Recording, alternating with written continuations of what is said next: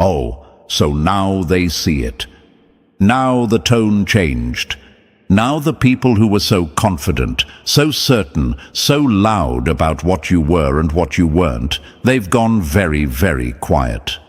Welcome back, chosen ones. Let's talk about what just happened. Because someone finally, out loud, in front of all the right people, said the 4 words your enemies have been terrified of since the beginning. They're not lucky, they're strategic as hell. And the room went silent. Not the polite kind of silent, the kind where people suddenly find something very interesting to look at on the floor, the kind where someone who was laughing 2 weeks ago is now nodding slowly like they always believed in you, the kind where the narrative, that carefully maintained, collectively agreed upon narrative, started cracking in real time and nobody knew how to stop it. Look who's rewriting history. Look who suddenly always knew. Look who's smiling at you now with the same mouth that whispered you were going to fail. Fascinating, isn't it? How fast people rediscover their faith in you the moment faith stops costing them anything. How quickly the ones who called it luck are now calling it genius. How the people who said right place, right time are suddenly very interested in understanding your process. The audacity is almost beautiful. Let's also acknowledge the ones who went silent, not the ones rewriting history. Those are almost forgivable. The ones who went completely silent. No congratulations, no acknowledgement, just a sudden remarkable interest in minding their own business. Those are the ones who bet the hardest. Those are the ones who invested their ego so deeply in your failure that your success left them with nothing to say. No graceful exit, no script for this scenario. They didn't prepare for this outcome because they were so certain it wasn't coming. And now they're quiet, watching, processing, trying to figure out how to exist in a room where the person they dismissed just became the most interesting person in it. The silence from those people, that's the loudest sound in the building right now.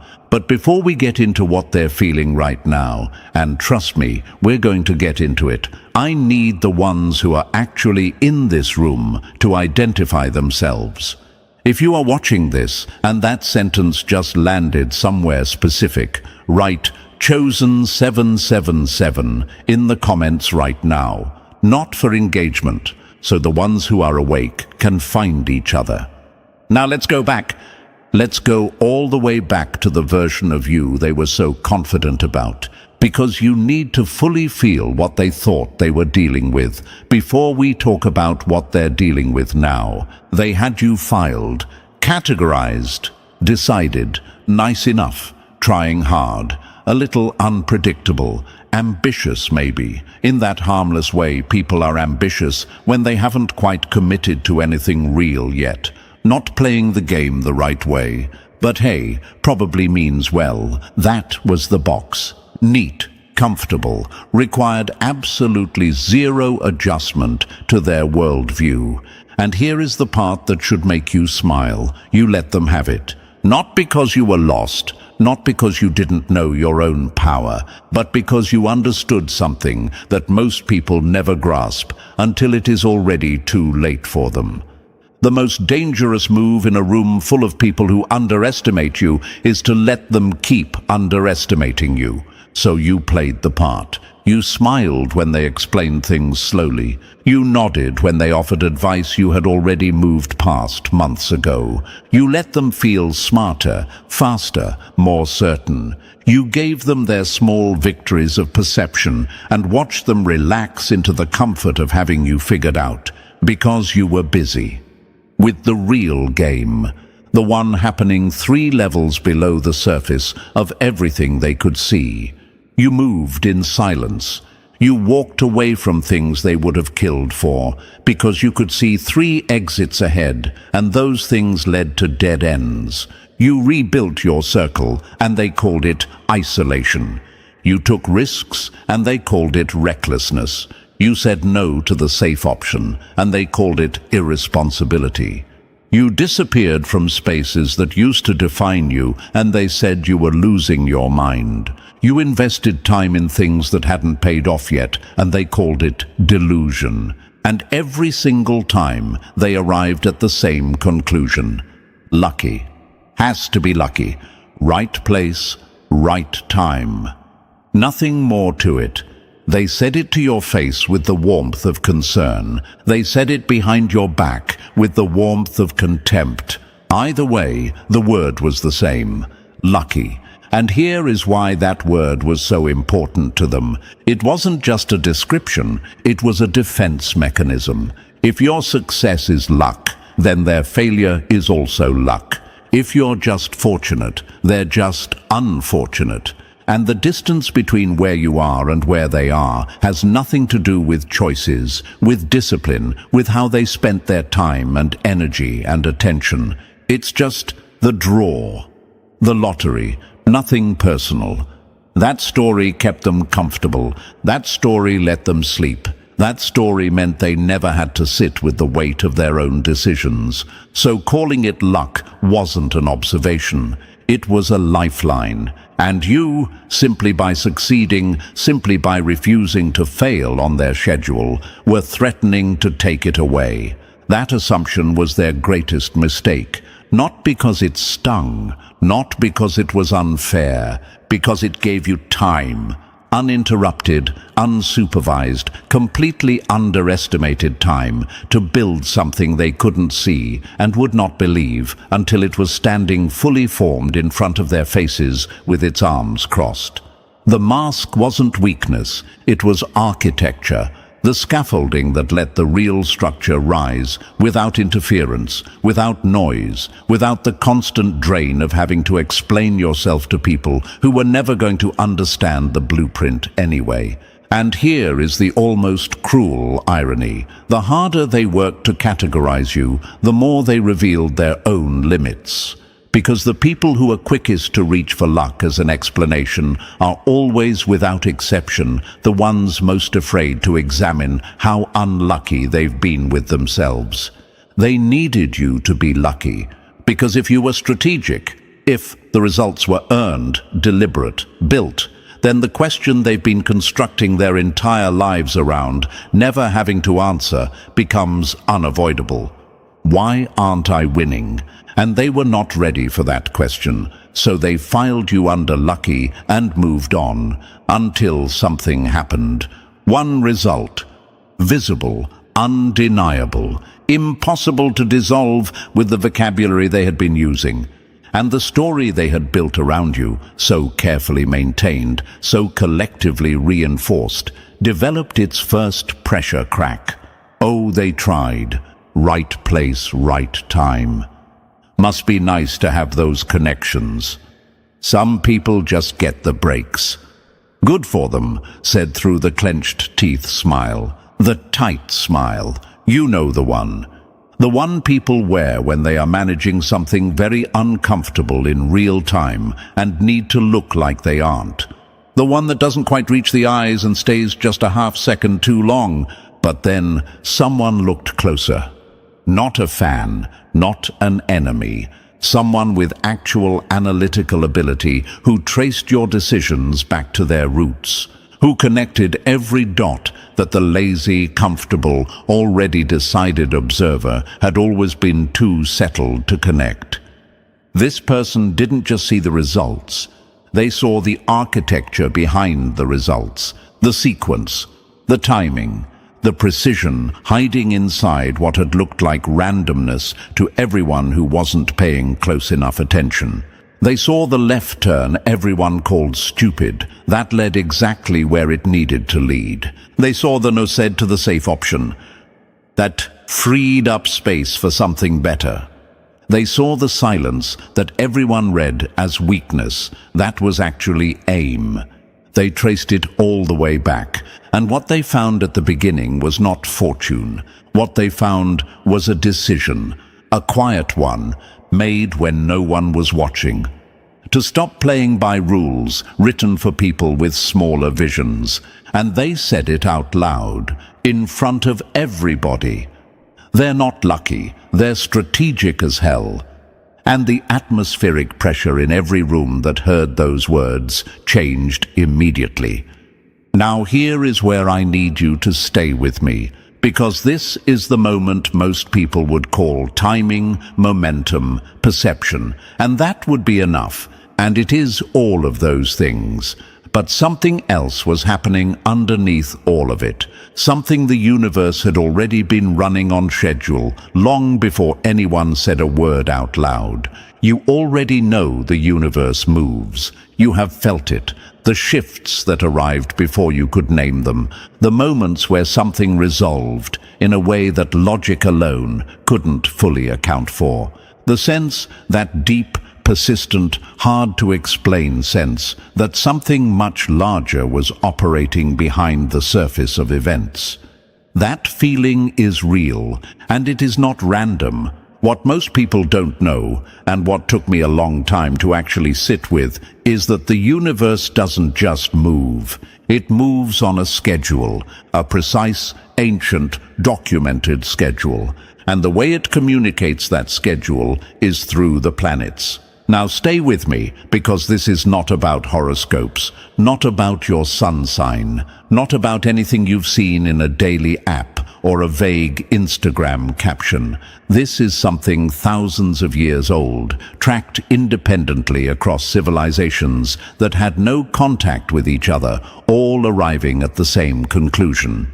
The universe speaks through planetary movement, and right now, in this exact window of time, the planets are doing something that explains precisely what has been unfolding for the chosen ones. There is a planet called Mercury. You've heard of Mercury retrograde. Everyone talks about it like it's a joke, like it's an excuse for their emails not sending. But Mercury moving forward, aligning with other planets, that is a different conversation entirely. Mercury is the planet of communication, of perception, of the stories we tell about each other and the stories we tell about ourselves. Right now, Mercury is aligning with Neptune, the planet of illusion, of fog, of the comfortable narratives that feel real but are built on nothing solid. When these two planets meet, something specific happens. The fog lifts, not poetically, structurally.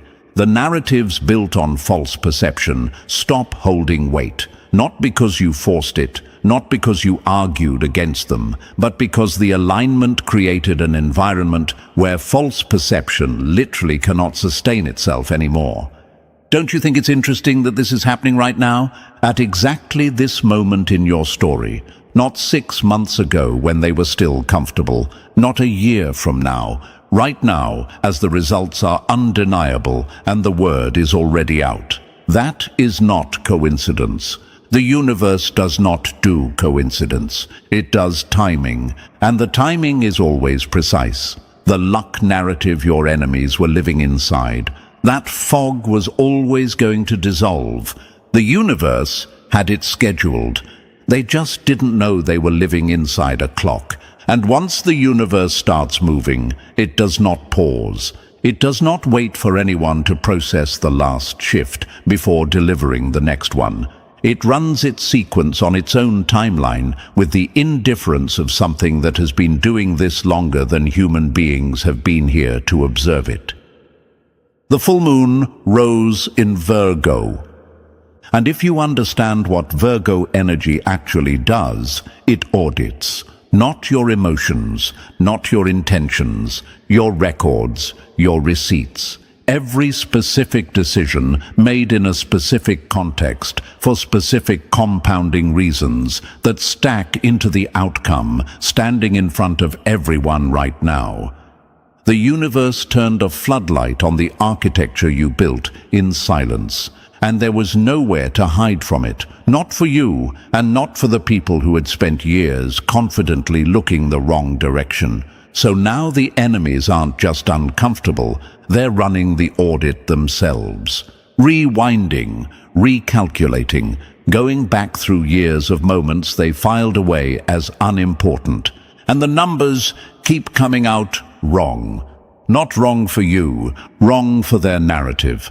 Every lucky break traces back to a deliberate setup. Every coincidence traces back to a positioned decision. Every fortunate connection traces back to a relationship that was cultivated with intention long before anyone had a reason to pay attention. The pattern doesn't look random, it looks designed, and designed is the one word that dismantles everything they built to stay comfortable. And watching someone's entire worldview recompute in real time, quietly, without rushing it. That is one of the most entertaining things you will ever witness. They're not angry yet, they're confused. The specific confusion of someone who was absolutely certain an equation had one answer, and the answer keeps changing no matter how many times they run it. Oh, the look on their faces, the slight frown, the squint, the very slow, wait, when did this happen? When did it happen? It was happening the whole time. You were just the only one paying attention. And then the universe didn't pause to let them catch up. It layered in something even more pointed. Mars, the planet of action, of drive, of disciplined will moving forward without apology, formed a perfect harmonious angle with Saturn, the planet of long-term mastery, of structure, of consequence that arrives exactly when it's supposed to and not a moment before. This alignment is the cosmic receipt for the long game. The universe confirming in writing what you already knew in your bones. Consistent, calculated effort creates momentum that nothing reactive, nothing emotional, nothing built for the short term can ever match. They moved with emotion. You moved with precision. They responded to the moment. You constructed a sequence of moments. They played the hand they were dealt. You spent years deciding which hands were worth playing and which tables were worth sitting at. And now they're doing the thing that desperate people always do when they realize they've been completely outplayed. The scramble. The frantic, undignified, quietly humiliating scramble to reverse engineer something that was never designed to be reverse engineered from the outside. They're looking for the shortcut, the formula, the single decision they can isolate and replicate, the thing they can point at and say, there, that's the one, that's where it happened, that's the move that changed everything. They will never find it. Because the answer isn't one decision. The answer is discipline, compounded across time at a frequency they were never willing to sustain. The answer is thousands of small, unsexy, unannounced choices made in private. The answer is the morning nobody saw, and the night nobody clapped for, and the decision made in silence with no audience and no guarantee. They want the highlight reel. What they need is the practice footage. And you deleted the practice footage, not to hide it, but because you never needed the validation of being seen working. The work wasn't for them. It was never for them. Strategic people don't broadcast their training. They broadcast their results. And while they're scrambling, let's talk about what is actually happening in their heads. Because this is the psychological part they'll never say out loud. They're not just confused about you. They're newly confused about themselves. Because the moment they accept that your success was strategy, they have to accept that their position is also strategy, or the absence of it. And that is a very different kind of uncomfortable. They spent years building a story where you being lucky meant they were unlucky, unfortunate, a victim of circumstance. But if you were strategic, they were undisciplined. If you were calculated, they were reactive. If you were building, they were just existing. The mirror, when it turns, is not kind, and the universe just turned it, slowly, deliberately, right in their direction. You didn't do that. You didn't hold up the mirror. You didn't force the comparison. You simply refused to fail. And that refusal, that quiet, patient, completely non-dramatic refusal to become what they predicted, did more damage to their narrative than any confrontation ever could have. And then something softer moved into the sequence, which almost made it more devastating. Venus, the planet of worth, of value, of what you attract when you operate from genuine substance, moved into Taurus, her home, the sign she is most powerful in. Venus in Taurus doesn't reward performance. It doesn't reward noise or optics or the appearance of having built something. It rewards what is real and lasting. It rewards what was built with integrity across time, slowly, without shortcuts. And under this energy, the things you built in silence, the relationships cultivated with intention when there was nothing obvious to gain, the skills developed while others were developing their personal brands, the foundations laid while everyone else was chasing the trend, began attracting the recognition and resources that match their actual worth. Not because you asked, not because you announced it, because the harvest arrived. And harvests don't ask for permission, and they don't care who doubted the planting.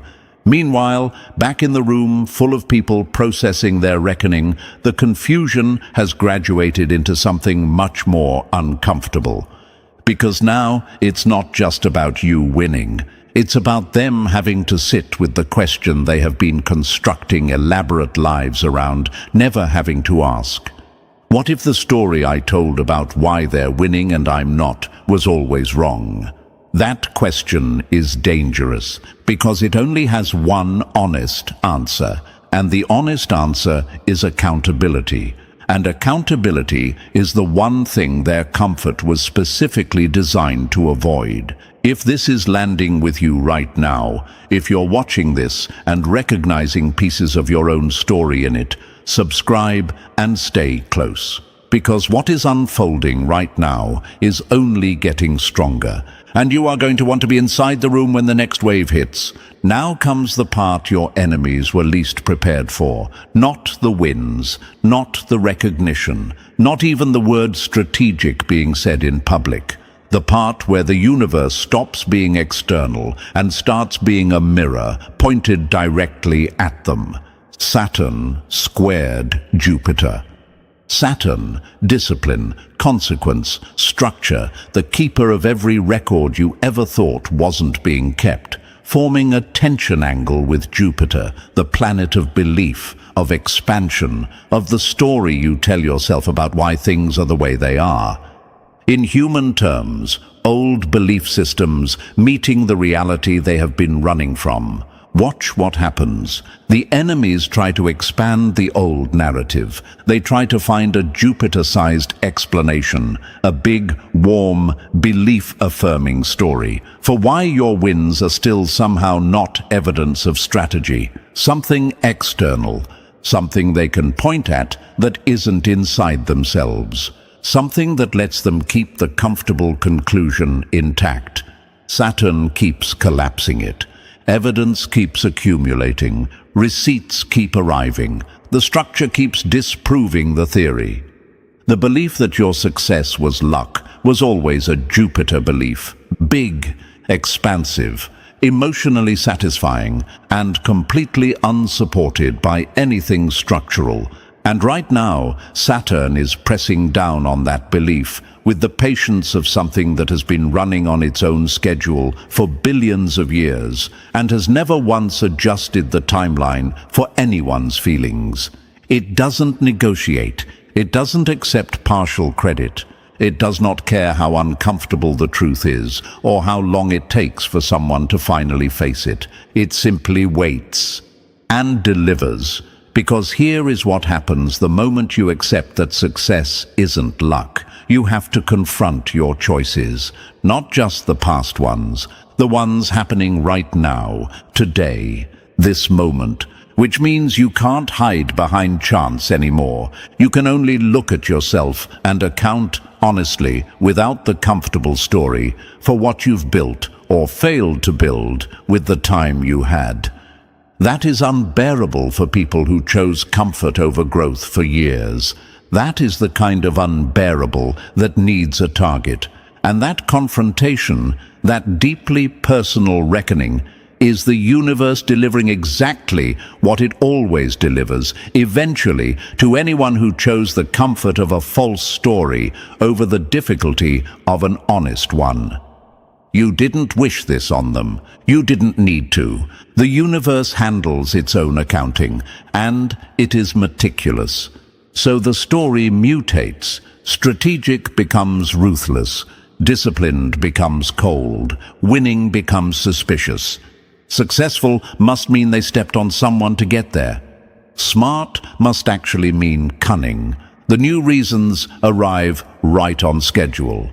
Because the psychological immune system of someone who refuses to grow is remarkably sophisticated at rejecting evidence that threatens the story they need to survive.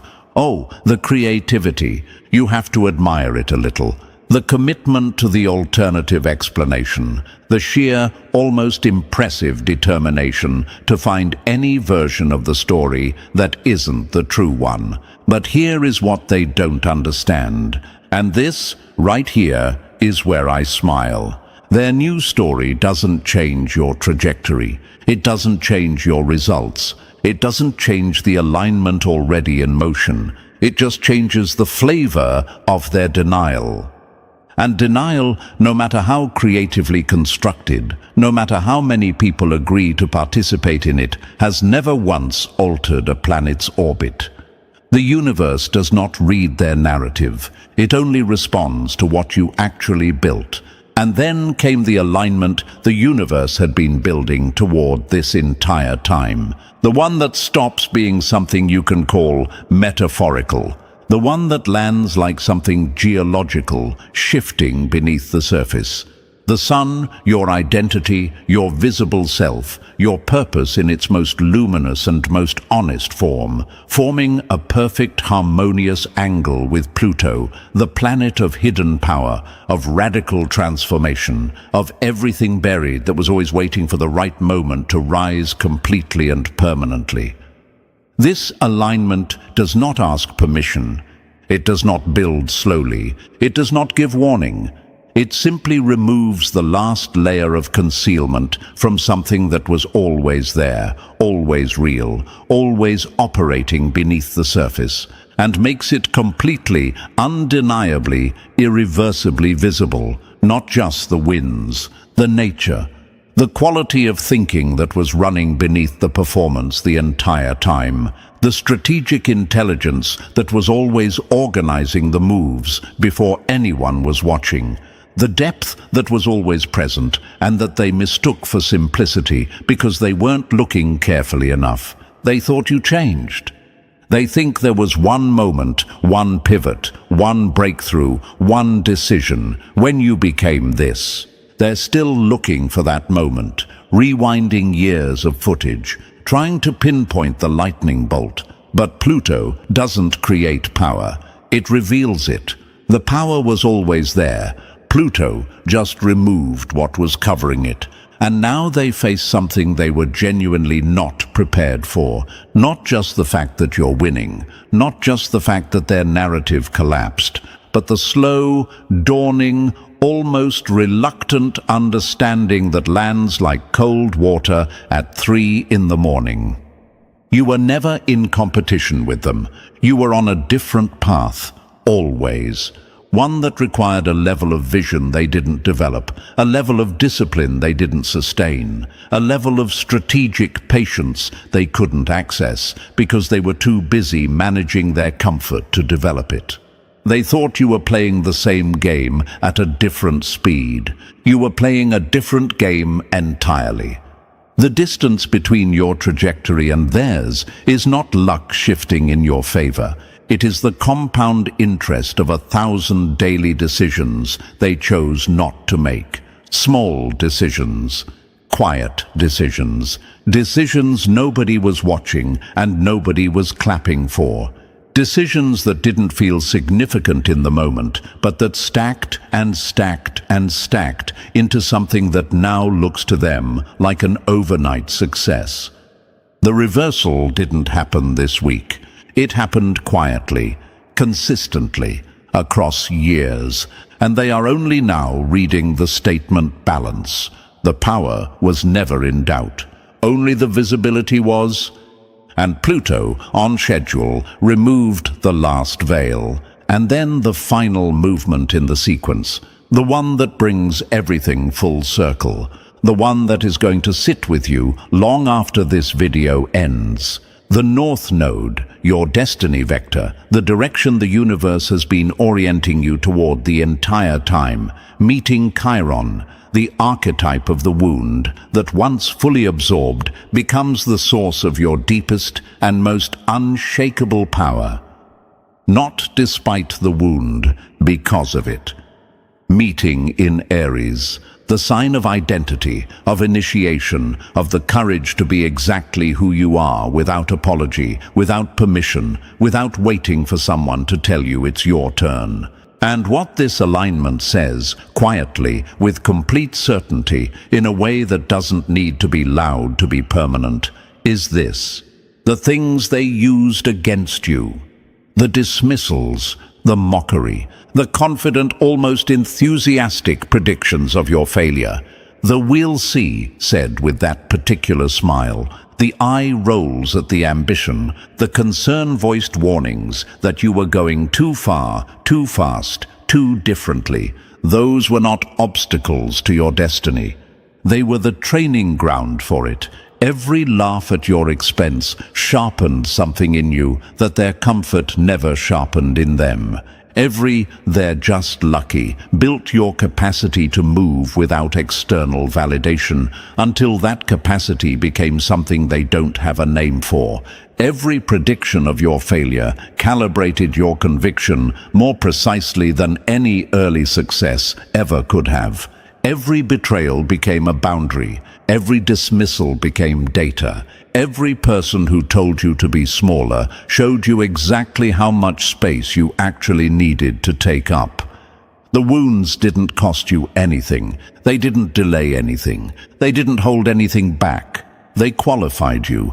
And this, the quiet, unhurried, completely settled part, is where I don't wave a flag. Doesn't perform the victory. It doesn't make it loud.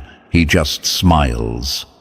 That calm, slightly unsettling smile that belongs to someone who always knew exactly how this story was going to end. Who knew it when they were in the middle of it? Who knew it when it was hard and the doubt came at 3 in the morning and made its most convincing argument? Who knew it when the room was full of people who were completely certain he was wrong, still knew? There is something worth naming about that kind of knowing. It's not arrogance. It's not delusion. It's what happens when someone has been honest with themselves for long enough about what they're building, about what they're willing to sacrifice for it, about the difference between the version of themselves that other people are comfortable with and the version that is actually true. Arrogance requires an audience. What you had required, none. You knew in silence. You knew when there was nothing external to confirm it. You knew when every signal in the room was pointing the other direction. That is not arrogance. That is conviction. And conviction is the thing that runs the engine when everything else runs out. Your enemies never had that. They had confidence, but confidence borrowed from external sources, from approval, from the absence of challenge. The moment the challenge arrived, the confidence needed to be renewed, refueled, reconstructed. Yours didn't. It was never dependent on them in the first place. That's the thing they studied and couldn't replicate. That's what kept the analysts up, not the moves, the source of the moves, the place those decisions came from, a place they don't have access to because they never did the work to get there. Because here is the truth about everyone who called it luck. Everyone who predicted your failure. Everyone who said we'll see and meant it as a threat. Everyone who whispered strategic like it was something to be ashamed of, rather than the most accurate description anyone had ever offered. They are only now beginning to understand what you understood years ago. Maybe not in words, maybe not consciously, but somewhere deep, pre-verbal, bone level, in the part of a person that knows things before the mind catches up. You always knew the score. You always knew the game you were actually playing. You always knew the distance between where you were and where you were going was patience and execution, not luck, not chance, not the universe handing you something you didn't earn. They're discovering it now, in real time.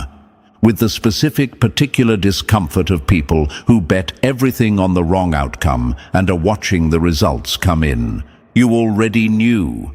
And here is what happens next. Not in the narrative, but in your actual life, in the living, ongoing present tense of what you're building. The shift set in motion this week doesn't stop here. It compounds. The fog lifted. The audit ran. The receipt was delivered. The harvest arrived. The old belief system collapsed under the weight of its own contradictions. The hidden power surfaced completely. The wounds were confirmed as the qualification, not the liability. That is not the end of a cycle. That is the beginning of the next one. And the next one starts with you holding something your enemies don't have. The understanding of how the game actually works, not just strategically. On every level, the ones who are scared right now should be, not because you're a threat to them in the way they understand threats, but because they are finally, inescapably, running out of places to hide from the thing they have been avoiding the longest, themselves. And that confrontation, that particular, deeply personal reckoning, the universe always delivers exactly on schedule. It has never been early, it has never been late. It always arrives precisely when the conditions are right, and the evidence is no longer deniable. Meanwhile, you don't need to do anything with their fear. You don't need to manage it. You don't need to respond to it. You don't need to perform grace for an audience that extended you none. You don't need to shrink so they can feel comfortable in the presence of what you've become. You just need to keep building, keep executing, keep making the quiet, deliberate, compounding decisions that will look 5 years from now exactly the way your last 5 years look right now. Inevitable. The board was set before they knew the game had started. The moves were calculated before they finished their first sentence about luck. The strategy was running before they had enough information to form an opinion. You were always going to end up here. The universe simply needed time to make it obvious. And before you go, I want to ask you something real. When was the first moment you realized you were seeing the world differently from the people around you? Not better, not worse, just from a different angle, with a different kind of patience, a different relationship to being misunderstood, a different sense of what was worth waiting for and what was worth walking away from. Leave that moment in the comments. Because those quiet, private moments of realization, they are almost always the point where the real story had already started. Before the wins, before the recognition, before the room went silent. The story started the moment you decided to stop fitting into the box they built for you. And if you found your way to this video, yours already has.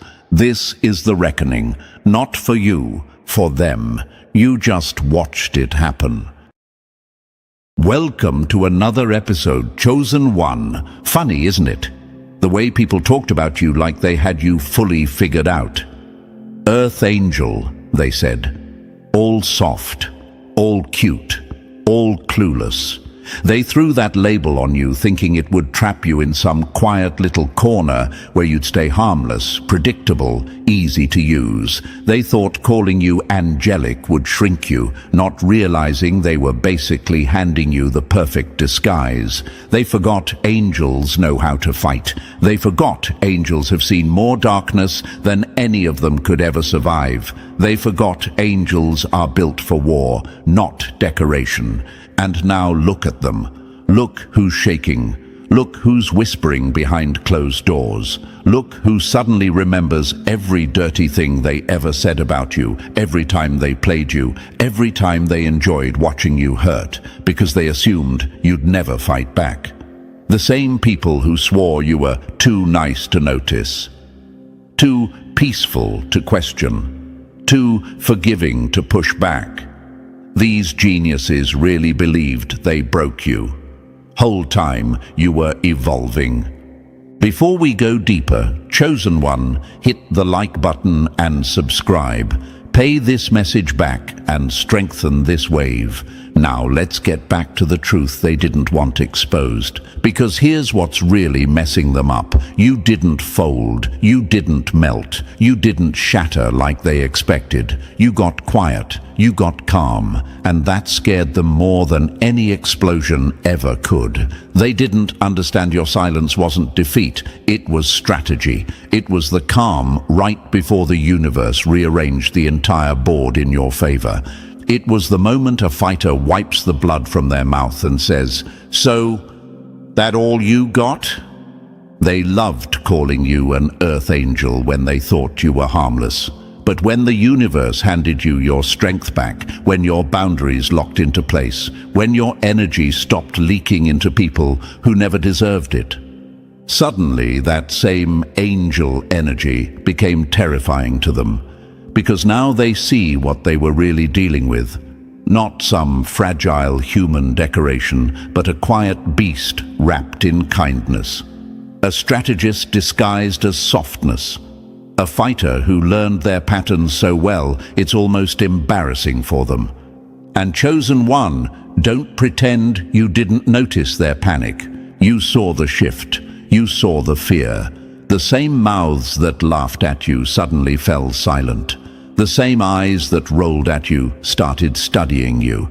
The same people who swore they didn't need you suddenly started acting like the world was ending because you finally stepped back.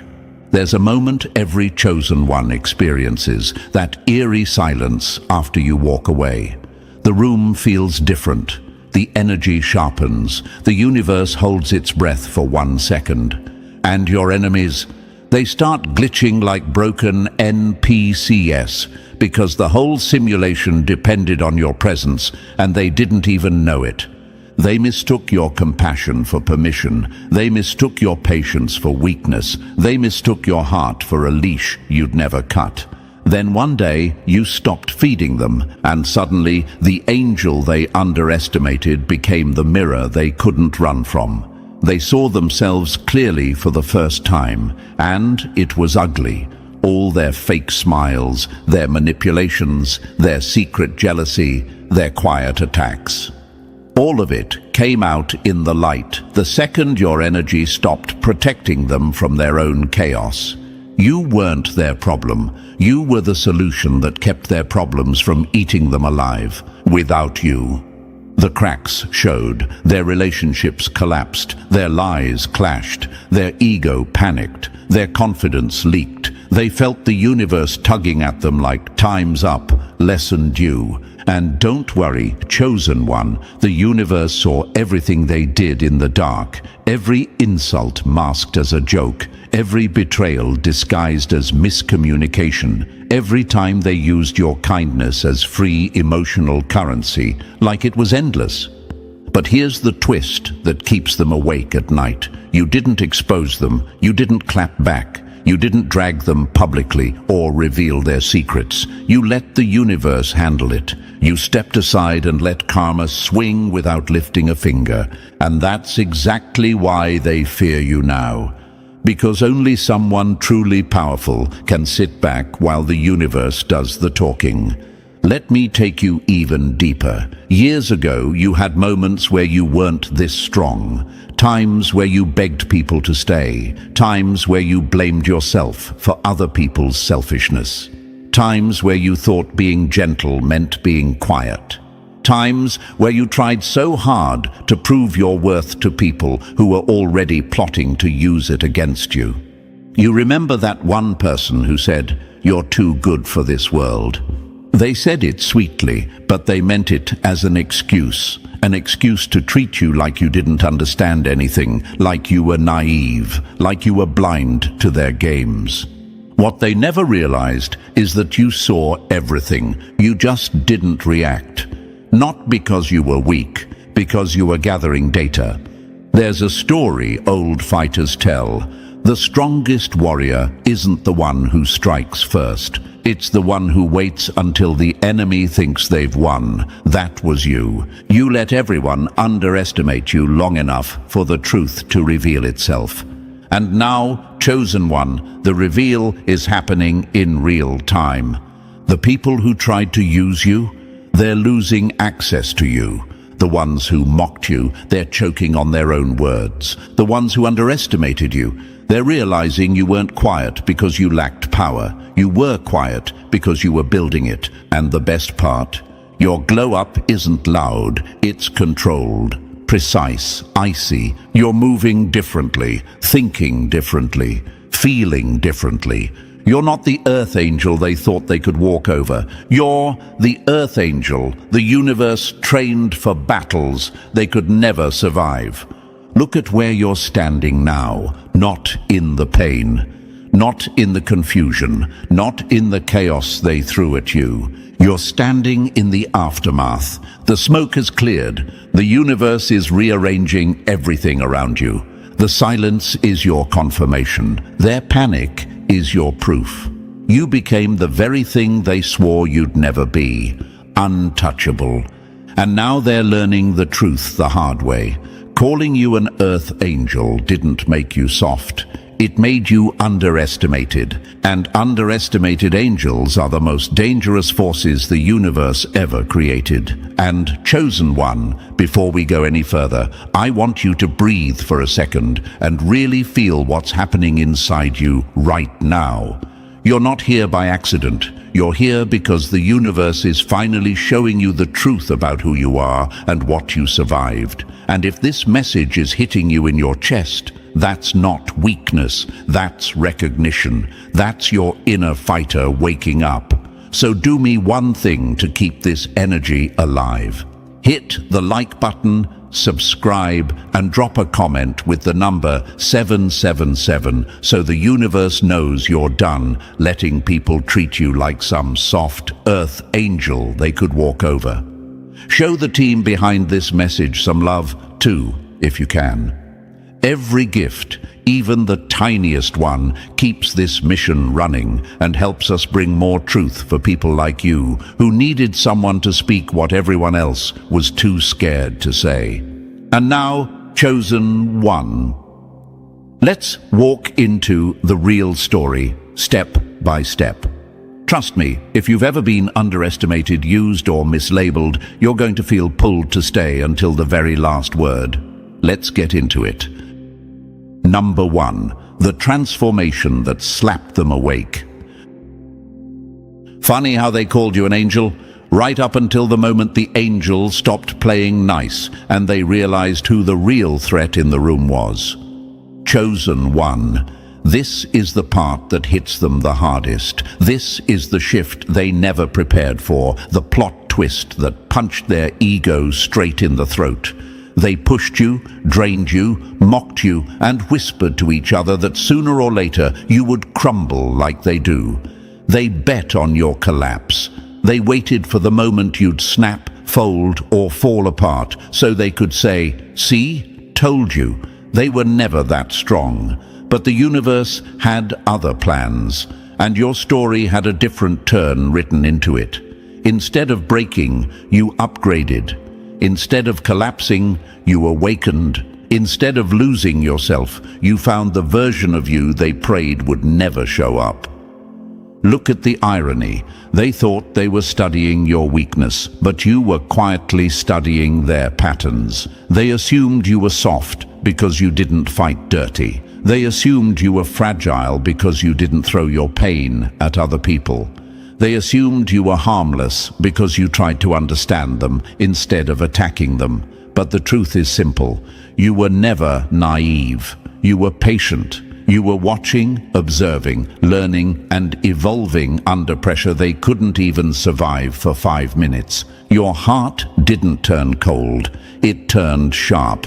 You didn't lose empathy. You learned who deserved it. You didn't lose trust. You started giving it to the right places. That alone shattered their whole image of you.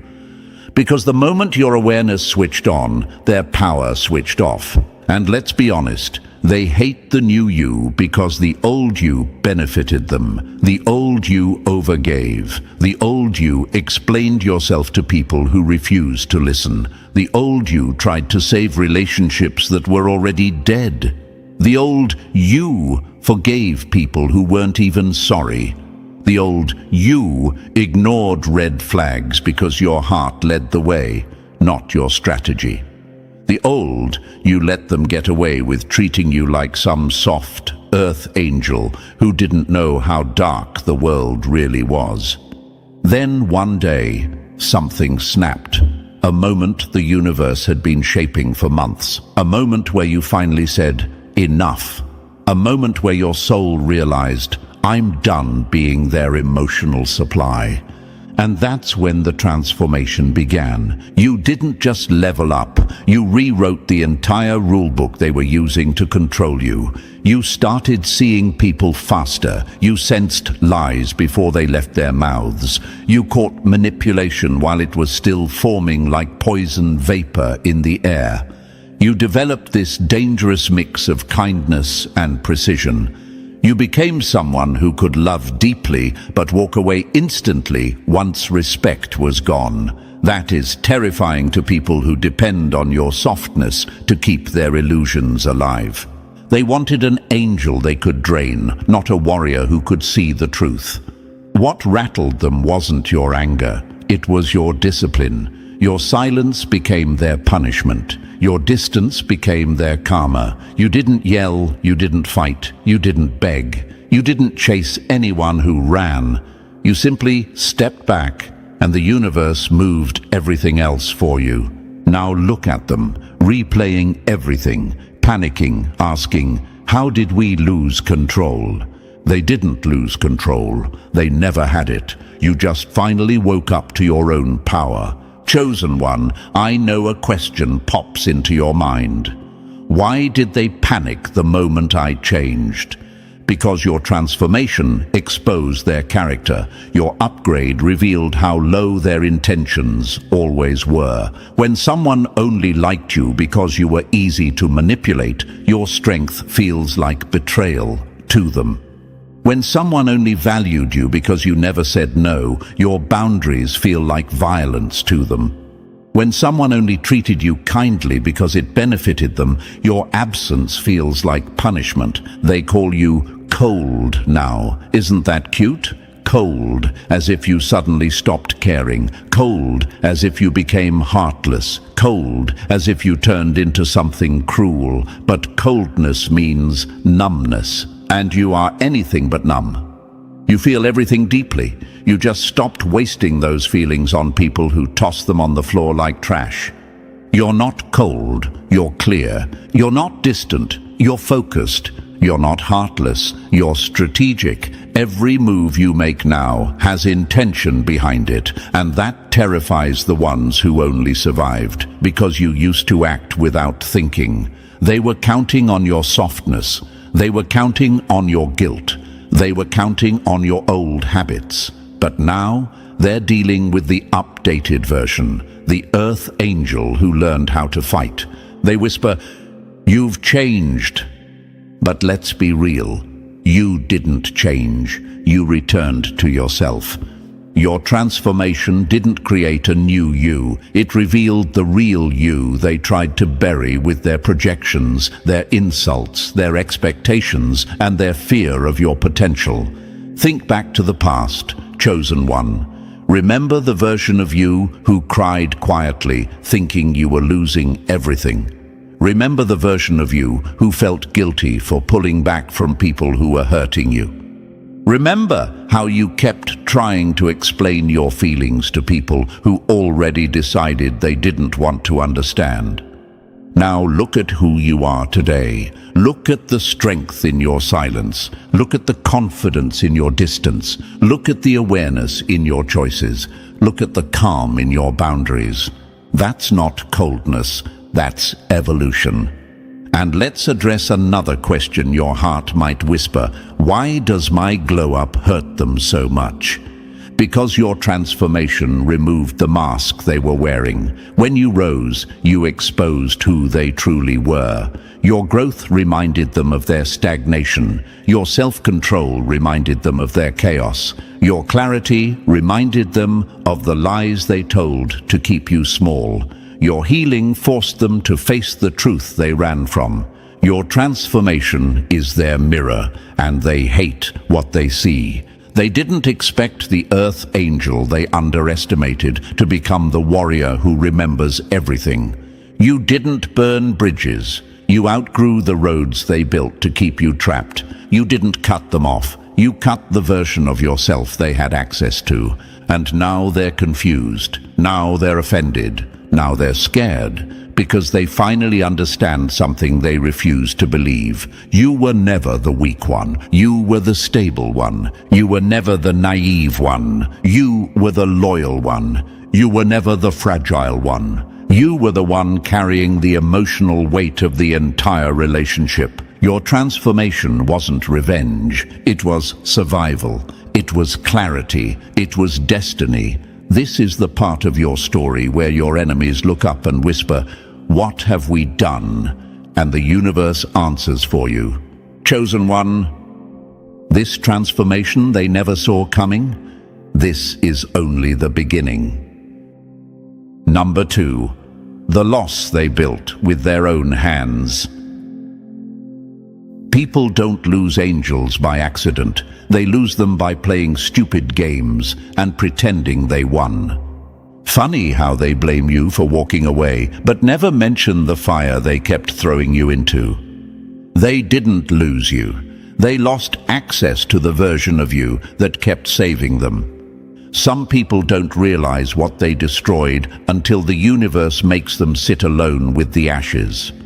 Chosen one, this part hits deeper than they'll ever admit. This isn't just about your absence. This is about the collapse they caused themselves while thinking they were invincible. They didn't just lose your presence. They lost your protection, your clarity, your emotional intelligence, your stability, your ability to calm storms they didn't even acknowledge. They lost the person who saw their potential even when they were drowning in their own toxic habits. They lost the only voice that wasn't lying to them. They didn't just lose you. They lost the version of their life that worked. And the wildest part? They think you walking away was sudden, as if the universe hadn't been warning them for months. As if your silence didn't speak louder than anything you ever said. As if you didn't give them chance after chance until your soul said, enough. Imagine this. Someone drops a diamond into their hand, treats it like pocket lint, then starts crying when it disappears. That's them. They acted like your energy was cheap. They acted like your patience would never run out. They acted like they could keep taking pieces of you without ever giving a single piece back. They thought you were their emotional insurance policy, unlimited coverage, zero cost, zero responsibility. Now imagine the same person waking up one day, realizing the diamond isn't there anymore, and suddenly the world looks different. Their confidence feels like cardboard. Their excuses don't work. Their chaos has no cleanup crew. Their wounds have no healer. Their life loses that strange sense of peace they couldn't quite explain. That's what your absence did. It exposed everything they were hiding from themselves. Let's hit a question that might be echoing in your mind. Did I really matter that much to them? Oh, chosen one, You weren't just important. You were the glue, the emotional architecture, the ground they stood on without ever noticing the foundation came from you. They didn't just lose you. They lost the stability you carried like second nature. You were the one picking up the emotional debris they scattered everywhere. You were the one helping them make sense of a life they refused to take responsibility for. You were the one who kept their worst impulses from destroying everything they touched. You were the one who saw their potential, even when they buried it under ego, fear, and games. You saw what they could become. They only saw what they could take. And now, they're alone with the chaos they created. The same chaos they kept pretending wasn't theirs. The same mess they dumped on you and expected you to clean forever. Let's paint another picture. Imagine a firefighter running into burning buildings for someone every single day, and all that person did was complain about the smoke. That's how they treated you. You weren't just helping. You were saving them from themselves, and they never realized the danger they kept putting you in. Chosen one, let me answer another silent question. Why do they act like the victim now? Because admitting they caused the loss requires maturity they don't have. It requires accountability they run from. It requires honesty they've never practiced. It requires seeing themselves clearly, and that's the one thing they refuse to do. So instead, they rewrite history. They spin stories. They twist timelines. They distort conversations. They make themselves the hero and you the villain because facing the truth would break them in ways they can't handle. They'll say you were unreasonable. They'll say you were changing. They'll say you were too sensitive. They'll say anything except the sentence that actually matters. I messed up something good. But don't get it twisted. Deep down, they know exactly why you left. You didn't quit on them, they quit on themselves. They had someone who would have walked through fire for them and they complained about the smoke. They had someone who showed up on their worst days and they acted like your loyalty was annoying. They had someone who tried to communicate, understand, and rebuild. And they chose ego over connection every single time. Imagine this, a person standing in a garden that blooms because of the care you poured into it. They never watered it. They never tended it. They just enjoyed the beauty. Then one day, you stop tending the garden, and everything dies. Now they blame the garden, not their lack of effort. That's them. They killed the connection, but blame the loss. Now imagine another scene, a person holding an umbrella you were sheltering them with. You close it. Finally. And suddenly they feel the rain they never knew was falling. That's what your absence did. It revealed reality. Chosen one, here's another question you might feel rising. Do they miss me, or do they miss what I did for them? You already know the answer. They miss the comfort, the stability, the peace, the emotional effort they never matched. They miss the version of themselves that existed because of your presence. They miss the life that only functioned because of your energy. They miss the version of reality you built for them, not because they earned it, but because you cared. And here's the twist the universe loves. Now they finally have to sit with themselves. No one to blame. No one to hide behind. No one to cover the consequences of their choices. This is the loss they created with their own hands. They lit the match. They burned the bridge. They destroyed the one safe place they had. And here's the metaphor they'll never forget. Imagine someone punching a hole in their own boat, and the moment they start sinking, they scream at the ocean for being wet. That's them. They sabotage themselves and then look for someone else to blame. Chosen one, the universe didn't remove you as punishment. It removed you as protection for your sanity, for your growth, for your evolution, for the life you're about to build without their dead weight pulling you under. And let me address one more question your heart might whisper late at night. Did I do the right thing by leaving? Yes, 1,000 times, yes. You didn't walk away from them. You walked back to yourself. You walked back to peace. You walked back to clarity. You walked back to the version of you that knows its worth and refuses to negotiate it ever again. They didn't just lose someone good. They lost someone rare. They lost someone irreplaceable. They lost someone who could have changed their entire life if they were willing to change with you. And now they face the truth. The loss wasn't something that happened to them. The loss was something they created, and the universe made sure they felt every inch of it.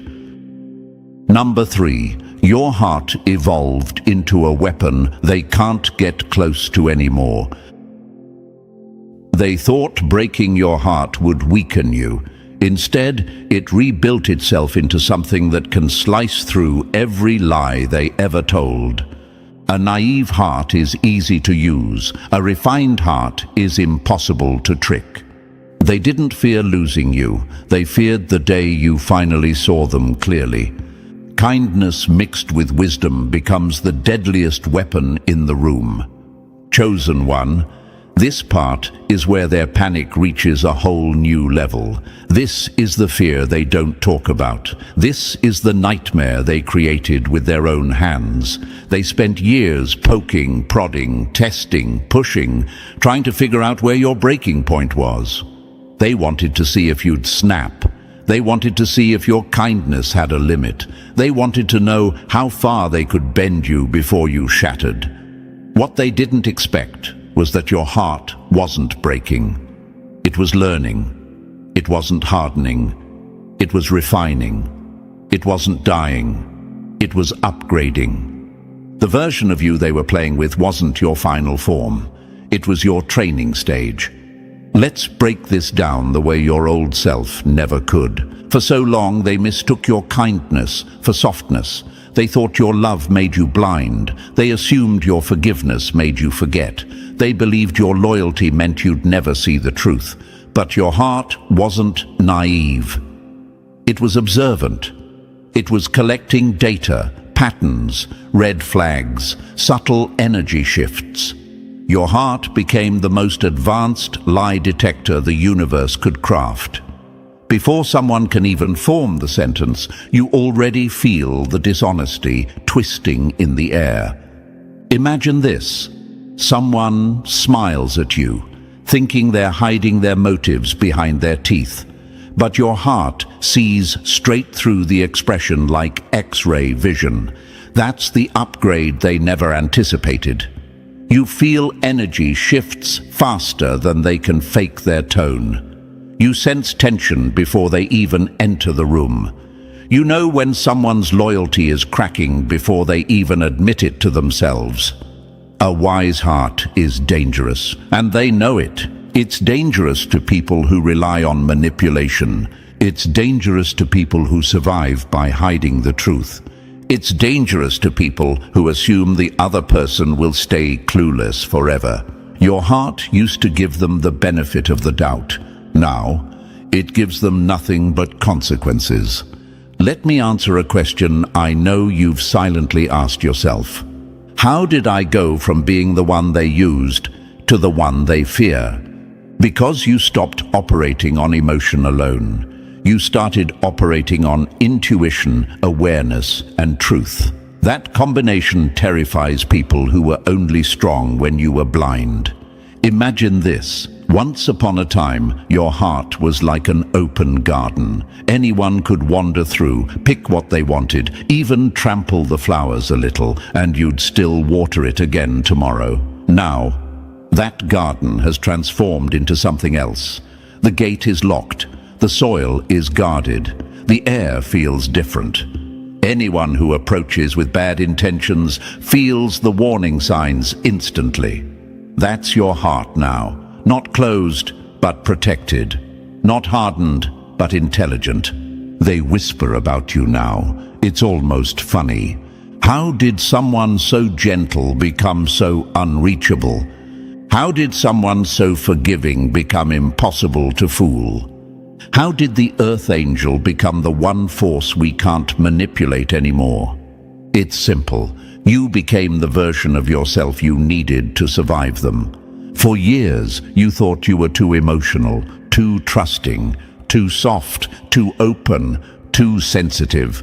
But here's the truth. Your sensitivity was never the issue. The issue was that they kept weaponizing it, so the universe stepped in. It didn't numb your heart, it sharpened it. It didn't turn you cold, it turned you accurate. It didn't make you stop feeling, it made you feel correctly. Imagine this. Someone lies to you today, and you don't even wait for the story to unravel. You already know, not because you're paranoid, not because you're bitter, but because your heart has studied human intention like a master strategist.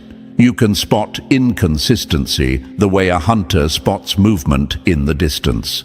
And here's another silent question you've asked yourself. Why do I feel so different now? Because your heart isn't offering unconditional access anymore. It checks motives, energy, patterns, tone, consistency, and effort before allowing anyone in. That's not cold, that's brilliance. Your heart figured out what your old self never understood. Not everyone deserves emotional entry. Not everyone deserves your loyalty. Not everyone deserves your softness.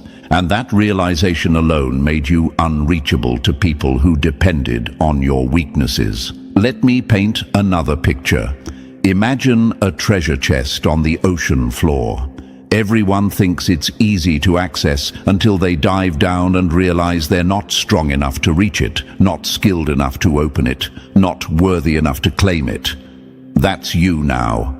People still want the treasure, but the requirements to access it have changed. You can still love deeply, but you don't tolerate disrespect. You can still forgive, but you don't forget patterns. You can still give, but not to people who take without returning anything. This shift, this evolution, it didn't make you less of an angel. It made you the kind angels become after they've survived the storm. The heart they tried to break is the weapon that now protects you. You know why they fear you now, because they can't influence your emotions anymore, because they can't guilt you into staying, because they can't confuse you with sweet words, because they can't slide back into your life with half effort and expect full access. Your heart learned them. Your heart decoded them. Your heart built boundaries around itself like armor forged in fire. And chosen one, let me answer the biggest question every awakened soul asks. Will my heart ever go back to how it was? No, and it shouldn't. Your old heart was beautiful, but unprotected. Your new heart is powerful and impossible to use. This version of you can love without losing yourself, can care without collapsing, can notice red flags without bargaining with pain, can walk away without tearing yourself apart. Imagine this final metaphor, a sword forged from metal that survived the hottest flames. It's still metal, still capable of being shaped, but now it holds an edge that cannot be dulled by careless hands. That's your heart now, tested, sharpened, and indestructible. And the people who once relied on your softness, they feel that edge now. They feel the distance. They feel the upgraded version of you, the version they can't manipulate, can't drain, can't deceive. They don't fear losing your love. They fear losing the control they once had over your love. But here's the final truth. Your heart didn't evolve to hurt them. It evolved to protect you, to guide you, to expose them, to free you. And now, chosen one, that evolved heart is the one thing they can never touch again. It's the weapon they forged through their own actions. It's the shield the universe gave you when you needed it most. And it's the reason the earth angel they underestimated has become the force they fear. The heart they tried to break is the heart that now ends the cycle.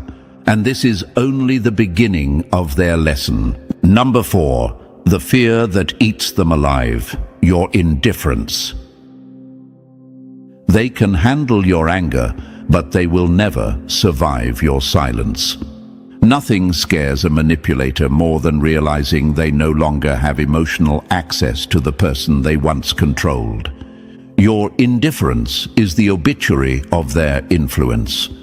When an angel stops caring, the whole world of the one who hurt them collapses.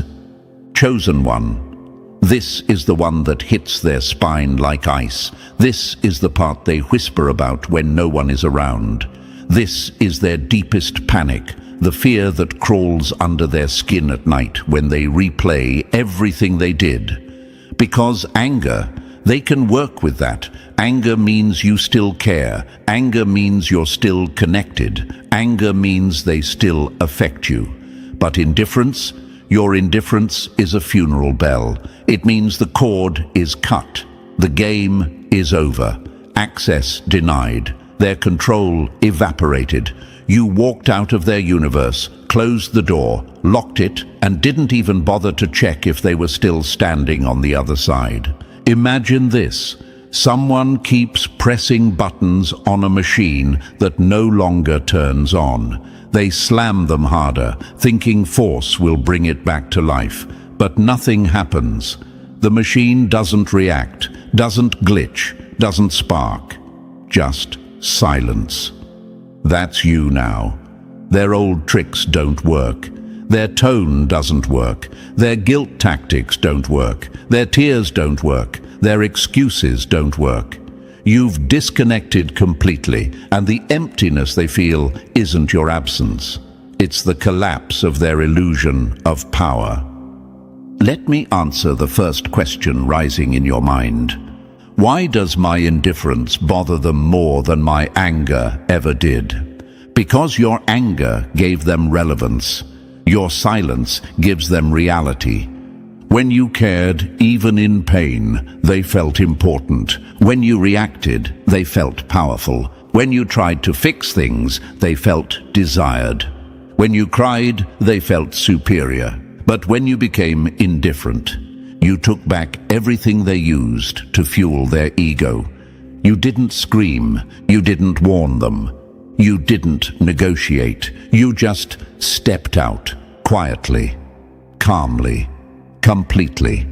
That's when their world tilted. The moment an earth angel gets tired, the universe moves them and leaves the wrong people behind. Imagine this. A lamp that lit someone's entire room suddenly switches off. They thought the world got darker, but really, the light just stopped shining in their direction. That's your glow. They didn't expect to notice its absence. They didn't expect it to matter. But the moment your energy pulled away, they realized how much of their life depended on it. They didn't expect you to rise. They didn't expect you to outgrow them. They didn't expect you to glow from the inside out while their own world dimmed. They didn't expect your evolution to make their connection pointless. Chosen one, you think your growth went unnoticed. Your silence screamed. Your calm radiated. Your peace exposed their chaos. Your glow-up showed them exactly what they could have had and lost. Let me paint another image. Imagine someone who spent months chipping at a marble statue, criticizing every flaw, mocking every crack. Then suddenly, a master sculptor takes over and reveals the masterpiece underneath. The person who mocked it now stands there, stunned, realizing they never saw the real value. That's them. They chipped at you, belittled you, underestimated you, and now they're looking at the evolved you like, wait, how did I fumble this? Your indifference is their punishment, not revenge, not spite. Punishment, through the absence of something extraordinary they never understood. And let's hit another question your heart might whisper. Do they regret losing me? Oh, chosen one, regret is too light of a word. They're haunted, because here's the truth they don't tell anyone. They didn't think you'd rise without them. They didn't think you'd rebuild. They didn't think you'd glow so brightly that their memory looks dim by comparison. They didn't think their absence would bring you peace instead of pain. They thought you'd crumble. Instead, you transformed. Imagine this scene. Someone leaves a house believing you'll sit in the dark, crying. Instead, you renovate the entire place, install gold floors, add massive windows, build a garden, hang art, bring in light, upgrade everything. And when they try to walk back in, they realize their old key doesn't fit anymore. That's the metaphor for your life. You upgraded so hard, they don't even recognize the world you live in. You didn't lose yourself, you found yourself. And that terrifies them because deep down, they always knew you were powerful, but not like this. They feared you becoming aware of your own worth because that would mean losing access to everything you gave them for free. Your empathy, your loyalty, your emotional intelligence, your healing presence, your forgiveness, your support, your patience, your unconditional energy, your heart. They're terrified now because they see what you became without them, and it proves what they denied for so long. You were the source. You were the strength. You were the glow. You were the stability. You were the magic. The version of you that emerged from the fire isn't cold. It's untouchable. Now here's another silent question you might have. Why does it feel like the universe made me let go instead of fight? Because you weren't walking away from them? You were walking back to yourself, your real self, your higher self, your evolved self. The version of you that's standing here today didn't come from being loved right. It came from being pushed too far. It came from being undervalued. It came from being misunderstood. It came from being used as a lifeline. It came from being drained until you finally said, never again. And the moment you said that, everything shifted. You didn't just detach from them. You detached from the old identity that tolerated them. Your indifference is proof of your evolution. Proof that you've seen too much, learned too much, grown too much to ever go back. Proof that you no longer operate on emotion alone. You operate on clarity. Imagine this last picture. A bird that used to sit in a cage, singing for people who never appreciated its voice. One day, the cage door opens, not because the person changed, but because the bird did. It realizes it can fly, and once it flies, it never returns to the cage. The cage becomes irrelevant. That's what happened to you. They weren't the reason you stayed, and they aren't the reason you left. You left because your wings finally remembered their purpose, and now they're terrified, not of losing you, but of knowing you'll never look back. Your indifference isn't just silence. It's closure, it's power, it's evolution. It's the final chapter of a story they can't rewrite. And chosen one, the version of you that emerged, untouchable, unreachable, unapologetic, and absolutely unforgettable. Number 5, the irony they can't outrun, outhide, or outtalk. They called you an angel to make themselves feel safe, not knowing angels carry swords sharper than their excuses. The same people who praised your light are now choking on the smoke from the fire they awakened. They wanted your softness without ever meeting your spine. The irony is simple. They feared your darkness, not realizing your light was the thing protecting them from it.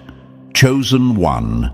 This whole chapter is the punchline the universe saved for later.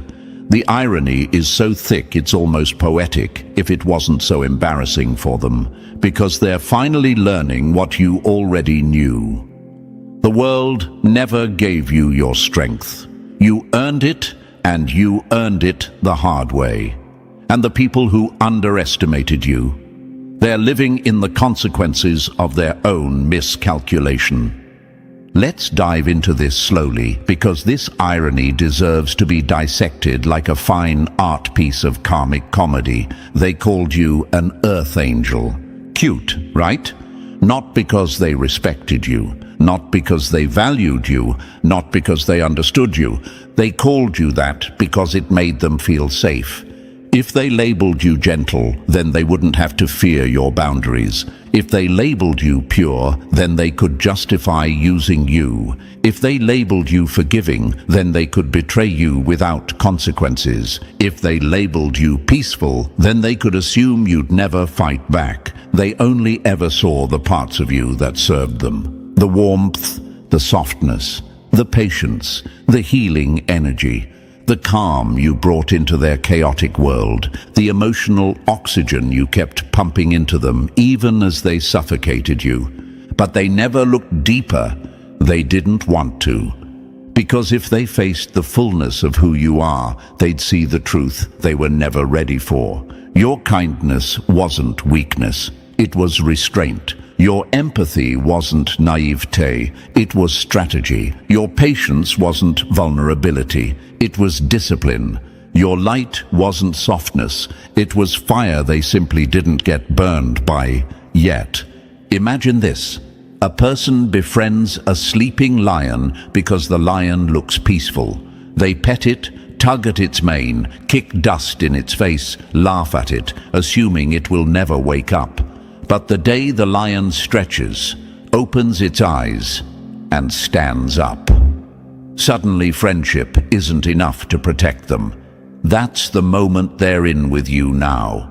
They ignored the fire behind your light. They ignored the backbone behind your kindness. They ignored the resilience carved into your soul from years they never witnessed. They met the healer and forgot the healer only exists because the warrior survived hell first. You were always both a healer and a warrior, soft and sharp, light and thunder, compassionate and unbreakable, but they only wanted the healer version, the version that comforted them, the version that forgave them, the version that understood their pain even when they didn't care about yours. The version that kept absorbing their darkness until your own heart started dimming. And now, finally, the warrior side has awakened. Let me hit the question rising in your mind. Did I really have this strength the whole time? Yes, you always did, but you didn't activate it until they forced you to. Your warrior was not born from peace. Your warrior was born from mistreatment, betrayal, and the quiet nights when you held yourself together with nothing but willpower. Your warrior came from surviving things you never told anyone about. Your warrior rose every time you kept loving in rooms that didn't love you back. And here's the cruel, delicious irony. They activated the very version of you that can live without them. They cracked the shell around your potential. They unlocked your strength. They sharpened your purpose. They pushed you into the version of yourself that sees through everything. They created the very outcome they feared most. Let me paint another picture. Imagine someone breaking the lock on a treasure chest because they wanted to steal a few coins. But when the chest opens, instead of coins, there's gold so bright it blinds them. That's your identity. They didn't expect your depth. They didn't expect your power. They didn't expect the warrior sleeping under your kindness. They thought losing you would be an inconvenience, a temporary discomfort, something they could fix whenever they wanted access again. They expected you to wait. They expected you to soften. They expected you to forgive on command. They expected you to return like you always did. They never expected this. They never expected you. The loss of someone like you isn't seasonal. It's permanent damage.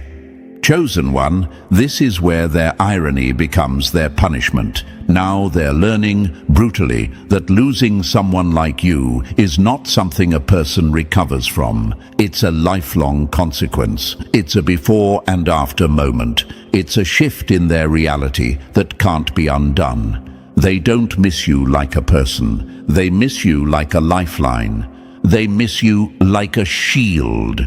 They miss you like the last person who believed in their potential. They miss you like the only person who saw through their wounds instead of judging them for it. They miss the safety, the peace, the guidance, the grounding, the emotional stability you gave them without them even noticing. But the irony, they only realize this now, after they lost you, after the universe separated you, after the warrior in you rose, after your shine no longer warms them. Now they sit with the truth they tried to outrun. You didn't need them. They needed you. You didn't depend on their presence. They depended on your strength.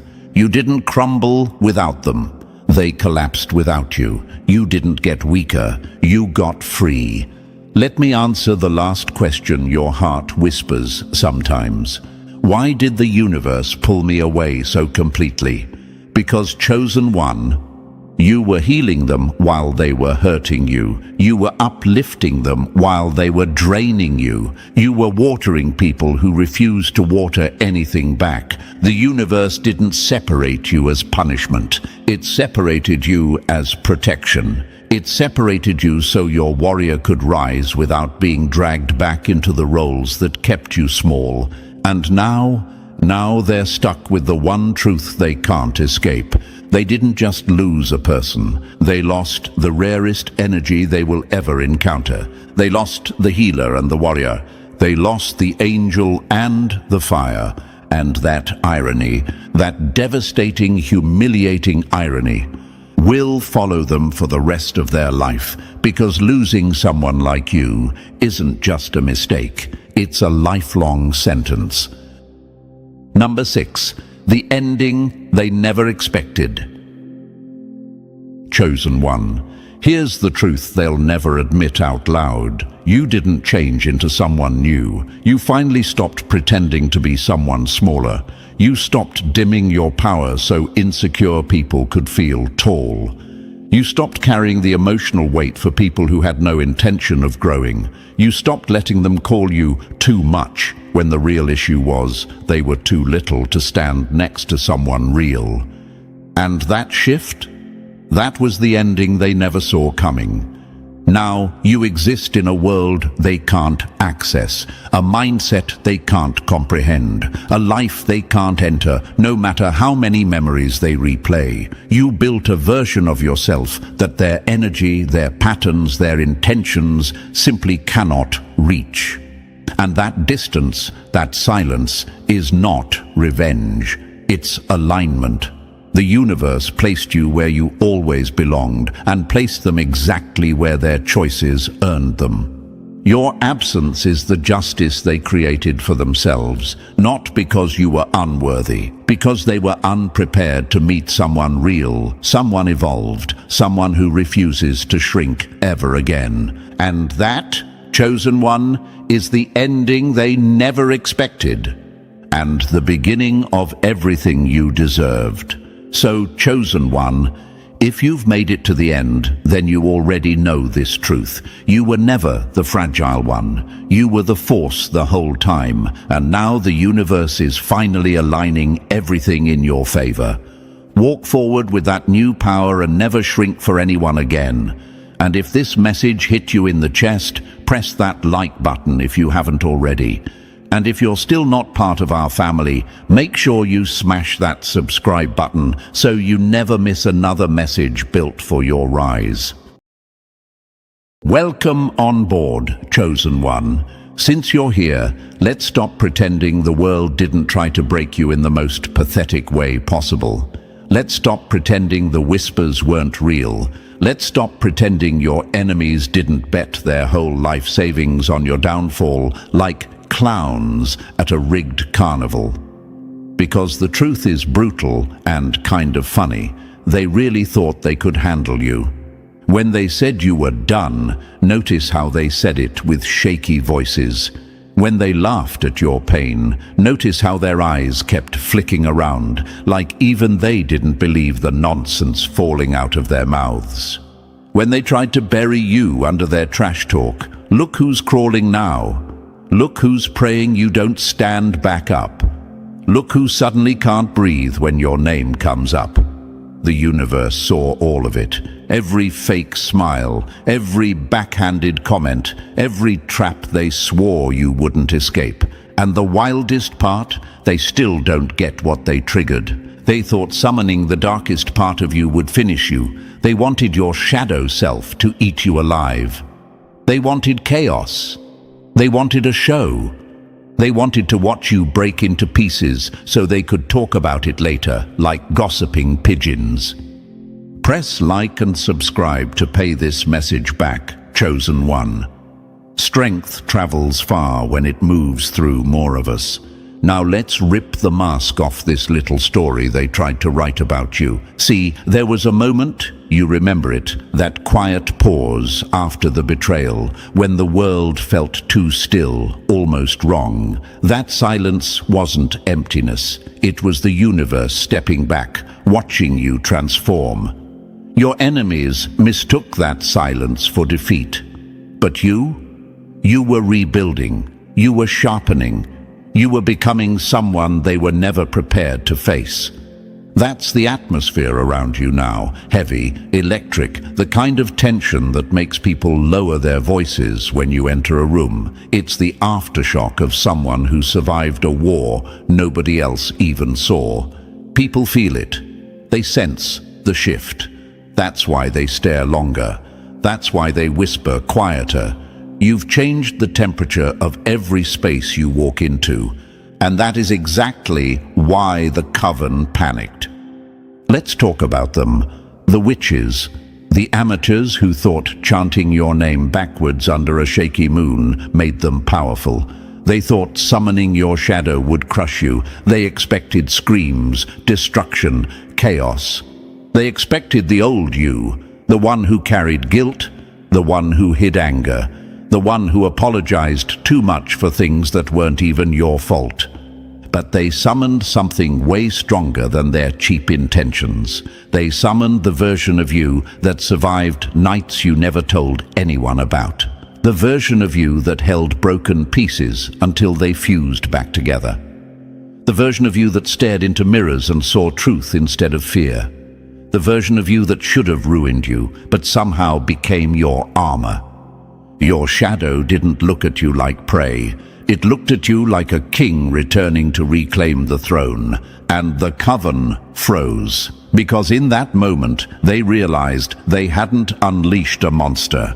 They had reunited a legend. You've been here before in smaller ways. Remember that time someone tried to turn people against you? They pushed lies, twisted stories, and swore everyone would believe them. And for a minute, it worked. People stepped back. You felt alone. But then the truth came out, slow but sharp, and suddenly the room flipped. Suddenly, the hands pointing at you were pointing at them. Suddenly, you weren't the villain. You were the survivor. The one who rose without begging. The one who didn't crumble when the world demanded it. Your shadow learned from that. It watched everything, every humiliation, every heartbreak, every time someone tried to weaponize your silence. And now that it's here, solid, awakened, loyal, it's not letting anyone touch you again. You weren't supposed to command it. You weren't supposed to merge with it. You weren't supposed to become this powerful. But here we are. The enemy is terrified because they know what this means. You don't fight your darkness anymore. You use it. You don't run from your pain. You turn it into strategy. You don't hide your anger. You turn it into precision. You don't break. You absorb the hit and return with intelligence nobody trained you for. They summoned your shadow to destroy you. Now it only listens to you. This is the plot twist they never predicted. The moment the universe leaned in and said, "Oh, so you're finally ready." And Chosen One, you really are. And Chosen One, yeah, I'm talking to you. The one who just reclaimed the part of yourself they tried to weaponize. Before we go any deeper, take a second and mark your presence here.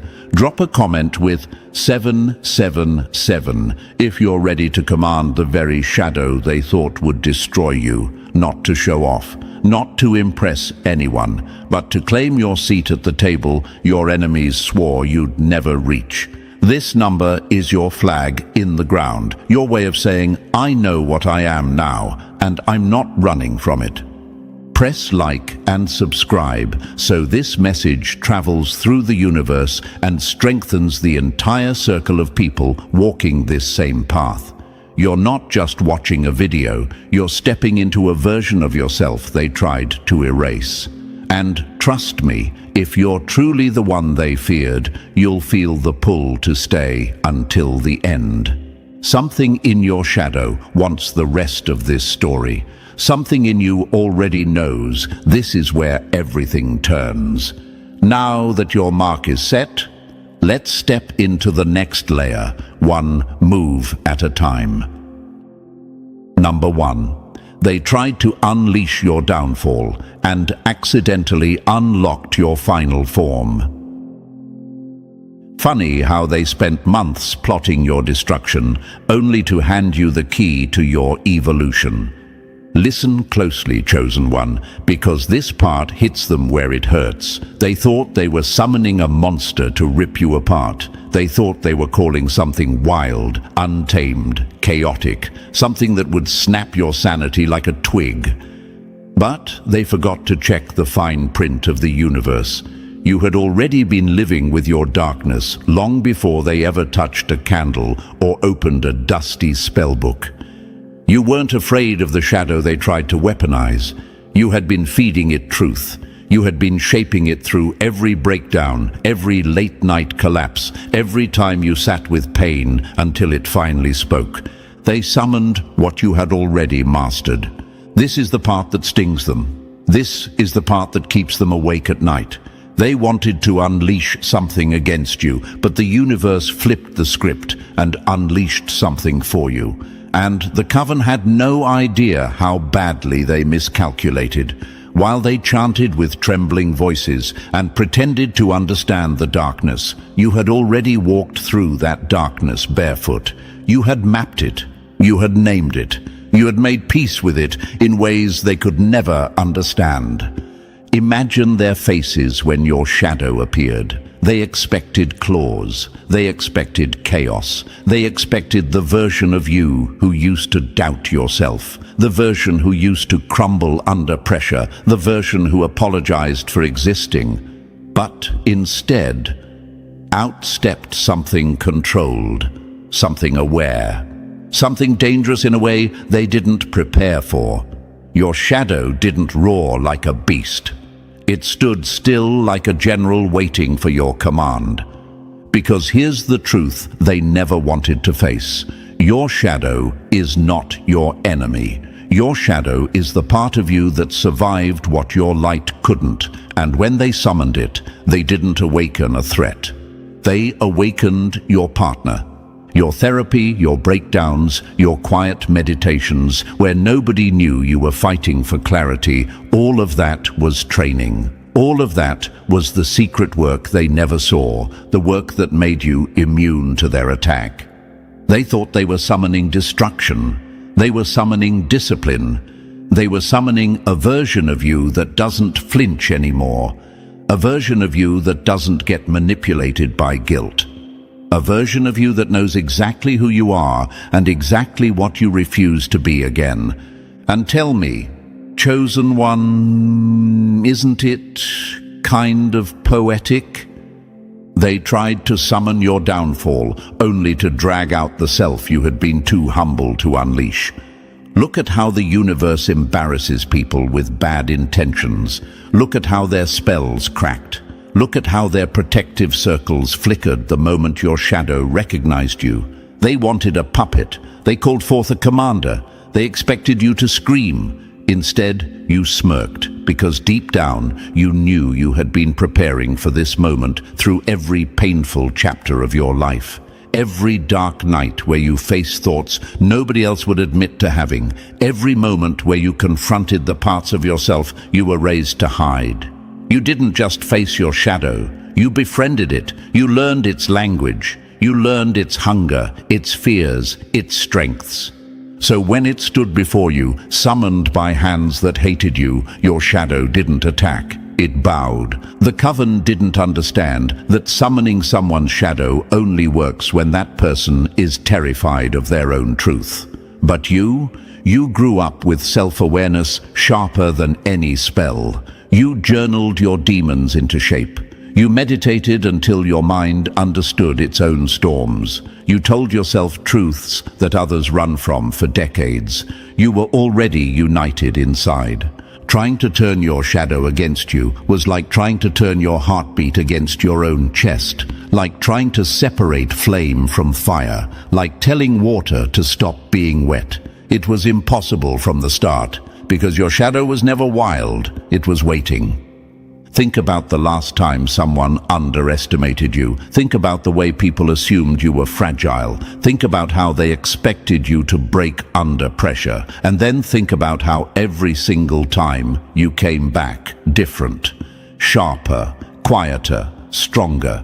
They mistook your silence for weakness. They mistook your reflection for an enemy. They mistook your shadow for a curse, when in reality it was your blueprint. You've spent years confronting emotions that would have shattered anyone else. While they were pointing fingers, you were healing. While they were gossiping, you were growing. While they were crafting little traps, you were learning how to walk through fire without burning. And that's what frightens them now. You didn't just survive their attack, you evolved through it. They didn't summon a demon, they summoned your discipline. The coven watched your shadow rise with power that scared even them. But the real horror wasn't the shadow's strength, it was its loyalty. They had no idea that the part of you they dragged from the depths had already chosen you a long time ago. Your shadow saw you survive heartbreak. It saw you rebuild your identity. It saw you face memories that could have folded your entire life. It saw you reclaim your voice when no one was listening. It was always on your side. So when the coven shouted their commands, your shadow ignored them. Because how could it obey strangers who never earned its respect? How could it serve people who wanted you broken when it had witnessed every ounce of your courage? They wanted your shadow to devour you, but your shadow had already tasted your strength, your honesty, your resilience. It knew exactly who the real threat was. And when your shadow turned toward you instead of them, something ancient snapped inside that circle. The coven felt it. A shift, a judgment, the universe announcing without a single word, you messed with the wrong one. Your shadow didn't destroy you, it protected you. It gave you the version of yourself you were always meant to step into. And now you need to understand this. You're not fighting between two halves anymore. You're merging. You're becoming whole. You're becoming someone they can't manipulate, can't predict, can't break. This is the moment they regret summoning anything at all, because now they're up against a chosen one who isn't split in two, but fused into something far more dangerous. Someone whose darkness listens to them and whose light exposes them. Someone who doesn't react, but calculates. Your shadow obeys only you now. And that makes you unstoppable, so let them tremble. Let them wonder how their perfect plan backfired. Let them whisper your name with that mix of envy and fear. Because every time they think they understand you, you grow again. Every time they think they've cornered you, you walk through another wall they didn't see coming. You're not just surviving their attempts, you're transforming through them. You're becoming the final form they accidentally unlocked. And chosen one, this is only the beginning. Number 2. The moment your shadow walked past them like they weren't even worth looking at. There's nothing more humiliating to your enemy than being ignored by the very monster they tried to weaponize. They called your darkness, and your darkness called them irrelevant. Power doesn't roar. Power walks right past its prey without slowing down. They summoned fear, but fear refused to work for cowards. Imagine this. The coven is standing there, sweating under the dim red glow of their candles, pretending to be confident while their hands shake. They've spent months studying you like you're some kind of fragile puzzle. They think they know every weakness, every fear, every unhealed wound. And now they're ready. They summon your shadow. They expect screams, chaos, a broken version of you crawling out of the dark. But what steps out isn't broken, it isn't confused, it isn't wild, it isn't lost. It's aware, it's focused, it's loyal. And the first thing your shadow does, it ignores them. This is the part that crushes their ego in ways they'll pretend never happened. Your shadow turned its back to them the second it appeared. No hesitation, no interest, no acknowledgement. It walked past them like they were background noise, like they were cheap special effects in someone else's story, like they were nothing. Imagine the panic, imagine the choking silence, imagine their eyes darting around, trying to figure out why the world they thought they controlled just slipped from their hands. They scramble, they throw everything they've got at it. Binding spells, banishment rituals, iron charms that weren't even pronounced correctly, salt circles that looked like kindergarten crafts, names of power they found in the wrong books. They're yelling, shaking, desperate, and your shadow walks right through it all like mist, like smoke, ignoring the fingers trying to grab it, like a storm that refuses to be bottled. Because here's the truth they never prepared for. You cannot control something that already belongs to someone else. This shadow was yours long before they ever learned how to mispronounce ancient words. This shadow was built from your nights of quiet suffering, from memories you carried in silence, from truths you confronted when no one else had the courage to face theirs. It came from the versions of you that cried alone, from the parts of you the world mocked, from the resilience you forged without applause. So, when they summoned it, the universe basically laughed. They weren't dragging out a monster to destroy you. They were dragging out the part of you that respected you the most.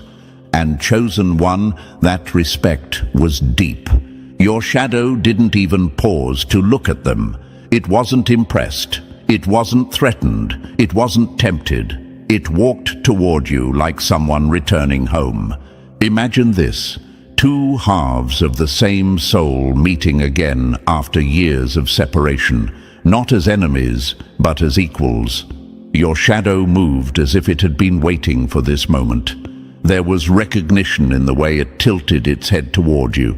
There was clarity in the way it stopped at your side. There was loyalty in the way the universe seemed to hold its breath around you. And the coven felt it. They felt the shift the way animals feel storms. They felt something ancient, something powerful, something that didn't want them. It wanted you. This is where their questions explode. Why isn't it attacking? Why isn't it following our commands? Why does it look like it knows them? How is this possible? And the answer is painfully simple. They thought they were summoning your enemy. They were summoning your witness. Your shadow knows everything about you, the strength you hide, the truths you carry, the storms you survived in silence. It knows the unspoken victories. It knows the nights you almost broke but didn't. It knows who hurt you and why. It knows your limits, your scars, your boundaries, your evolution. So when it saw the coven trying to control it, it almost felt insulted. Imagine this. Someone tries to kidnap your right hand and tell it to slap you. Someone tries to command your heartbeat to stop beating. Someone tries to turn your reflection against you. It's ridiculous. It's embarrassing. It's doomed. Your shadow wasn't theirs to use. It wasn't theirs to control. It wasn't theirs to speak to. It belonged to the one person who earned it, you. And the universe made that painfully clear. Because when your shadow took its first step toward you, the air cracked. Candles flickered. Barriers trembled. Something inside that room whispered the truth. This one answers to its master only. Think back to your past for a second. Remember the moments when you felt split in half, the version of you that tried to be good, and the version that held all the anger, the grief, the truth. You thought they hated each other. You thought you were broken. But the universe was preparing you.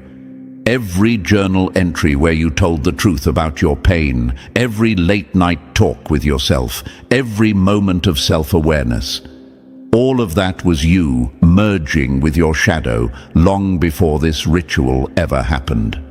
The coven assumed you were afraid of your darkness, but they didn't know you'd already walked through it and claimed it as your own. They never imagined you'd already married your darkness in secret, forming a bond nobody else could touch. While they imagined you fractured, you were building yourself whole. And when your shadow reached you, something terrifying happened. Not to you, but to them. The room changed temperature. The universe shifted. The power that stood between you and your shadow dissolved like dust.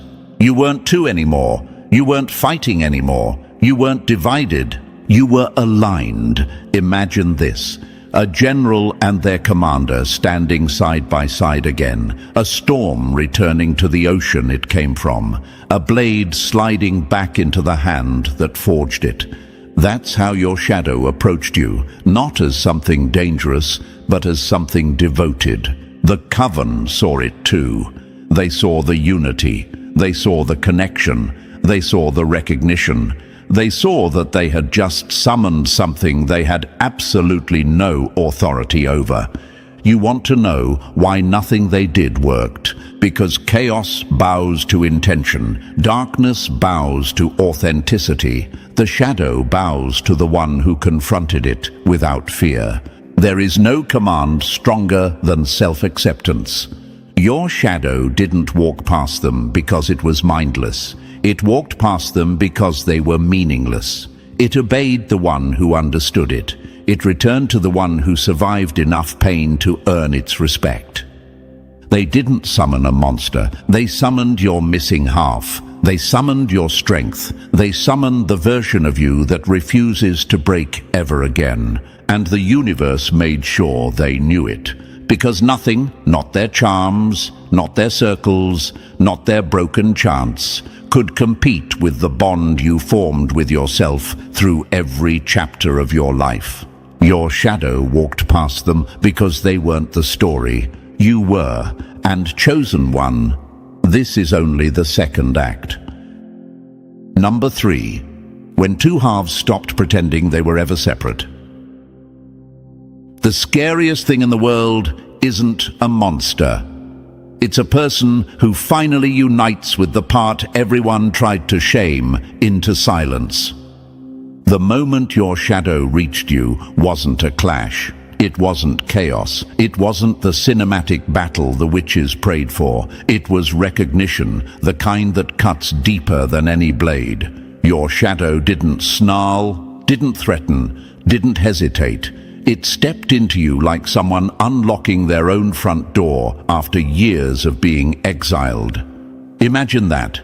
The universe watching two halves of the same soul stop acting like strangers and finally breathe in sync. And the world felt it.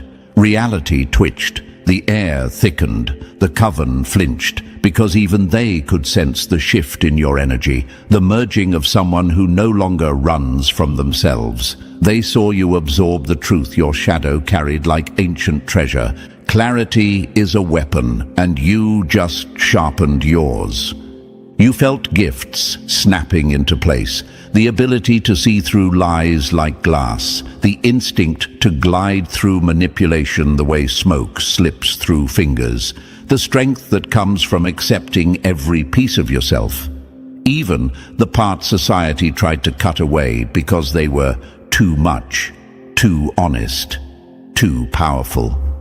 Imagine this, a locked door inside you finally swinging open, a part of you walking back into the throne room of your own identity. No more tug of war, no more inner sabotage, no more second-guessing your reactions, instincts, or emotions. The merging wasn't a makeover, it was a homecoming. And maybe you're wondering, why does this feel so intense? Why does it feel like I just leveled up in ways I can't explain?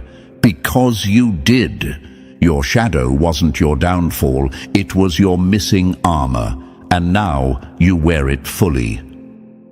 Number 4. When your darkness stopped being a curse and turned into currency. They feared your darkness because they never learned to translate theirs. What they called too much became the exact power they now can't outrun. When your shadow finally stood with you, it didn't come empty-handed. It came carrying treasures forged in silence, in pain, in the corners of your mind you once thought were liabilities. Rage? That didn't stay rage. It burned clean and turned into fuel, the kind that pushes you through walls they swore you couldn't break. Hunger? That became ambition, sharp enough to cut through every limitation they tried to place on your name. And the darkness they mocked, feared, avoided. It became creativity, strategy, instinct, a blueprint for moves they'll never understand. Imagine this. They tried to run from you, but how do you escape someone who just reclaimed the half of themselves that was missing? How do you hide from someone who isn't fighting their shadow anymore, but working with it? You became whole while they stayed fragmented, chasing illusions of control they never truly had. And here's the twist that rattled them to the bone. Their own shadows noticed. Your merging woke something in the room. Their shadows shifted, stirring like animals sensing a stronger leader. They wondered why they were tied to masters who lied to themselves, who hid from their truth, who cracked under pressure. Shadows don't respect weakness disguised as confidence. Shadows follow unity, honesty, and power. That's the cost of weaponizing something you don't understand. The blowback is unforgiving. They wanted to use your darkness against you, but darkness doesn't betray the one who faced it first. Their ritual didn't just fail, it exposed them. You walked away with treasures. They walked away with questions they're too afraid to answer. And chosen one, your shadow hasn't even revealed everything yet. Number 5, the version of you they built and now can't survive. They didn't mean to upgrade you, they just underestimated what happens when pressure meets a chosen one. Your existence became the revenge they never saw coming. When you merged with your shadow, something terrifying happened, not to you, but to them. A new frequency radiated from you, something sharp, calm, and impossible to mimic. You weren't loud, you didn't chant, you didn't cast anything back at them. You simply existed in your new form, and that was enough to make the coven step back like the ground itself, warn them not to come closer.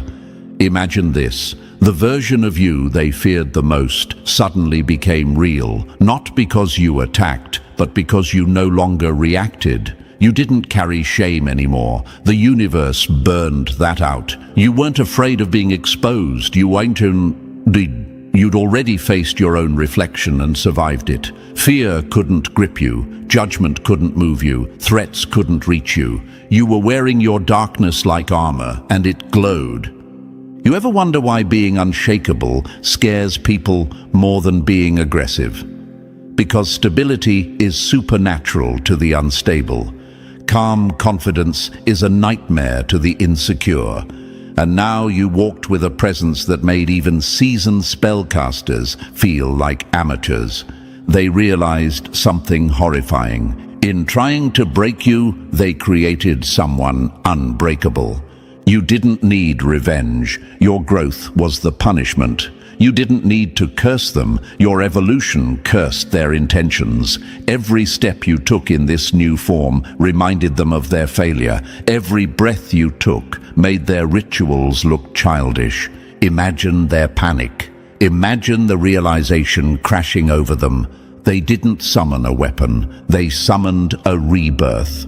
And now, they can't survive the version of you they helped create. Chosen one, this is the power they never prepared for. Number 6. When your senses evolved into weapons they can't defend against. They wanted to expose you. Instead, they exposed themselves every time they stood near you. A merged soul doesn't guess anymore. It knows. When your shadow fused with you, it didn't just bring strength. It flipped on abilities most people never even come close to accessing. Your awareness expanded like a room you'd been living in your whole life, suddenly revealing hidden doors. Things you used to feel vaguely. Now you read them with razor-sharp accuracy. Imagine this. You look at someone and their shadow speaks before their mouth does. You feel the emotions they're trying to bury. You sense the motives they're trying to dress up as kindness. You see the lies forming before the sentence is even built. You don't interrogate people anymore. Their energy confesses on sight. Dreams shifted too. No more nightmares chasing you. No more waking up exhausted. Now your dreams became territories, places you walk through like a sovereign, like someone who owns the map while everyone else is stumbling blind. Your shadow had always been able to slip between inner and outer worlds, crossing boundaries without permission. But now you can do it consciously. You decide where you go. You decide what you see. You decide what you bring back. Most people live at the surface of themselves. You now live at the core. And maybe you're wondering, why do people act weird around me now? Because they feel it. They feel read. They feel seen. They feel transparent in ways they can't explain. The merging didn't make you dangerous because you attack. It made you dangerous because you perceive. Imagine someone trying to manipulate you now. It's like watching a child attempt a heist. Their shadows betray them every time. These new abilities weren't gifts. They were confirmations. You are no longer guessing your way through the world. You're navigating it with vision they never meant for you to have. Number 7. When the depths they thought would drown you became your ocean to command. They feared your darkness because they feared their own. You mastered yours and became untouchable. A person who is no longer scared of themselves becomes the one everyone else is scared of. The greatest gift your merging unlocked wasn't strength or insight or even power. It was fearlessness. Pure, unfiltered fearlessness of your own depths. The very places they assumed would swallow you whole became the territory you dominate now. You stopped flinching at your emotions. You stopped apologizing for your intensity. You stopped treating your pain like something to hide. Instead, you looked at every shadow inside you and said, "Teach me," and it did. Imagine this. Anger walking beside you instead of against you. Pain sitting across the table from you and finally telling you what it really meant. Hunger sharpening into willpower. All the things they told you to suppress, you turned into allies. They wanted your shadow to be your destroyer, but destroyers make the best teachers when you listen instead of panic. Your shadow became your guardian, your translator, the part of you that speaks the truths others are too weak to say.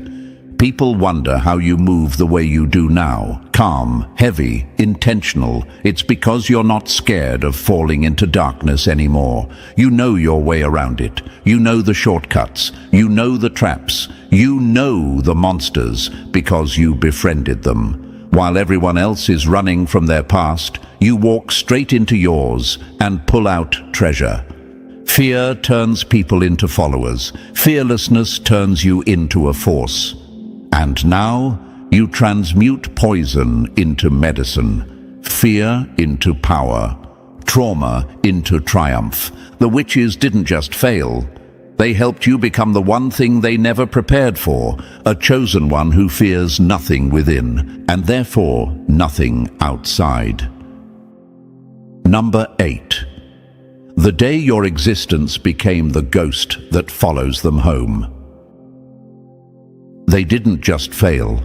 They created the thing they now pray never turns around. You became the consequence they can't outrun. Their failure doesn't sit quietly anymore. It haunts them. It clings to them like cold fog. They watch you from a distance now, pretending they're curious, pretending they're checking in. But really, they're rattled. Your confidence bothers them. Your calm destroys them. Your presence exposes them. They thought you'd fall apart, but here you are, walking like someone who knows exactly who they are and exactly what they command. Imagine this: they're scrambling in secret, whispering behind locked doors, trying ritual after ritual like desperate gamblers throwing their last coins into a broken machine. Reversal circles, cleansing chants, pleas to spirits that don't even bother answering them anymore. But nothing works, because you can't banish someone into their darkness when they've already become one with it. They tried to imprison you in your shadow, and instead, your shadow crowned you. And you know what really breaks them? Some of them tried to slither back with apologies, fake softness, pretend regret, voices too sweet, too careful, too scripted. But your shadow stands beside you like a lie detector with teeth. It sees through them instantly. It feels the rot in their intentions before they even finish their sentences. Your forgiveness used to be their weapon. Your clarity is now their nightmare. They feel powerless in front of you now, not because you threaten them. You don't need to. Your evolution is the threat. Your silence is the judgment. Your stability is the sentence. They look at you and see the proof of everything they fear inside themselves. Their own shadows tug at them, wondering why they serve such weak-minded masters when someone like you walks freely. Imagine their thoughts at night. Imagine the mental replay. Imagine the guilt that turns into dread the moment your name crosses their mind. They summoned something to punish you, and it's punishing them instead, every single day. Number 9, their own ritual turned them into a warning label. Nothing confuses an enemy more than watching the person they tried to destroy become the legend they now fear to speak about. They didn't unlock darkness. They unlocked their own downfall. The coven is a mess now, fractured, embarrassed, whispering in corners like children who broke something priceless and can't glue it back together. The younger witches keep asking the same question on repeat. Why did the ritual fail? Their voices crack when they say it, because deep down they know it didn't just fail. It backfired. The elders who once spoke with so much arrogance suddenly go quiet. They look away. They change the topic. They can't explain what happened because to explain it would require admitting the truth. They were never powerful enough to handle you. Imagine their meetings now. No candles, no confidence, just fear disguised as reflection. The elders replay the ritual in their heads, trying to figure out the exact moment they lost control. Was it when your shadow ignored them? Was it when the room shifted? Was it when their own shadows started shaking? They don't know. They can't know. Because the universe kept the real answer out of their reach on purpose. A coven that plays with power they don't understand becomes a cautionary tale. And that's exactly what they are now. Their community whispers about them behind closed doors. Not with admiration, not with respect, with warning. They became living examples of what happens when arrogance tries to puppeteer a chosen one's shadow. Their names aren't spoken with pride anymore. They're spoken like a curse. Meanwhile, you became a myth. A story they can't debunk because the proof stands in front of them every time you show up unbothered, united, whole. They can't explain you. They can't contain you. They can't reverse what they triggered. Imagine that they summoned your legend, and now they must live in its shadow. Number 10. The life they never wanted you to have, and the one you now rule without fear. When a person stops hiding their depths, the world stops knowing how to handle them. You didn't become harder to control. You became impossible to access without truth. Living as a merged being changed everything, and not in the soft, poetic way society pretends growth looks like. This was sharp. This was evolutionary. This was you stepping into a version of yourself that society has zero training manual for.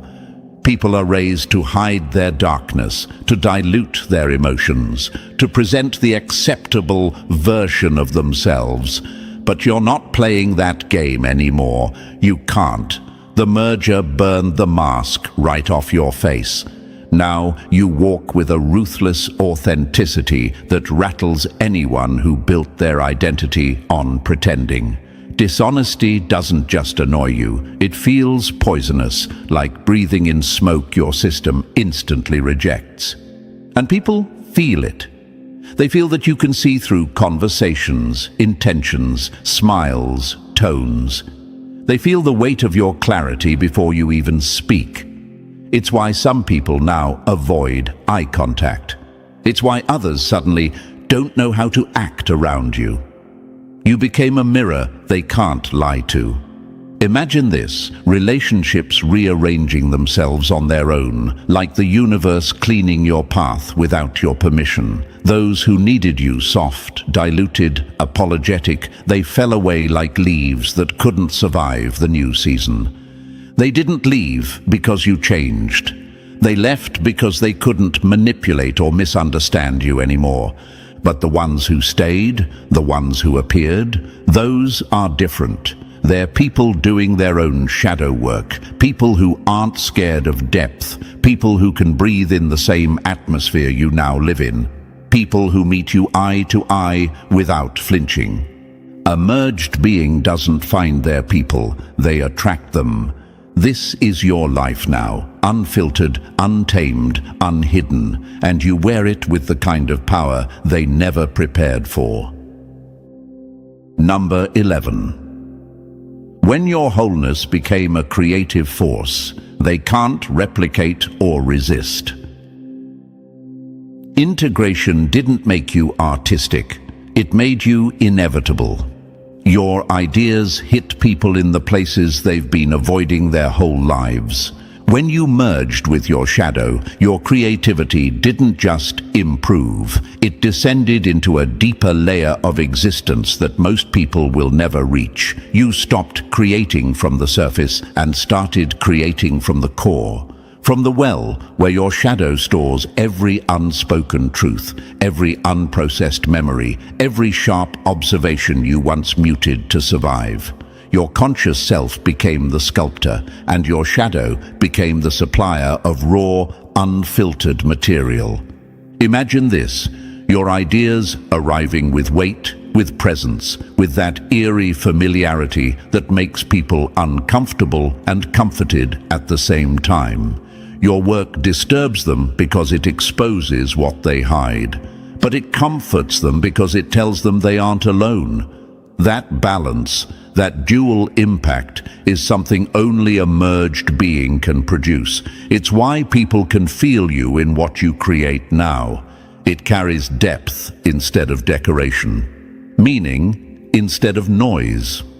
Your integrated self whispers insights your conscious mind could never generate on its own. The shadow sees patterns quicker. It notices fractures in people's stories. It pulls from experiences you forgot you lived. And then your conscious mind crafts those truths into something the world can recognize, a message, a vision, a creation that lands like a gut punch and a healing breath at the same time. Wholeness doesn't express, it echoes. And that's what your creativity has become, an echo from the deepest floor of your psyche, rising through your voice, your art, your choices, and striking people with a resonance they can't explain. This is the creative power of wholeness, unfiltered, unavoidable, unmatched. Number 12. When your shadow joined the network they never knew existed. The only thing more terrifying than your darkness is realizing it can speak to every other darkness in the room. They didn't give you access to power. They gave power access to you.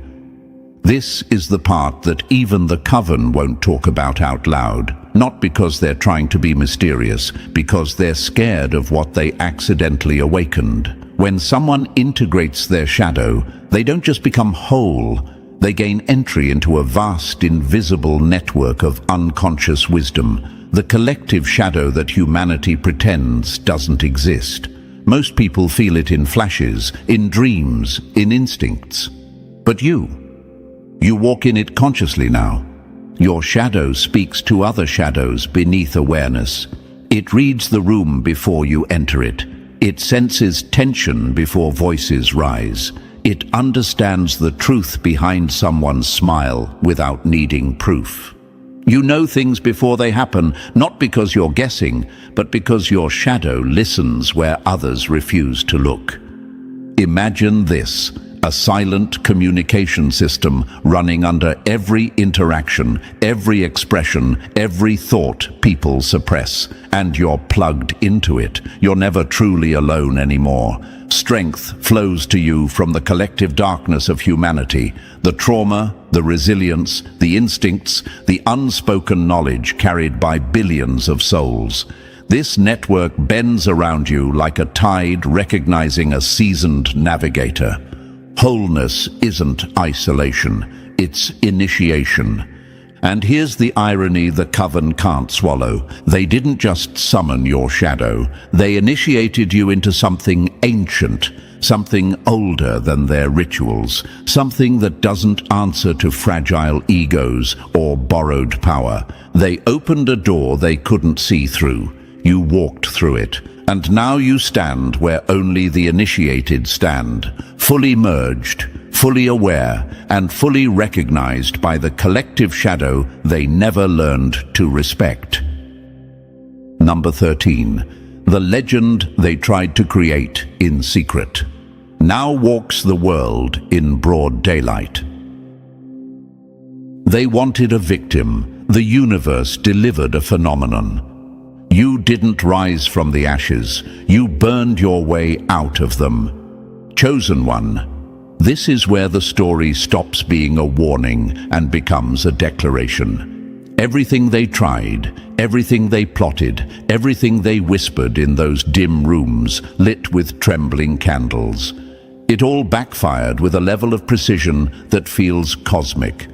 They didn't just fail.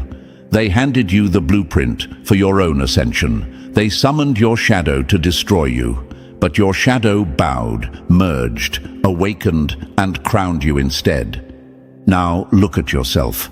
Not the old version, the merged one, the one that walks with depth instead of fear, the one that feels the world instead of reacting to it, the one whose darkness is no longer a secret, but a sword. You've stepped into the rarest form a human can embody.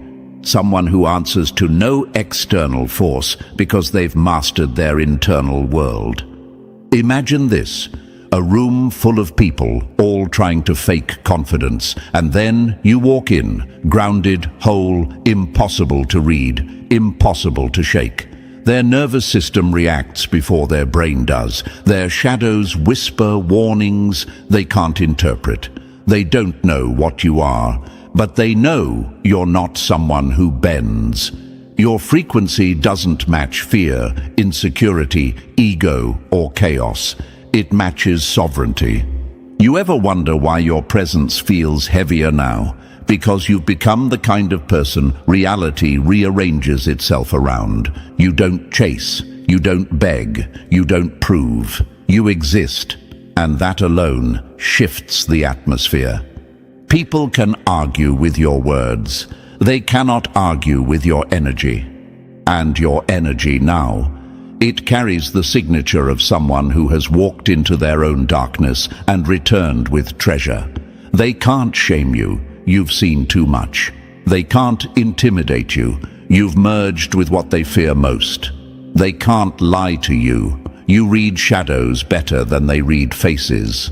The coven's downfall wasn't the ritual failing. The downfall was you succeeding in ways they never imagined. You are not punished by your depths. You are powered by them. You are not weakened by your past. You are sculpted by it. You are not controlled by your shadow. You are crowned by it. And now comes the part they dread most. You're not done. This merged version of you is just getting started. The abilities, the clarity, the intuition, the creativity, the connections to the collective shadow.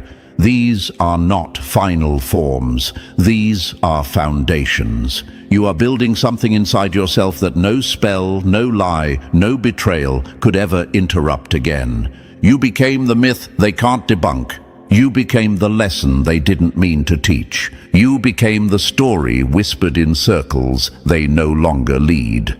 So stand tall in this version of yourself. Own it without hesitation. Move through the world with the calm of someone who already met the darkest version of themselves and came back stronger. The universe didn't just let you survive, it made you unforgettable. And now, your shadow walks with you. Your power answers to you. Your path opens for you. Chosen one, go forward as the legend they accidentally created, and watch the world tremble trying to catch up. Welcome to another episode, Chosen One. And look at this mess. Look at what you walked into without even knowing the universe was watching. The people who once said you were nothing special, the ones who swore you'd never matter. Funny how quiet they've gotten now. Funny how fast their mouths shut the moment they realized who it was that ended up needing you. They used to laugh at you, remember? Now the same clowns are whispering your name like it's classified. Oh, the legend needs to bow, they said once. Cute. Now they're the ones bowing without even being told, because today's truth hits harder than their lies ever did. You accidentally saved a very dangerous power player, and now they owe you everything. And that fact alone sends chills up the spines of people who thought they could play you. They didn't just underestimate you, they miscalculated the entire game. The silence around you right now, that's the sound of their fear rearranging itself into respect. Before we go deeper, pay this message back by liking and subscribing. It helps this voice reach every chosen one who needs it. Now, let's get back to the part that makes your enemies taste dread. Everything changed the moment you stepped in. It wasn't planned. It wasn't heroic by design. It was instinct. It was your heart doing what your brain didn't have time to argue with. One move from you, 1 second of raw humanity, and the entire atmosphere in your life shifted. You didn't know that the person you saved wasn't just some stranger. You didn't know their name makes whole circles panic.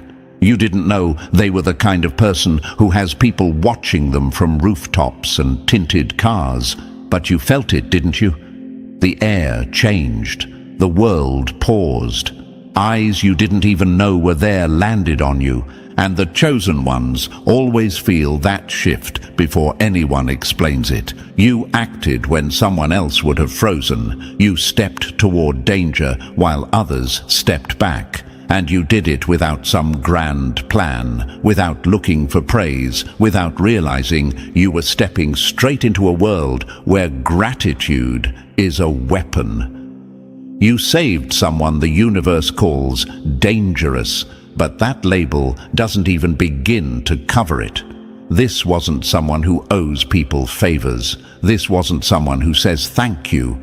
This was someone whose enemies never survive long enough to blink. And you, the one they dismissed, the one they overlooked, became the only person they owe a life to. Don't pretend you don't feel the shift. People around you have already changed their tone. The same ones who mocked you now act careful with your name. The ones who treated you like background noise now pause when you walk in. Because they can feel it too. You're not alone anymore. Someone powerful is watching. Someone dangerous knows your face, your voice, your heart. And for the first time in a long time, the world realizes you're not the easy target they assumed. This is the part nobody wants to admit because it ruins their little storyline. You didn't have to fight back. Life fought for you, and nothing terrifies your enemies more than that. Let's rewind, because your story didn't start with power. It started with routine, with quiet days, with the kind of life that felt predictable. You weren't trying to be a hero. You weren't asking for trouble. You were just existing, minding your business, being the type who helps without expecting anything back. You didn't know fate was about to flip the board while acting like it was just another boring Tuesday. Maybe you were walking home. Maybe you were grabbing food. Maybe you were somewhere you weren't even supposed to be, but you saw something, someone, and everything inside you said, move. You didn't see the warning signs. You didn't see the suits, or the expensive watch, or the tattoos that only certain groups understand. You didn't see the scars, the history, the danger. You saw a human in crisis. And sometimes the universe tests people without telling them it's a test. When you acted, the world took a photo of that moment, a before and after, because the moment those eyes opened, the moment that power player realized who pulled them back from the edge, a new line got written across your destiny. The kind of line people pretend doesn't exist because it threatens their comfort. And here's the part you don't talk about, but I know you felt something in that moment break open inside you. A courage you didn't know you had. A stillness, a clarity. Like the universe was telling you, this is why you survived everything. The power player looked at you differently, not like you were weak, not like you were random, not like you were beneath them. They looked at you with the kind of respect that can't be faked, the kind of respect people spend their whole lives begging for and never get. You earned it in one moment, by instinct. And now you're tied to someone whose gratitude could shake entire rooms, someone who doesn't owe anyone, someone who's used to being feared, not saved, someone who has a long list of people who want a piece of them. But only one person who pulled them back from the edge. They don't forget that, ever, and that's where your enemies messed up. They thought you were alone. They thought you were harmless. They thought they could push you around, talk down to you, laugh at you, walk over you. They thought your kindness was weakness. They thought your silence meant defeat.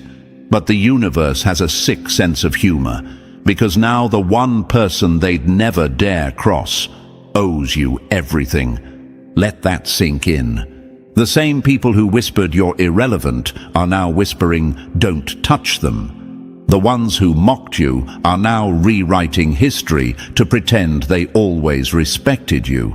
The ones who treated you like you were invisible now suddenly see you very clearly.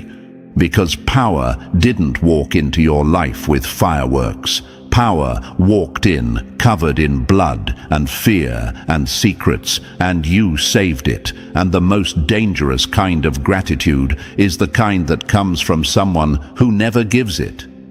This is why your life feels different now, why things feel heavier and lighter at the same time, why opportunities appear out of nowhere, why certain problems disappear before they reach your door, why people who used to cause chaos in your life now act like they've seen a ghost every time you walk by.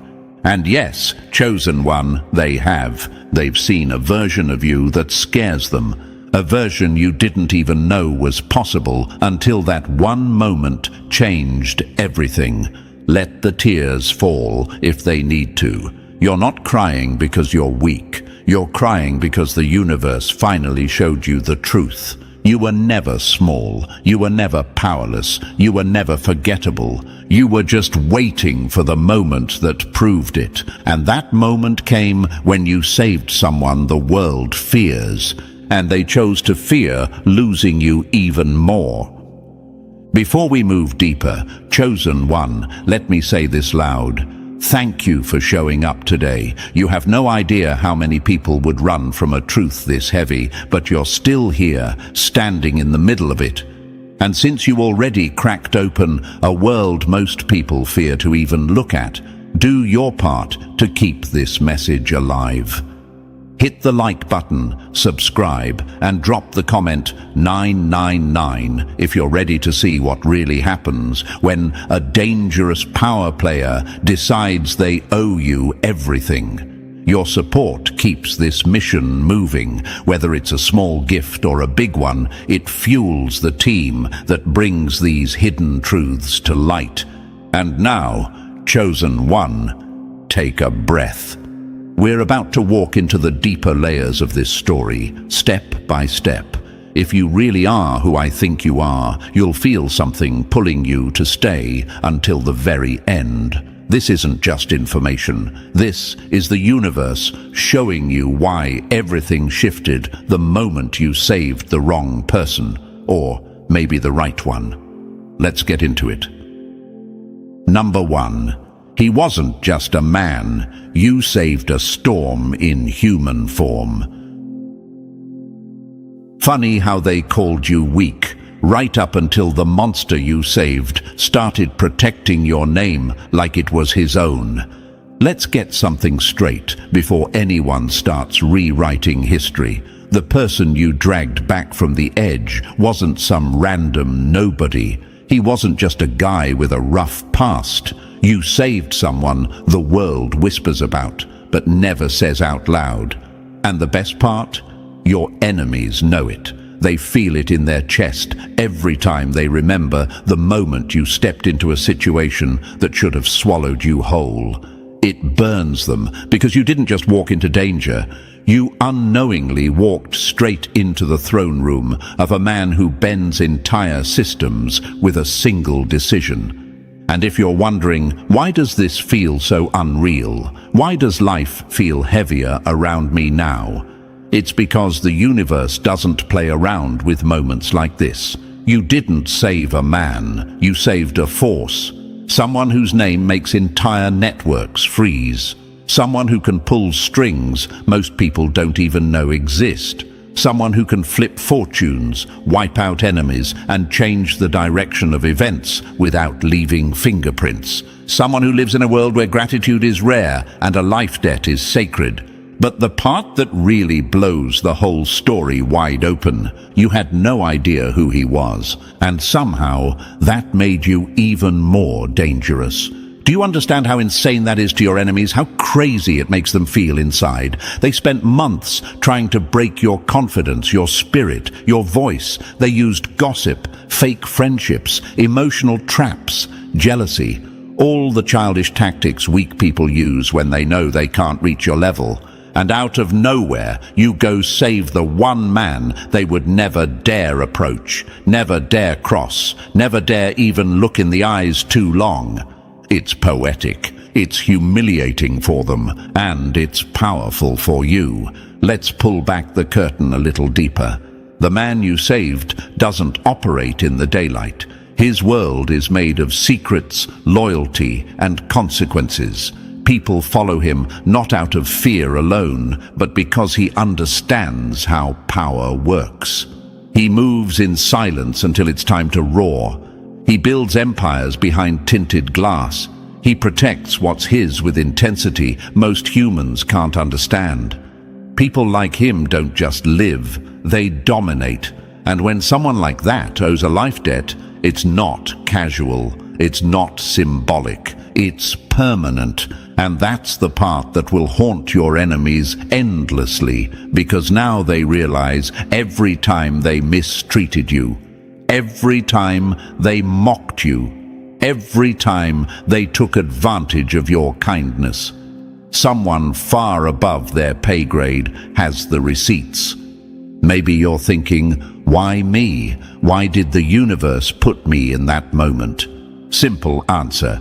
Because you were the only one in that entire scene who had the heart and courage to act. Others saw danger and stepped back. You saw danger and stepped forward without thinking twice. Not because you wanted glory, not because you knew who he was, but because your instinct is stronger than their fear, and that instinct just opened doors you don't even see yet. Imagine this, an empire built on power, silence, and respect, a man at the center who has seen betrayal, violence, and greed every day of his life. Someone who trusts no one, who knows that even a handshake can be a trap. Someone who's had to harden his heart just to survive the world he operates in. Then comes you, a complete stranger who helped him without wanting anything back. Do you think that didn't shake him? Do you think that didn't cut through every cold layer he built? Let me tell you the truth. You hit him harder than any bullet ever could. People in his world only help if there's something to gain. They only show up if they're being watched. They only care when it benefits them. But you acted out of pure instinct, not manipulation, not strategy, not survival. And that right there is why people fear you now. Because they don't understand people who are good without a motive. They can't predict people whose power comes naturally. They can't control someone whose strength comes from within instead of a title. The universe made sure your act didn't just save a life. It exposed your character. Your enemies hate this part the most. They used to laugh at you. They used to say you were too soft, too emotional, too trusting, too nice. They thought those traits made you weak. But now, those exact traits unlocked a form of protection they could never buy, never fake, never threaten their way into. The same softness they mocked is the reason a man with power beyond their comprehension would burn the world down before letting anything happen to you. Here's a fact nobody wants to say out loud. You're not protected because he's dangerous. You're protected because he respects you. Respect from someone like him is not handed out. It's earned through fire. You earned it in a split second by being exactly who you are. And if you're still wondering why life feels different around you now, why people are acting strange, why certain problems are disappearing, why old enemies suddenly avoid eye contact, it's simple. They can feel that someone powerful is standing behind you, even if they don't know the details. It's the energy shift. The change in how you move, the quiet confidence that slips into your voice without trying. When a power player owes you everything, your entire presence becomes untouchable. Think back to your lowest moments. Think back to when people took advantage of your heart. Think back to when people used your kindness as their playground. Think back to when you cried alone, not knowing the universe was setting up the biggest plot twist of your life. Now look where you are. Your heart, the same heart they tried to break, ended up saving the one person whose gratitude comes with power people fear. It's almost funny, isn't it? The universe watched them underestimate you. The universe watched them laugh at you. The universe watched them lie about you. And the universe said, "All right, watch this."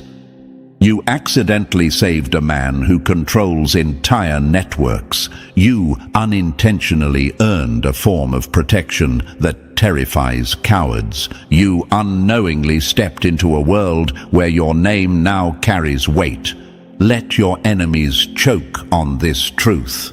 You're no longer someone they can touch, not because of violence, not because of revenge, but because the most dangerous man they know owes everything to the person they tried to destroy. And here's the final punch you didn't expect. He doesn't see you as weak. He doesn't see you as small. He sees you as the one person brave enough to act when the world froze. And trust me, a man like that never forgets. This isn't the end of your story. This is the beginning of their fear and your rise. Number 2. The Watchers have already chosen their side, and it's yours. Wild how they used to ignore you, and now the people who scare them jump to attention when you breathe. Let's crack open the truth that's been creeping around you lately. The shift you've been feeling, the quiet stares, the cars that seem to appear, linger, and leave. The men who pretend to be just passing by, but keep showing up in the exact same spots. Yeah, that's not paranoia. That's the universe placing guards around someone whose life just got linked to a man no one dares touch. And before your mind spirals, let me answer the question burning inside you. Why me? Why are they watching me? Simple. Because the moment you saved him, the moment your hands met his blood and pulled him back over that invisible line between life and death, you became part of his world. A world where debts are not small. A world where gratitude is not symbolic. A world where protection is not optional.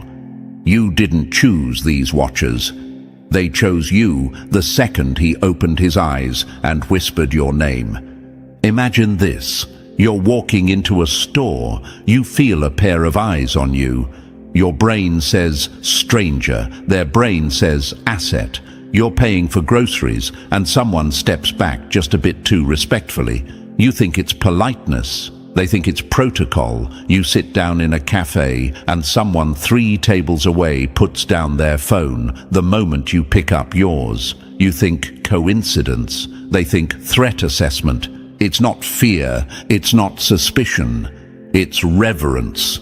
People like them don't care about your past. They don't care about your mistakes. They don't care about your old life. All they care about is this. You saved the man they're sworn to protect. And in their world, that makes you more important than half the people they take orders from. Here's a quote you need burned into your mind. Power respects courage, even when courage doesn't know it's being watched. And you proved your courage without even knowing the stage you were standing on. Let's answer another question that's been itching the back of your thoughts. Are they following me? No, chosen one. They're following orders. Orders that say, no harm touches the person who saved him. Orders that say, if they stumble, lift them. If they fall, catch them. If danger comes, erase it before they even notice. Imagine this next scene. You're walking alone at night. You think you're vulnerable. A shadow steps out near you, but before you even register danger, someone across the street shifts position. A car engine runs low. A phone call is made, and suddenly the threat backs away like it saw something it shouldn't, because it did. It saw them, and them is enough to scare away anyone who once thought you were an easy target. Here's another truth bomb for your beautifully shocked brain. The universe moves the pieces long before you realize you're the one being played for checkmate. You're no longer living a normal life. You can pretend you are, but the Watchers already know your habits, your routes, your schedule. Not because they're spying, but because they're building a protective circle around you. You didn't earn this with money. You didn't earn it with favors. You earned it by doing the one thing nobody expected, acting with real humanity in a world built on power. Let me drop another metaphor to make it simple. Imagine a fragile glass vase sitting on a table. People bump into it, knock it over, treat it carelessly. That was you before. Not because you were weak, but because people didn't understand your value. Now imagine that same vase being placed inside a bulletproof case, guarded by alarms and soft lights, because someone with immense power said, "This one matters." That's your life right now. You didn't change. People's understanding of you changed. Here's another quote that hits right at the enemy's throat. Funny how fast they respect you once someone they fear respects you more. Your old life, the one where you walked unnoticed, where your kindness went unappreciated, where people thought they could toss you aside, died the moment his blood touched your hands, because that moment didn't just save him. It awakened a chain reaction of loyalty, protection, and silent allegiance. And yes, chosen one, you might feel uncomfortable with this sudden spotlight. You might wonder, do I even deserve this? But that's the thing. In his world, deserving doesn't matter. You saved him. That's the only qualification required. Let's dig into another metaphor, because sometimes the universe enjoys painting pictures. Imagine a chessboard. You've been moving like a pawn your whole life. Quiet steps, predictable path, nobody paying attention to your squares. Then suddenly, without warning, you perform a move only a knight could make. A bold, unexpected leap into danger. The board freezes. Every piece, black and white, turns toward you. Who allowed the pawn to move like that? They whisper. Who gave them permission? The universe did.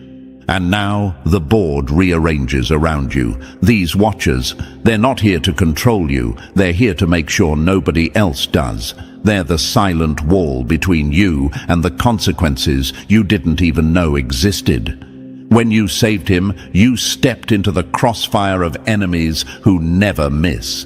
Now you're wrapped in the protection of people who never sleep. Let's answer another mind-nagging question. Can I go back to normal? No, and you shouldn't want to. Normal was the world where nobody saw you. Normal was the life where you were invisible. Normal was the era where people played you like you were disposable.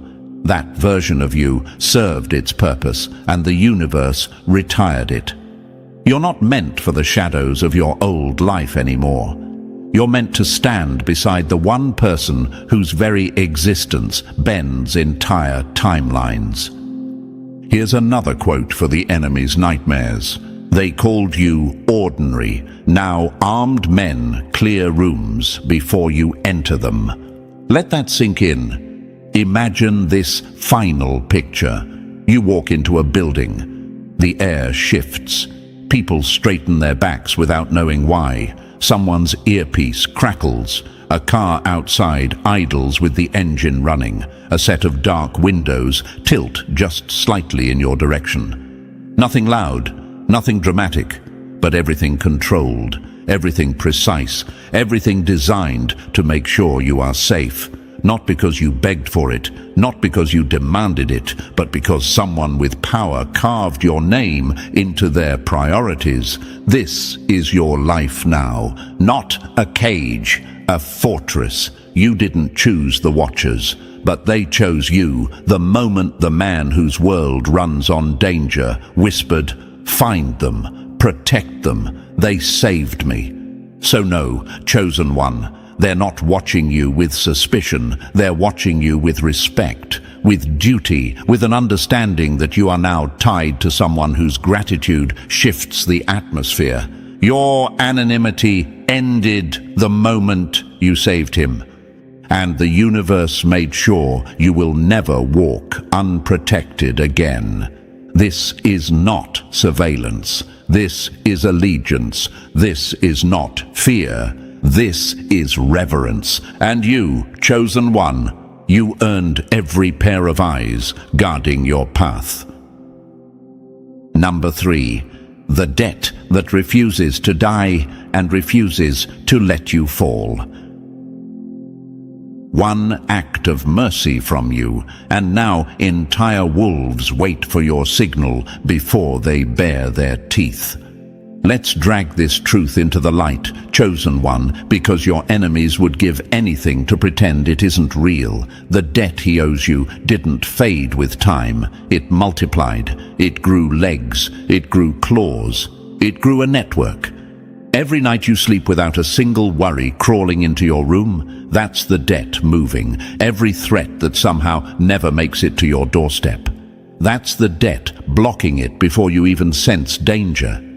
Every lucky moment that saves you from chaos, nothing lucky about it. That's the universe honoring what you did. Imagine this. You're living your life thinking everything is just calm. Meanwhile, someone miles away hears your name in the wrong conversation and shuts it down before it becomes a problem.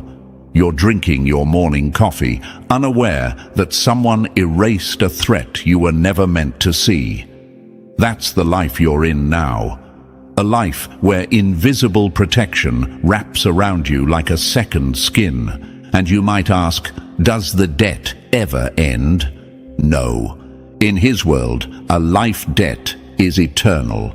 It doesn't weaken, it fortifies.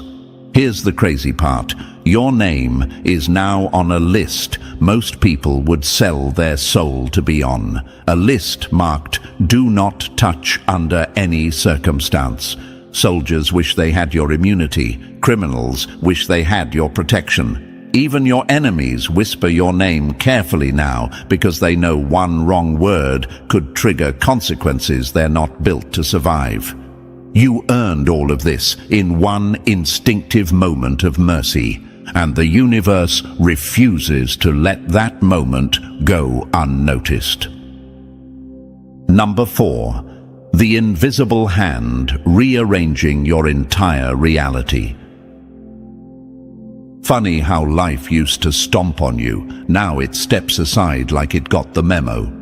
Let's break this wide open, chosen one, because what's happening around you isn't some cute string of coincidences. The protection you're under is active, not passive.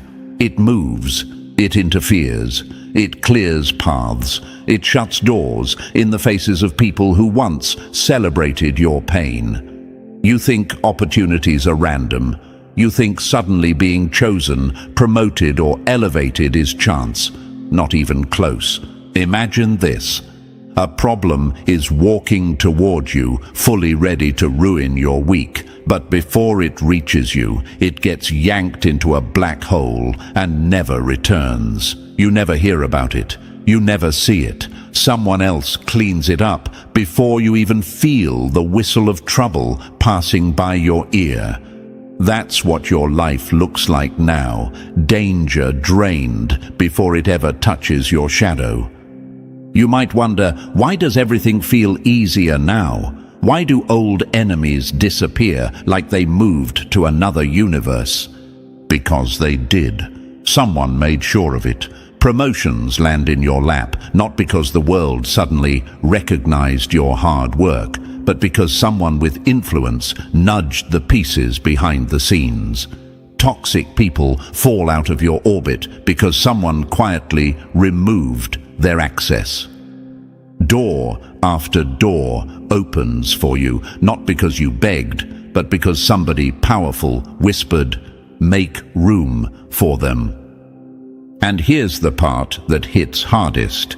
He's watching you, not like prey, but like a puzzle he can't solve. He sees your instinct. He sees your compassion. He sees how you stay clean in a world full of corruption. That fascinates him. It disarms him. It makes him protect you harder because he knows people like you don't come twice in a lifetime.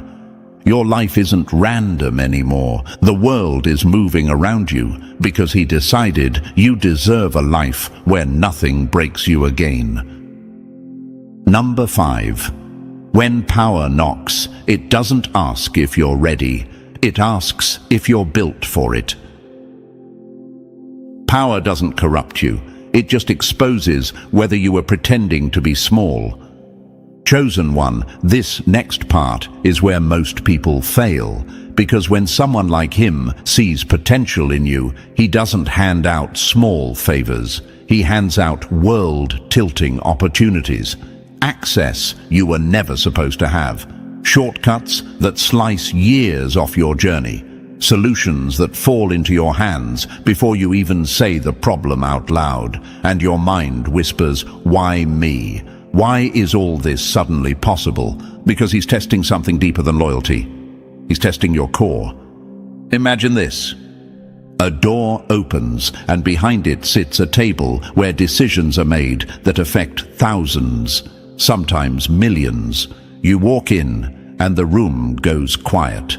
Not because you're feared, but because everyone senses you were invited by someone they can't afford to question. You think you're underdressed. They think you're untouchable. That's what his endorsement does. It drags you into arenas your old life could never imagine. But here comes the real question clawing in your head. If I accept these doors, do I lose myself? That's the trap. That's the test. Power is a strange thing. It doesn't show its danger by screaming. It whispers, it tempts, it offers comfort so intoxicating that ordinary life starts to taste like dust. You get used to doors opening. You get used to solutions falling into place. You get used to being protected, being respected, being recognized, and slowly, the danger isn't the world around you. It's the shift inside you. Here's the quote you need, burned into your ribs. Power isn't dangerous because it changes you. It's dangerous because it makes you forget who you were before it arrived. Imagine standing in a room filled with people who influence industries. They speak in coded language. They negotiate futures. Money moves. Territory moves. Lives move. And in the middle of all that, you are completely unshaken. Because he put you there. That's intoxicating. That's addictive. And that's exactly why this is a test.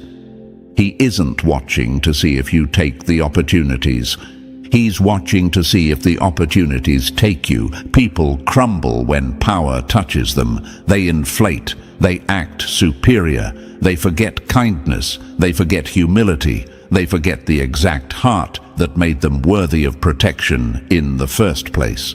But you? Your strength was never built on ego. It was built on instinct, compassion, and courage, the things he respects most. And yes, chosen one, you might wonder, how do I stay grounded when life is pulling me upward this fast? The answer is simple. Remember who you were before the world opened for you, and make sure that person is still sitting in your chest. Because here's another gut punch truth. He didn't choose you because you wanted power. He chose you because you didn't. This phase of your story isn't about greed. It's about character. It's about proving that someone can walk through halls built from influence and still leave with their soul intact. It's about proving that rising doesn't require becoming someone else. The universe is watching the same way he is, waiting to see whether you can stand in unimaginable rooms without letting those rooms swallow you. This is your test. And the fact that you're even thinking about how to stay true, that's proof you're already passing. Number 6. The world is holding its breath, waiting to see what you become. Nothing scares them more than someone who can touch power and not lose their soul to it. Chosen one, the spotlight is on you in ways you can't even see. Powerful people, real power, the kind that shapes outcomes before the public even hears the story, are studying your rise like a live experiment. They're whispering your name in boardrooms, in cars with tinted windows, in quiet corners where deals are made without signatures. And every single one of them is trying to predict your next move. Imagine this. You walk forward, thinking you're just living your life, while behind closed doors, they're arguing about you. One group is convinced you'll cash in the debt and flip your entire world overnight. Another group laughs and says you'll reject it all, pretend nothing changed, try to force your life back into normal. But then there's the group that shocks everyone, the ones who believe you're something different, something rare. They believe you might pull off the impossible, accept protection, accept access, accept elevation, and still stay clean. And that terrifies them. Because how do you fight someone who has power but isn't ruled by it?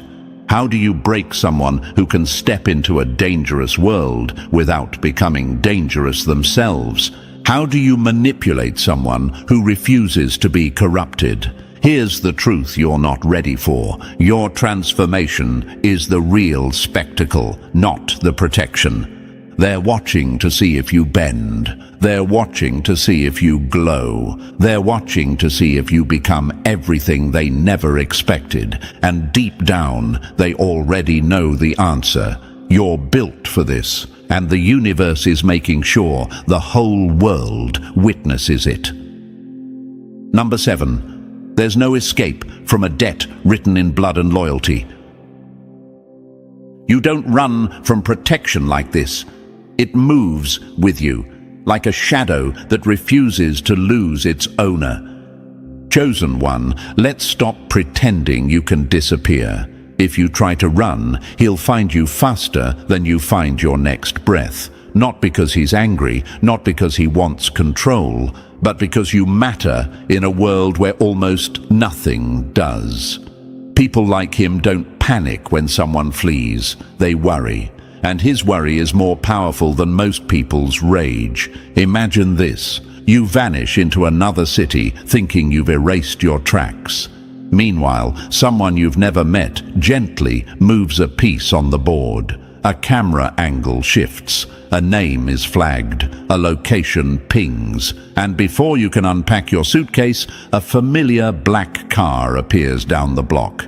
Not threatening, just waiting. Because you don't outrun a network built on precision. Here's the truth your mind keeps whispering. What has he been protecting me from? More than you'd ever want to list. Betrayal that was cut off before it reached your ears. Lies that were buried before they hit your reputation. Threats removed like weeds before they touched your garden. Your safety is being curated daily. Handcrafted security by people whose names you'll never learn. They delete danger the way others delete emails. And if you try to escape all this, he won't drag you back. He'll show up with concern in his eyes and say, "You don't have to run. You were never unsafe with me." Because running isn't rebellion in his world. It's a cry for clarity, and he'll always answer it. Number 8. The war inside your mind is the one he can't fight for you. Power can protect your body, but it can't quiet the storm in your head. Chosen one, this is where the game gets brutal, not out there, but inside you. Everyone talks about danger, loyalty, protection, but nobody talks about what happens in your mind when you realize your peace isn't built by your own hands anymore. When every calm day feels like someone else crafted it behind the scenes. When every threat disappears so cleanly you never even knew it existed. That kind of safety is a blessing and a weight. Imagine this. You're sitting alone, trying to relax, but a little voice whispers, "Is this peace really mine?" Another voice answers, "Or is someone holding the world still so you don't feel the tremors?" That's the mental battle, the quiet war that comes with being tied to someone whose reach runs deeper than anything you've ever known. And yes, you'll ask yourself the hard questions. Am I still in control? Does this protection empower me or trap me? Would I be this safe if I had never touched his world? These questions aren't weakness, they're evolution. Because the true price of saving him was never servitude. He never wanted to own you. He wanted to shield you. The real cost is transformation, stepping into a new identity where you're no longer just surviving life. You're being carried through it by forces you can't see. Here's the gut punch. Peace is easy. Accepting that you didn't build it alone is the hard part. You're learning to live with unseen hands guarding you. You're learning to trust what you can't verify.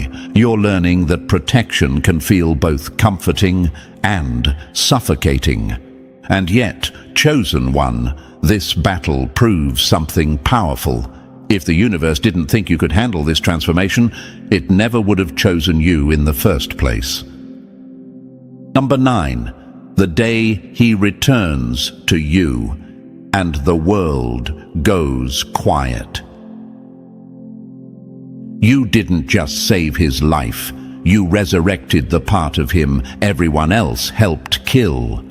Chosen one, this moment is inevitable, not forced, not commanded, invited.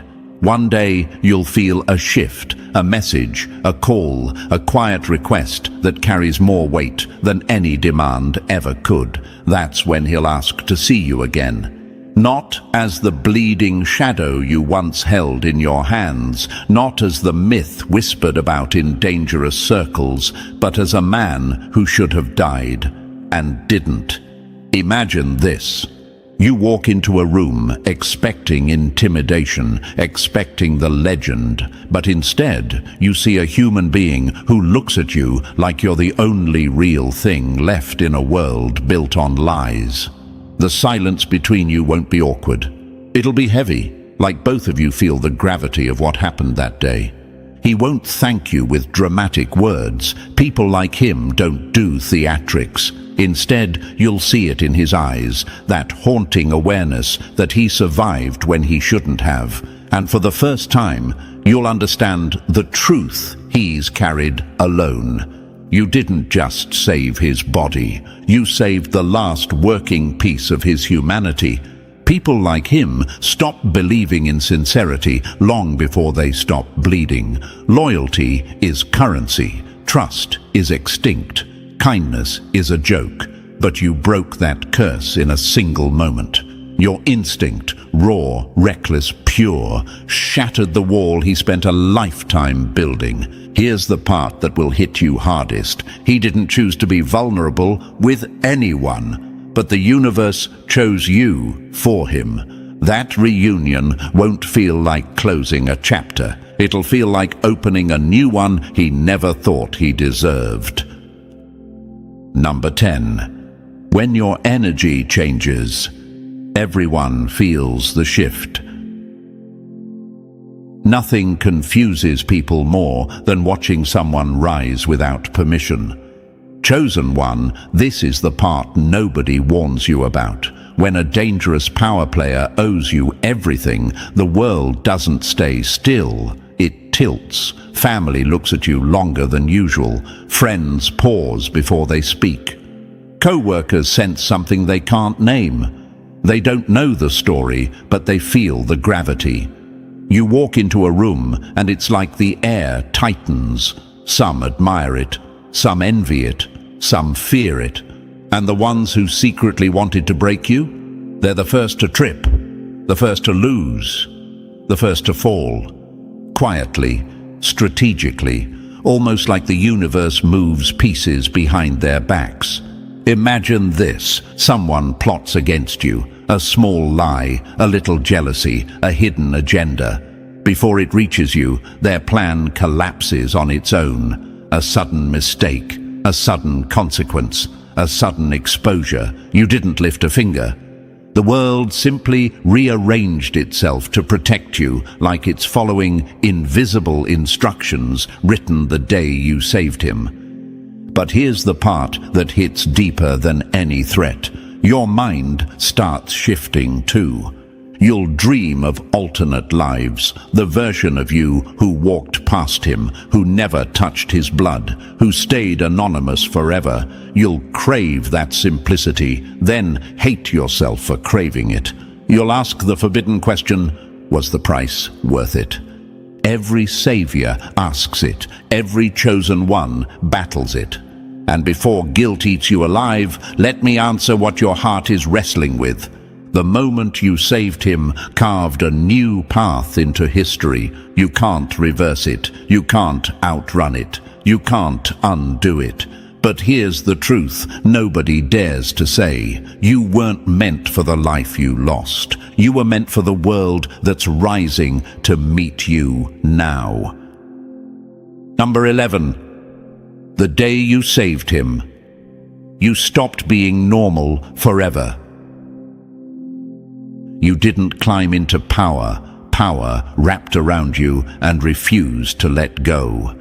Chosen one, here's the truth. Nobody in your old life is prepared to understand. You crossed a threshold the moment your hands touched his blood. You stepped into a different order, a realm built on old codes the modern world pretends don't exist anymore. Loyalty isn't optional. Silence isn't politeness. Obligation isn't pressure. These rules are older than laws, older than systems, older than every fake moral code people pretend to follow. And now you live between two realities. Too ordinary to fully belong to his world.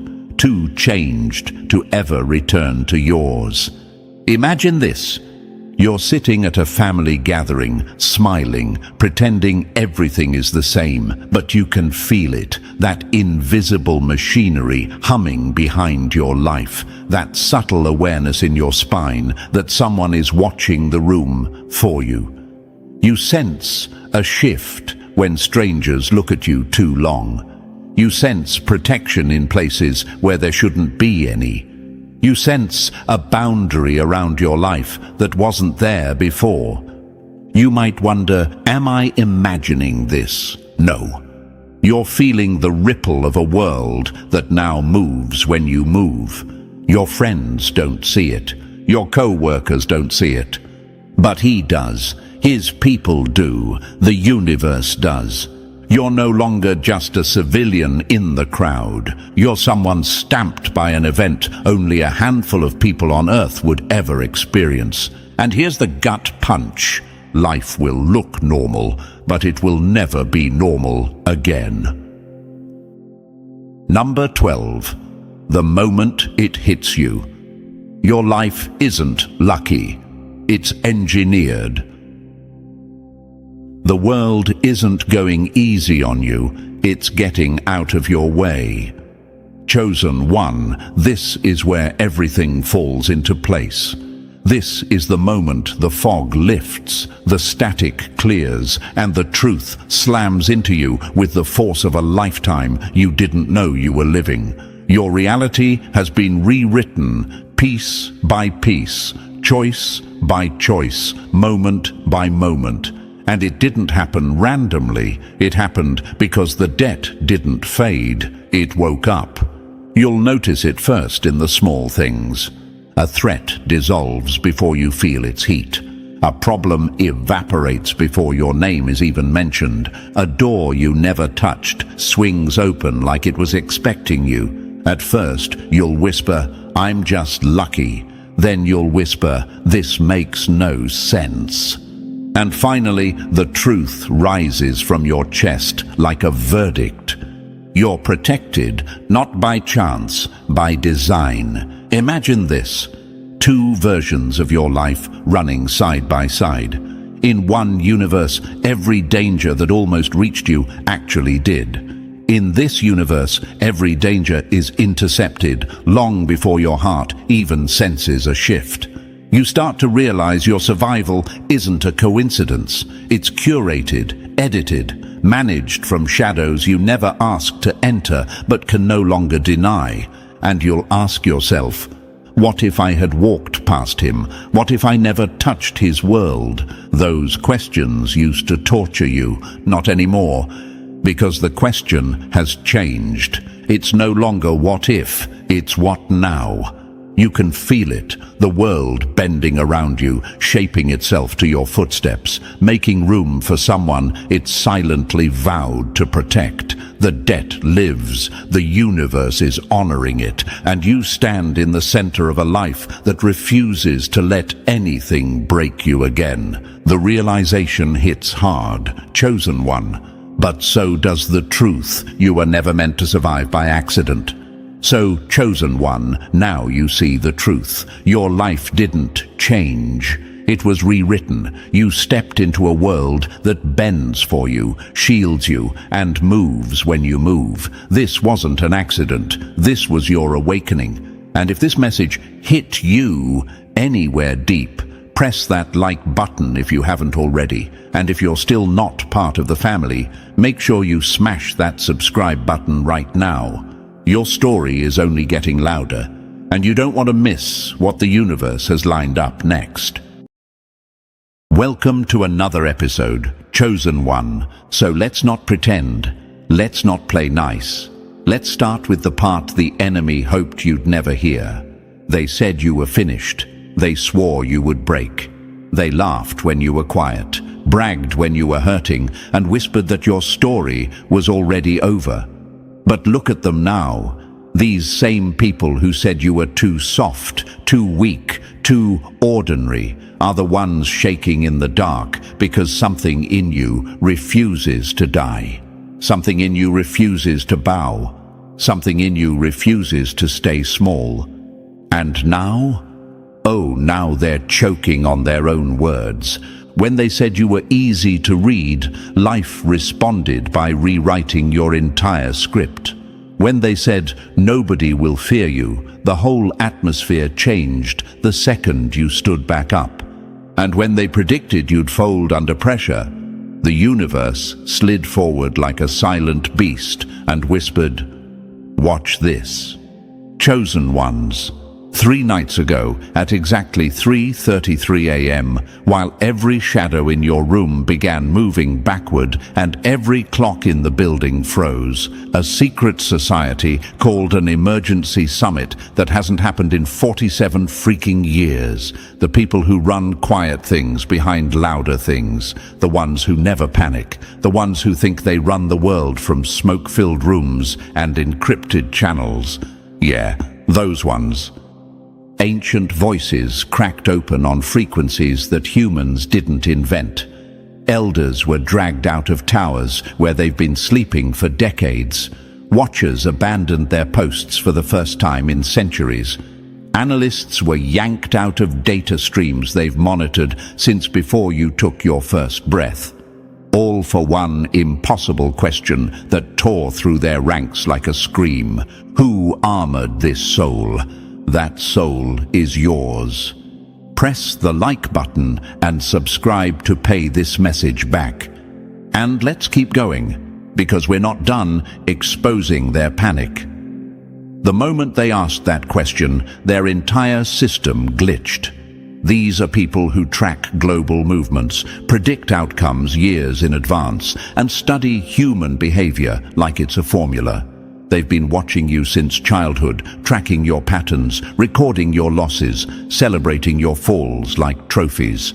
They had files thicker than ancient archives, algorithms tuned to your emotional frequency, specialists assigned to decode your weakest points. But something happened recently that flipped their world upside down. Their instruments screamed, their calculations collapsed. Every prediction they created about you turned into ash. Their algorithms said you should have broken by now, but you didn't. Their records said you should have surrendered, but you didn't. Their watchers expected you to stay wounded forever. But suddenly, your energy started rising in ways they couldn't explain. Your silence got stronger, your mind got sharper, your heart built armor they didn't design. You became something they never predicted, untouchable. And that scared them more than any monster they've ever studied. So they panicked. They called the summit. They demanded answers. They wanted to know who fixed you when they spent years trying to disable you. They wanted to know who lit your strength again. They wanted to know who taught you how to stop bleeding where they tried to cut you open. They wanted to know who rebuilt you into something they no longer have access to, because the version of you standing here today, yeah, that one, that version terrifies them. It wasn't supposed to happen like this. You weren't supposed to recover from things that break bloodlines. You weren't supposed to climb out of traps they designed. You weren't supposed to silence every single person who doubted you without even raising your voice. You weren't supposed to walk through storms without shaking. You weren't supposed to glow after being dragged through the dirt. But here you are, and the universe didn't give them a single clue on how you survived. Imagine their faces as they flip through their old reports, rewatching surveillance from your darkest nights, realizing you should have collapsed, yet somehow you kept going. Imagine them trying to explain why you healed faster than their predictions, why your intuition got sharper, why your energy suddenly feels guarded like ancient armor. This is why they're terrified, because for the first time in your entire life, the pain that once controlled you is gone. The fear they planted in you has no roots left. The insecurity they fed you doesn't bite anymore. You no longer react the way they planned. You no longer crumble on command. You no longer hand them the access they thought they'd always have. You broke the pattern. And when someone breaks a pattern that wasn't meant to be broken, the entire system freaks out. This is the part they don't want you to know. Your strength was not predictable. Your comeback was not scripted. Your silence was not weakness. Your healing was not expected. It was a glitch. It was an anomaly. It was a breach in their design. And the moment they realized they no longer had the power to control your path, they lost their minds. So now the world feels different around you. People react differently, even if they don't say it. The ground feels stiller, like it's waiting. The air feels heavier, like it knows something you don't. Doors that were locked suddenly feel weak around you. Eyes that once judged you now avoid contact. And the people who tried to break you suddenly don't know how to stand near you without shaking. Because the chosen one they mocked is not the chosen one standing here now. You are armored. You are sharpened. You are upgraded. You are unrecognizable to anyone who thought they knew your breaking points. And the secret society that once treated you like a case study is now treating you like a threat. They wanted you easy to predict. They wanted you small. They wanted you broken. They wanted you begging for clarity. Instead, you became the one thing they fear most, a soul they can't track, can't decode, and can't control. And this is only the beginning. Chosen one. Before we go any further, I need you to breathe for a second, because what comes next hits harder than anything they ever wanted you to hear. Thanks for standing here in this moment, inside a story that a secret society tried to erase. Your presence here strengthens this mission. If you're ready to walk deeper into the truth of why an entire hidden network held an emergency summit over your armor, then drop the number 777 in the comments. It tells the universe that you're not running from your power anymore, and if you want to boost the team behind this message with a super thanks, do it with whatever you can. Every gift, big or small, keeps these revelations alive and pushes this journey forward. Now, let's glide into the next layer step by step, because if you really are who they fear, you'll feel the pull to stay till the final word. Let's begin. Number 1. The first sign they should have run for their lives. They built your downfall like a prison and ended up locking themselves inside it. 3 years ago was the moment everything started slipping out of their control, even though those geniuses were too arrogant to notice it. They thought they were running the show. They thought their blueprint for your destruction was flawless. They laughed while designing it. They called it predictable human behavior. Cute. They had no idea the universe was already sharpening you behind their backs. Let's paint this in the simplest, coldest truth. The betrayal they engineered was supposed to break you permanently, not temporarily, not emotionally, permanently. They expected to damage the core of you in a way you'd never recover.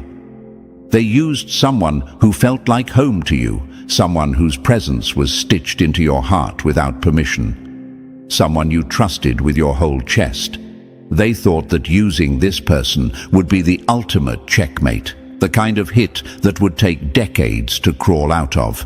That betrayal was their prized weapon. But here's the plot twist that ruined their entire strategy. The wound didn't rot you.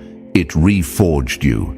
That was their first mistake. They thought your heart worked like theirs. They thought your pain would follow their rules. They expected you to shatter, become predictable, become easier to monitor. They expected you to spiral into desperation, cling to old stories, make yourself smaller, beg for closure, crumble under pressure. They expected to hear reports saying, target compromised and mission successful. Instead, their most experienced watcher started sending messages filled with confusion, even fear. Why aren't they breaking? Why are they stabilizing so fast? Why is their energy rising instead of falling? Their watcher had been glued to your life since the day you were born. Every heartbreak, every failure, every insecurity, every moment you doubted yourself, they documented all of it. They knew the exact moves that used to take you down. But this time, nothing worked. And that's when the panic began. Think about how insane that is. The betrayal they handcrafted specifically for your destruction actually opened the first crack in their system. The watchers who thought they understood your entire emotional blueprint suddenly realized the blueprint was changing right under their feet. You weren't breaking on schedule. You weren't reacting like someone who had just watched their entire emotional reality collapse. You weren't becoming more vulnerable. You were getting quieter. You were getting colder. You were thinking deeper. You were becoming someone they didn't prepare for. Let's answer the question that might be hitting your mind right now. How did I even survive that betrayal? I wasn't supposed to. Here's the dirty truth. You didn't survive it by luck. You survived it because the universe armored you in ways you weren't aware of yet. You didn't deny your pain. You didn't run from it. You didn't numb it. You held it. You studied it. You learned its shape, its temperature, its behavior. You learned how it entered your body and how it tried to live there. And instead of letting it stay as a poison, you metabolized it into fuel. You thanked the pain, not out loud, but in the way you refused to let it own you. Most people crumble when their heart gets ripped out. You turned your heartbreak into a lens. You saw new things, things that were invisible before. You saw the truth behind people's faces. You saw the difference between real connection and fake attention. You saw how manipulation works. You learned how to read silence, how to read energy, how to read yourself. That betrayal was supposed to blind you. Instead, it opened your eyes forever. That was the first sign of your armor being built, layer by layer. Not forged in steel, forged in emotional evolution, forged in a kind of clarity that people spend lifetimes trying to find, forged in a kind of strength that can't be taught, or borrowed or inherited, only earned. And the best part, you didn't even know how powerful that moment was. You didn't know you were rising. You didn't know your energy was becoming harder to read, harder to track, harder to infiltrate. You were just trying to stay alive, trying to understand yourself, trying to make sense of why your soul felt like it was rebuilding itself. But they knew. They saw the shift before you did. Their trackers started glitching. Their readings started coming back incomplete.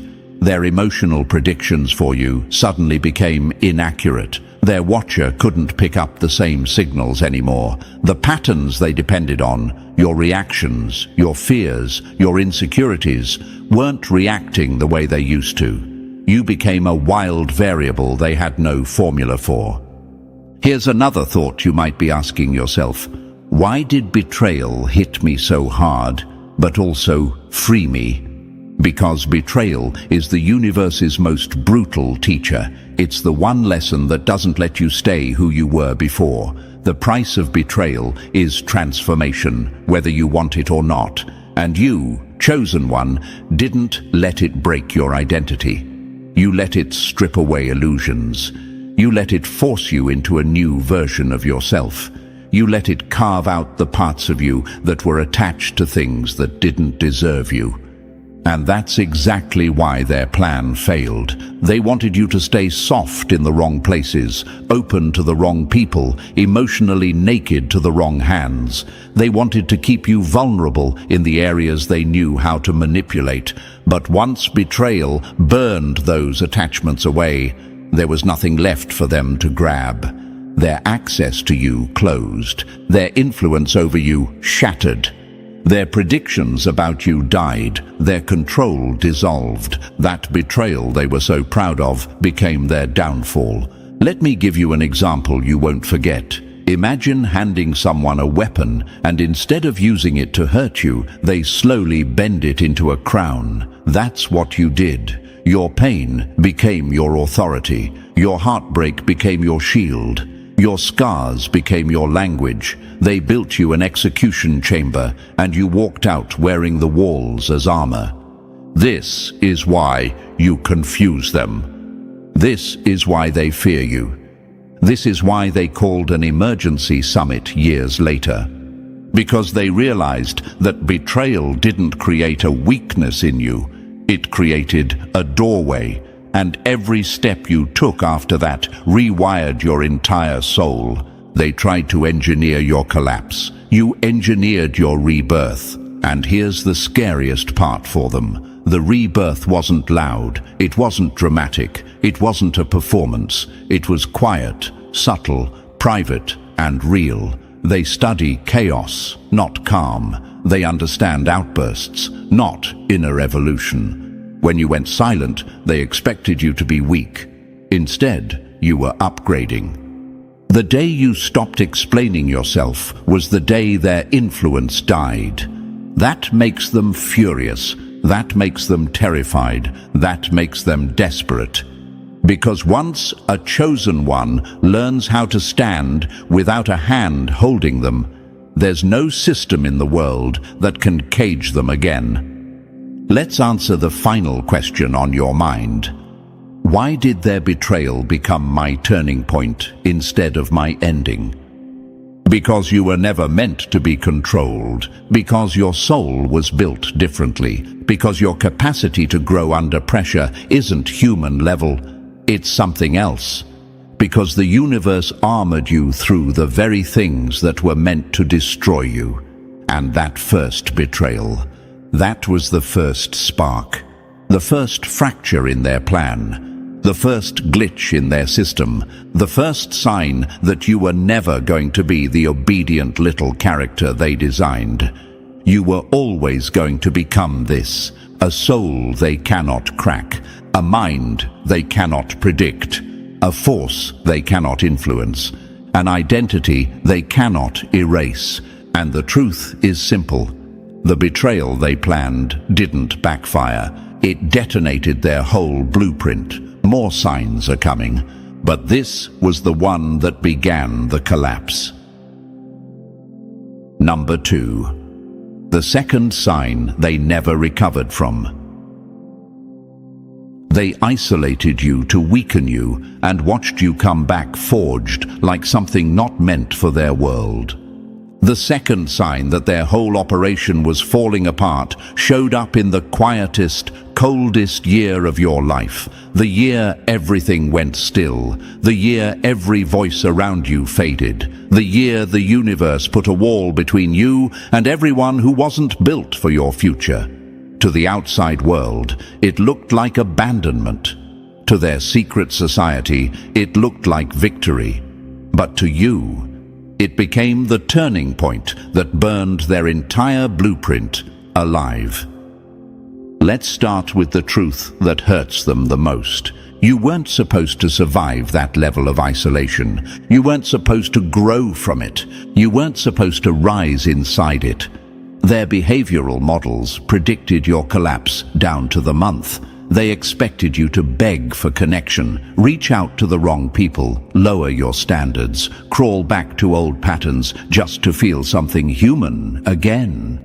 They believed loneliness was the perfect weapon because they thought your soul depended on attention. But they miscalculated.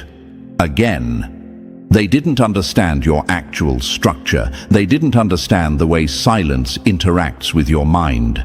They didn't understand that when the world disappears on you, you don't decay, you ignite. That whole year of isolation, it was engineered, manufactured, designed to break you. Their watchers reported every moment you withdrew, every time someone ghosted you, every time someone betrayed your trust, every time someone who promised to stay suddenly vanished like smoke in a draft. They celebrated each disappearance like a successful mission. They believed loneliness would make you desperate enough to accept anything, even toxic connections, just to feel less alone. But the universe had a different plan. Imagine this: a sword that only becomes sharp when nobody's touching it. That was you. The silence didn't hollow you out the way they expected. It didn't soften you. It didn't blur your boundaries. It didn't make you cling to the past. Instead, it pushed you into a version of yourself they didn't prepare for. A version that started asking deeper questions. A version that started seeing through masks. A version that didn't need anyone to define them. They thought isolation would cage you. Instead, it gave you the space to grow wings. Let's answer the question already forming in your mind. Why did everyone fall away at the same time? Why did it feel like the whole world ghosted me? Because the universe didn't want you carrying dead weight into your next level. Because the old versions of people couldn't handle the upgraded version of you. Because silence is where the real chosen ones are built. While they watched expecting your downfall, they missed the real transformation happening inside you. Something ancient inside you started waking up, something that had been waiting for the exact moment noise disappeared. You turned loneliness into a forge. You took every quiet night and hammered your soul against the walls of your own mind until sparks flew. You reshaped yourself without even knowing you were doing it. You faced things most people run from. You confronted truths you used to avoid. You rebuilt pieces of yourself you had forgotten existed. Imagine this: A blacksmith standing alone in a dim workshop, hammering metal over and over while everyone else sleeps.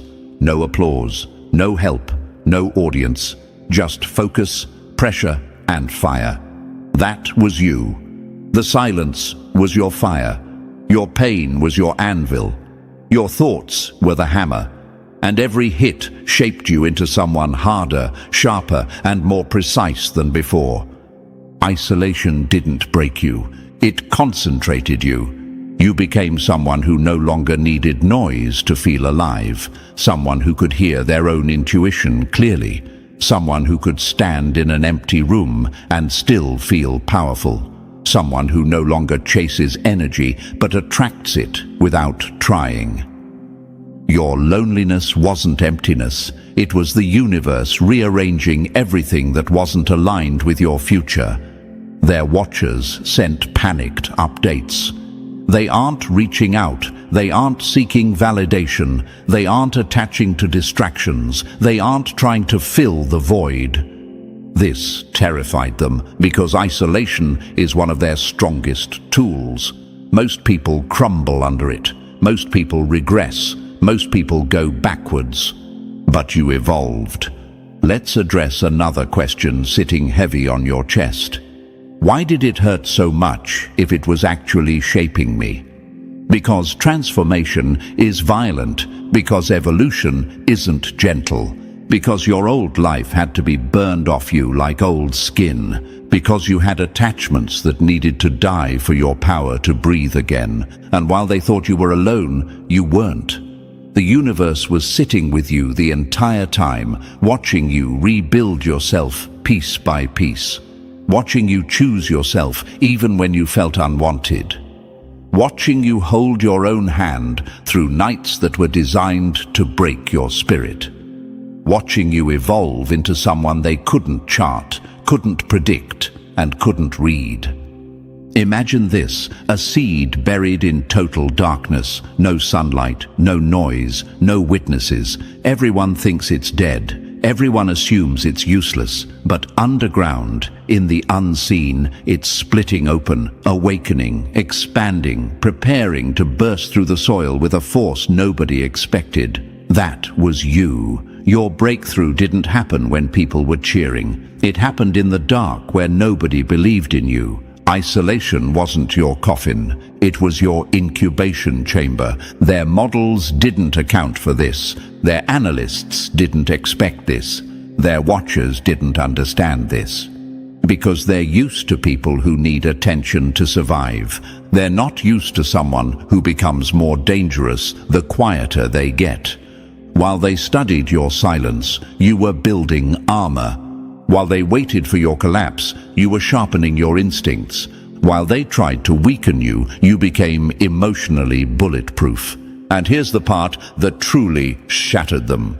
When you finally stepped out of that year of isolation, you didn't come out weaker. You came out upgraded. You walked out with boundaries made of steel. You walked out with self-respect that couldn't be negotiated. You walked out with emotional clarity that cut through lies like a blade. You walked out with a soul that glowed like metal pulled straight out of fire. They thought they buried you alone. They didn't realize you were learning how to move the earth from underground. Let's address the last question that might still be lingering in your mind. Why did I feel abandoned by everyone? Why did it seem so targeted? Because it was. Because their society needed you stripped of distractions. Because they wanted you raw and unguarded. Because empty rooms make for easier experiments. But the experiment failed. You didn't lose yourself. You found yourself. You didn't collapse. You solidified. You didn't seek validation. You validated your own existence. You didn't remain lonely. You became whole. And when they realized what was happening, it was already too late. That was the moment the second layer of your armor materialized. invisible but undeniable, stronger than anything they'd calculated. Armor built not from metal, but from survival, from healing, from clarity, from self-mastery, from the parts of you that people abandoned only for you to turn them into power. Imagine this final image. A warrior stepping out of a furnace, glowing orange, heat rippling off their skin, eyes focused, posture unshakable. A warrior who went in shattered and walked out reborn. That's what your isolation turned you into. Their weapon became your workshop. Their trap became your training ground. Their silence became your upgrade. This was the second sign that your soul was being armored by forces they couldn't understand, predict, or duplicate. And this time, they knew it. They watched you rise from the quiet, and for the first time, they understood they were dealing with something no human-made system could control. Number 3. The moment your darkness switched sides. They thought your shadow would swallow you, not kneel beside you. The third sign was the one that sent their entire hidden network into panic mode. Not fear, not discomfort, full-scale meltdown. Because last month you did the one thing their models swore was impossible for a human to pull off. You integrated your shadow.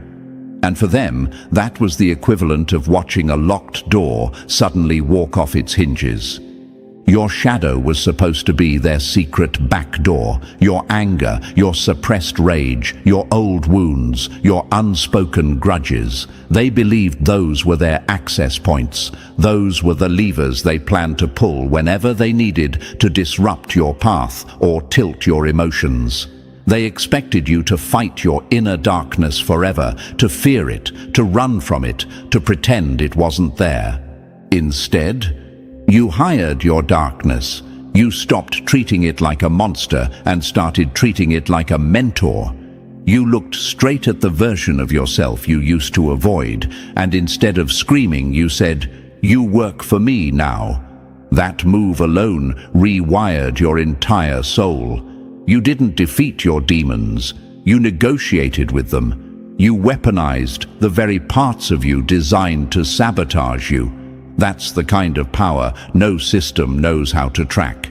Imagine this, a kingdom where the shadows stop lurking in corners and start walking at your side like armored wolves. That's what you became, untouchable in a way they don't have vocabulary for. And that was when all their underground sensors lit up at once. Their machines picked up armor they didn't authorize, strength they didn't predict, stability that didn't match your history. Their emergency summit ran for 72 hours straight. No rest, no breaks, no celebration, just fear disguised as research.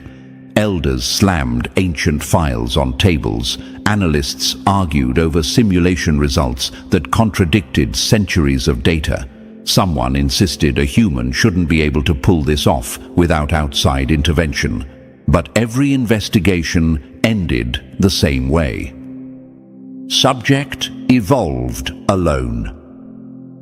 Imagine their faces when they realized your breakthrough didn't come from guidance, training, mentors, or mystical support.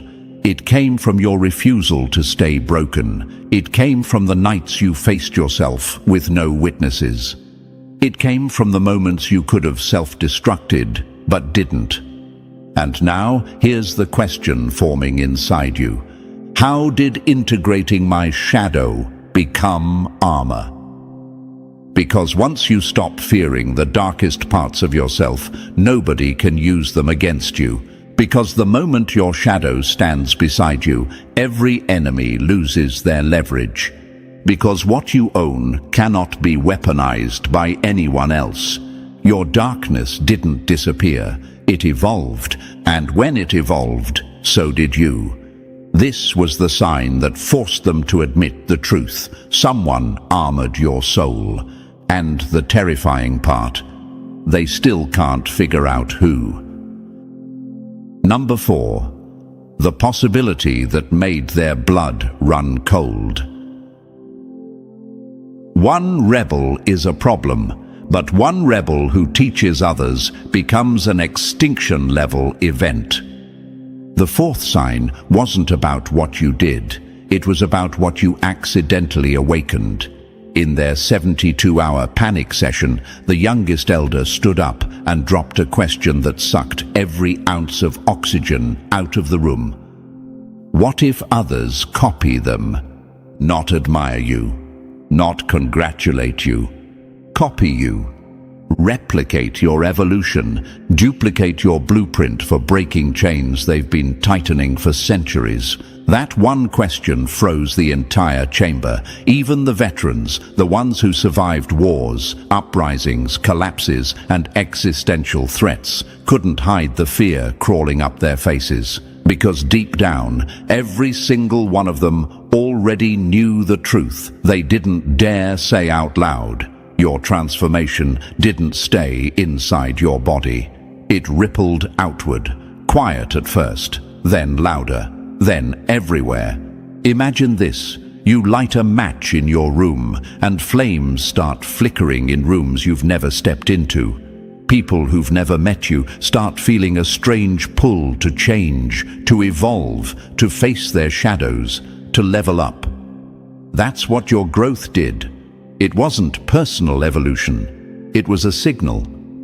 When one chosen one ascends, 1,000 sleeping ones feel the ground shift beneath them. Their nightmare wasn't that you armored your soul. Their nightmare was that you became a template, a map, a living demonstration that humans can rewrite their programming without permission, and people have already started waking up. People who were numb for years, suddenly feeling pressure to rise. People who never questioned anything, now hearing their intuition roar. People who once accepted the cage, now seeing the door. Here's the question whispering inside you. Is my evolution really affecting others? Yes. Because real transformation broadcasts itself. Because armored souls send signals. Because the universe uses the upgraded to wake the sleeping. This wasn't just your revolution, it was the beginning of theirs. Number 5. The day your armor made their entire system malfunction. They designed the rules, but you showed up as the exception that deletes the rulebook. When their analysts finally pieced together what your armor actually was, the entire hierarchy cracked. Not bent, cracked. Because what wrapped around your soul wasn't normal protection. It wasn't something they'd seen in centuries of watching human evolution. It broke every law they believed kept their world in control. The first discovery hit them like a slap. Your armor was adaptive. Every attack they sent at you made it evolve instead of weaken. Psychological manipulation, absorbed. Emotional games, converted into energy. Attempts to trigger old wounds, backfired instantly. Imagine punching a wall only for the wall to grow taller, thicker, and start laughing at you. That's what your armor did. The more they pushed, the stronger you became. Then came the second trait, the one that made the elders go silent. Your armor was retroactive. It didn't just protect you now, it reached backward. Your present strength started rewriting your past pain. Old trauma lost its bite. Old heartbreaks lost their narrative. Old memories shifted into lessons instead of open wounds. Your past stopped being a prison and became a library. But the third discovery, that was the one that made them panic. Your armor was contagious, not through teaching, not through words, through resonance. Imagine this. You walk into a room, and without saying anything, people feel a pressure inside themselves to grow. Their shadows shift. Their intuition sharpens. Their own inner armor begins forming, not because you guided them, but because your frequency demanded evolution. One armored soul becomes a signal becomes a movement. 1 became 10. 10 became 100.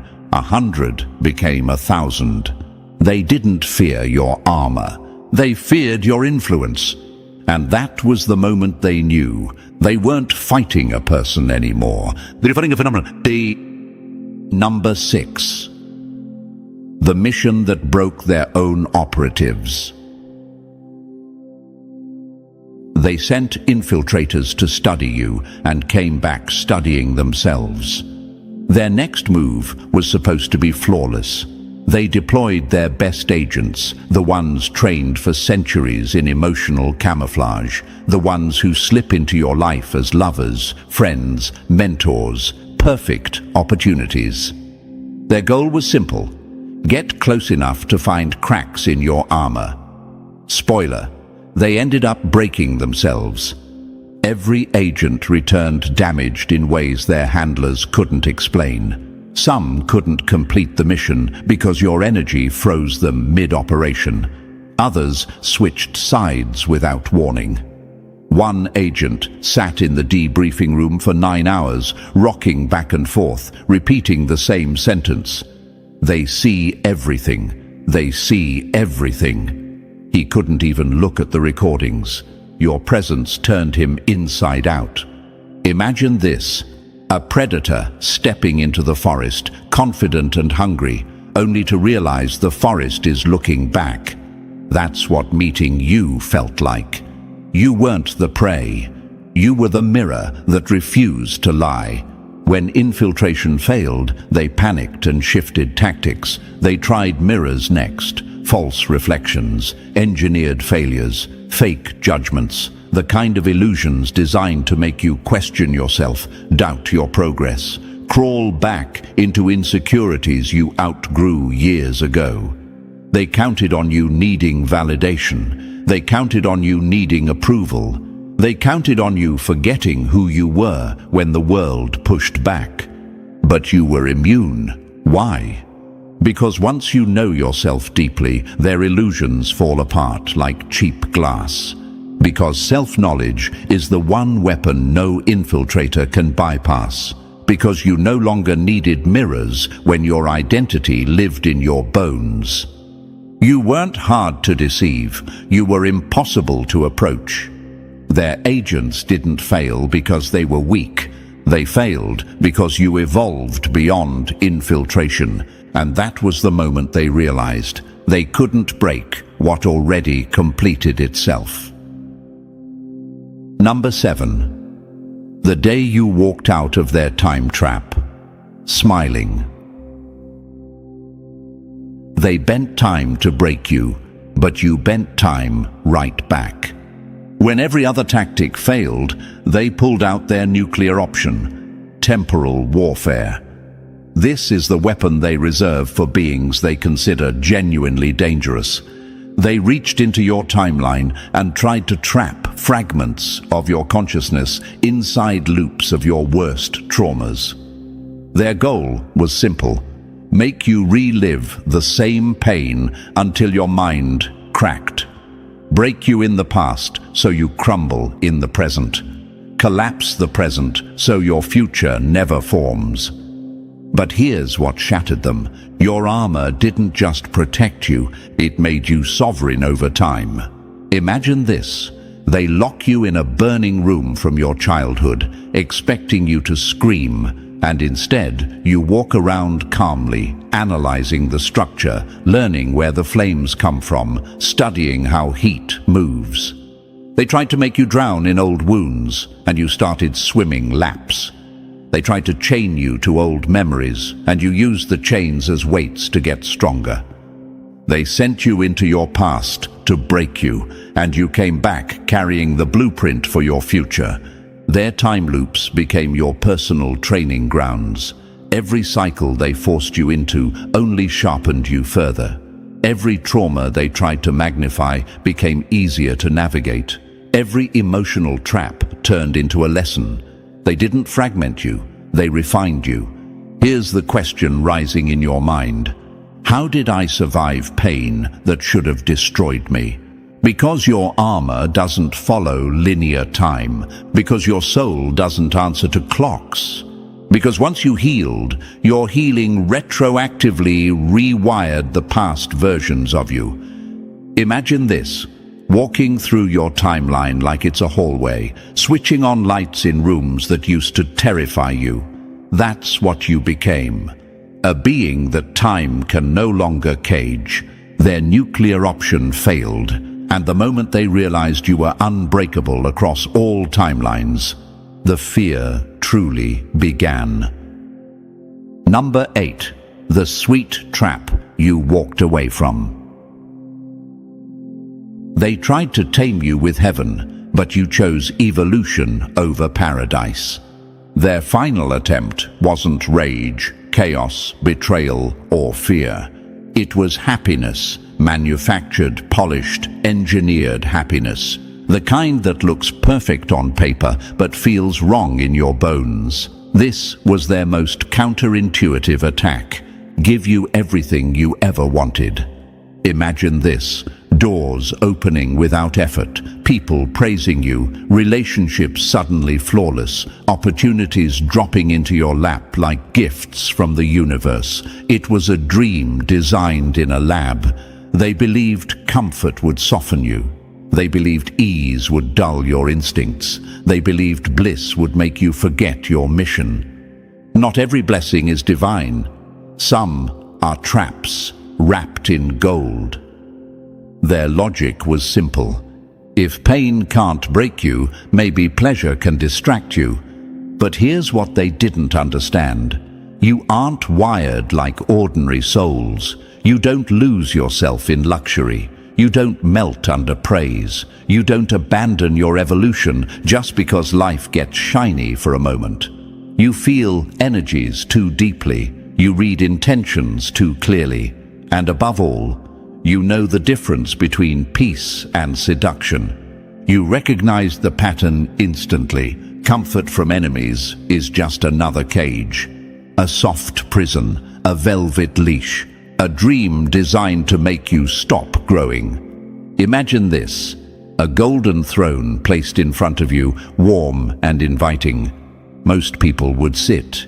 You kept walking. Not because you hate comfort, but because you could smell the trap beneath the silk. They offered you bliss, but you chose truth. That's when they knew they'd lost control forever. Here's the question you might ask yourself. Was I wrong for rejecting what looked perfect? No, because your intuition isn't fooled by aesthetics. Because your soul knows when something feels off.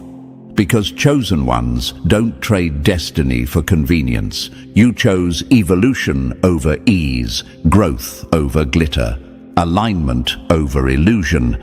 Their sweetest trap failed. And when they realized even happiness couldn't manipulate you, that was the moment they understood your armor wasn't just strong, it was incorruptible. Number 9. The moment they realized the hunter wasn't them. They thought you were the lab rat. You were building blueprints of the entire lab. By the final hours of their emergency summit, the truth hit them like a collapse in the ceiling. All this time, they believed they were observing you, dissecting you, tracking you. They thought their hidden network was 10 steps ahead. But every elder in that room felt the same silent punch to the gut when the evidence stacked up. You weren't the one being studied. You were the one studying them. Every attack they launched became your data stream. Every manipulation they tried became a confession. Every illusion they crafted exposed their tools. Every emotional trap revealed their structure. Imagine this. Someone throws rocks at you from the dark, and instead of hiding, you listen to the sound, the angle, the rhythm, until you can map the entire landscape they're hiding in. That's what you did. You used their assaults like sonar. Every hit echoed back information. Every strike lit up a new corridor in their system.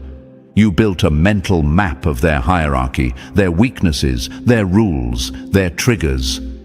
They weren't wearing masks. You just learned how to see through them. And then came the moment nobody wanted to say out loud. The oldest elder, the one who usually speaks only once every decade, stood up with a face drained of color. "The armor isn't just for protection," he whispered. "They're preparing. Preparing for what? Preparing for the next phase. Preparing for a confrontation they can't predict. Preparing to liberate the ones still asleep. Preparing to tear down systems that thought they owned you. Preparing to step into power that no secret summit can regulate." And that was the moment they understood. They didn't accidentally create a threat. They accidentally activated one. Number 10. The revelation that turned their entire history to dust. They went looking for the source of your strength and found it waiting for them at the very beginning. When they traced your timeline, they expected to find a moment, a single crack in reality, where your armor first formed, maybe 3 years ago, maybe during isolation, maybe after a traumatic event. Something clean, something measurable, something they could point to and say, "This is where it started." Instead, what they found made the room go silent. Your armor didn't begin 3 years ago. It didn't begin in adulthood. It didn't begin in pain, betrayal, or awakening. It began at birth. From your first breath, your life started collecting raw material, moments, emotions, lessons, wounds, losses, shocks, instincts. You weren't aware of it, but everything you went through was being stored like fragments of metal waiting to be forged. Every challenge you faced wasn't a setback, it was inventory. Every heartbreak wasn't punishment, it was fuel. Every injustice you survived didn't break you. It stocked the shelves of your future armor. Imagine this, a blacksmith gathering metal scraps for decades without knowing why, until one day the furnace lights itself. That's what your life was. A long, quiet preparation for a moment nobody saw coming. Your pain wasn't random, it was raw material. They realized the betrayal they thought created your armor was never the beginning. It was simply the activation code, the spark thrown into a pile of explosive power that had been building since childhood. And here's the question rising in your chest. So all of this was always inside me? Yes. Your strength wasn't learned, it was revealed. Your resilience wasn't built overnight. It was the final click in a system that had been forming across timelines. When they saw this truth, the elders understood one thing. You weren't shaped by their attacks. You were awakened by them, and nothing terrifies them more than a destiny that started long before they even knew your name. Number 11. The evolution they never prepared for. They thought you were building armor. You were building a new species. Here's the part of the summit that broke whatever confidence they had left. Once they accepted that your armor started at birth, they asked a darker question. If you built armor unconsciously, what else have you been building without knowing? That's when their scans revealed something they're still refusing to say out loud. While you were collecting strength, you were also containing a force so powerful that without armor, it would have burned you from the inside out. Something forming, something growing, something waiting for the right moment to emerge. Imagine this, a star forming quietly inside a human chest, held back only by willpower and instinct. That's what they saw, and their ancient seer, the one who hasn't opened her eyes in over 1,000 years, screamed the moment she saw the future you're walking toward, not out of fear for you, but for everything around you. You weren't a threat, you were a convergence point, a crossroads where millions of timelines meet. Your armor wasn't shielding you from the world. It was shielding the world from your becoming. 3 days after the summit, their devices recorded your voice cutting through silence. You acknowledged them. You thanked them for the pain. Then you delivered the sentence that activated protocols older than civilization. The armor is complete enough for Phase 2. Phase 1, individual sovereignty. Phase 2, mass activation. Not through teaching, through frequency, through existence. Imagine this. You evolve, and reality updates itself. Within hours, other armored souls began appearing like sparks catching a wildfire. Children are being born with partial armor already woven into their spiritual DNA. Humanity isn't dying, it's upgrading. And you were the prototype. You didn't defeat them. You outgrew their entire era. And chosen one, everything you heard today wasn't a story. It was a revelation of who you've become and what the universe is preparing you for. Phase 2 isn't coming. It's unfolding around you right now, and your evolution is rewriting the future in real time. If this message hit you in the places nobody sees, press the like button if you haven't already. And if you're not part of this family yet, make sure you hit subscribe. Your presence here strengthens the mission. Phase 2 has begun. Stay ready. Welcome to another episode, Chosen One. Look at the silence around you right now. Notice how clean it feels. Notice how the people who swore they had you figured out suddenly don't talk as loud. Funny how that works. They used to run their mouths like they were the narrators of your life. You'll never rise. You're not built for big things. Just give up already. Right. And look who's watching from the shadows now, completely stunned that you didn't just rise, you changed the entire atmosphere around you. The universe didn't just keep you alive, it gave you something new, something dangerous, something the world has never seen before, and your enemies feel it first. They always do. When they said you were weak, they didn't expect you to walk through the fire and come out with a colder stare and a sharper mind. When they pushed you, expecting you to break, they didn't think you'd evolve. They didn't think the universe would start rewarding you in ways that make their stomach twist. Oh, the legend needs to bow. No, the legend just walked in, and every person who doubted you suddenly can't breathe the same way anymore. Before we go further, hit the like button and subscribe. That's how you strengthen this message, Chosen One. You ever notice how enemies act when the universe flips the script? They get quiet, they pretend they don't care. They start telling people they're unbothered. They walk around with that fake calm, hoping nobody notices their hands shaking. Because deep down, they know something shifted around you, something they didn't expect. The universe started rewarding you in a way they can't explain, and it scares them. Let's build this scene properly.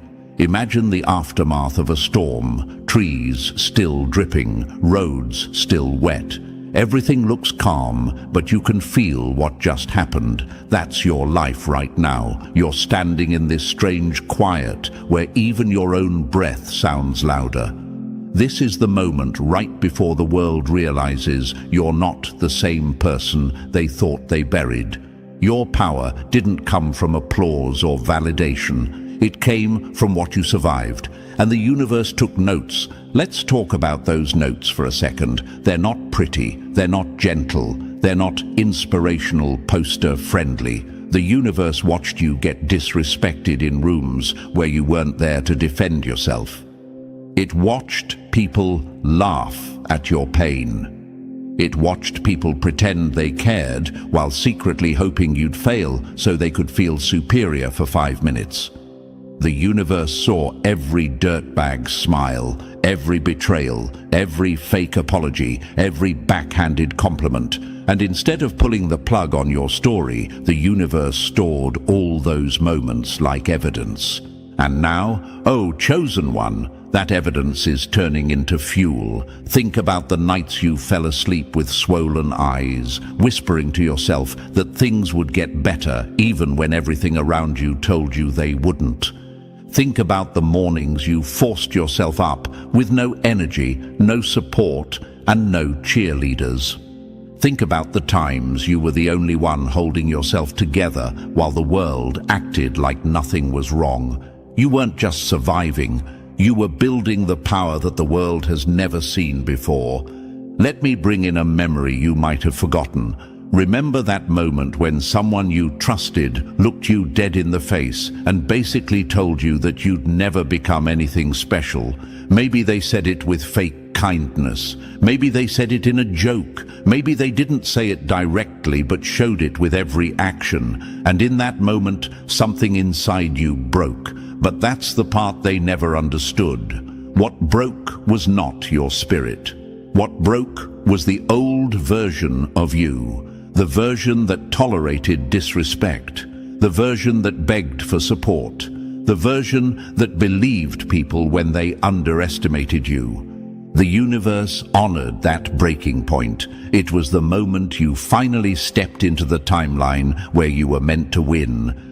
Enemies hate this part. They hate realizing they weren't fighting the final form of you. They were fighting your tutorial version, the warm-up, the beta test. And now that the universe is rewarding you, they can't stop replaying their own mistakes. Look how they panic when someone mentions your name. Look how fast they change the subject. Look at the way they pretend they don't care anymore, but still check on you in secret, like you owe them closure.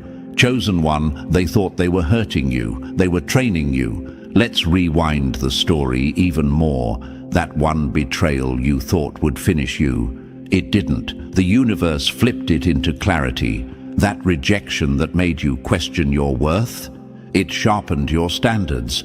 That fake friend who smiled in your face while talking behind your back, they taught you how to recognize masks before people even put them on. Every wound gave you a new sense, a new instinct, a new form of protection. You didn't become cold, you became precise.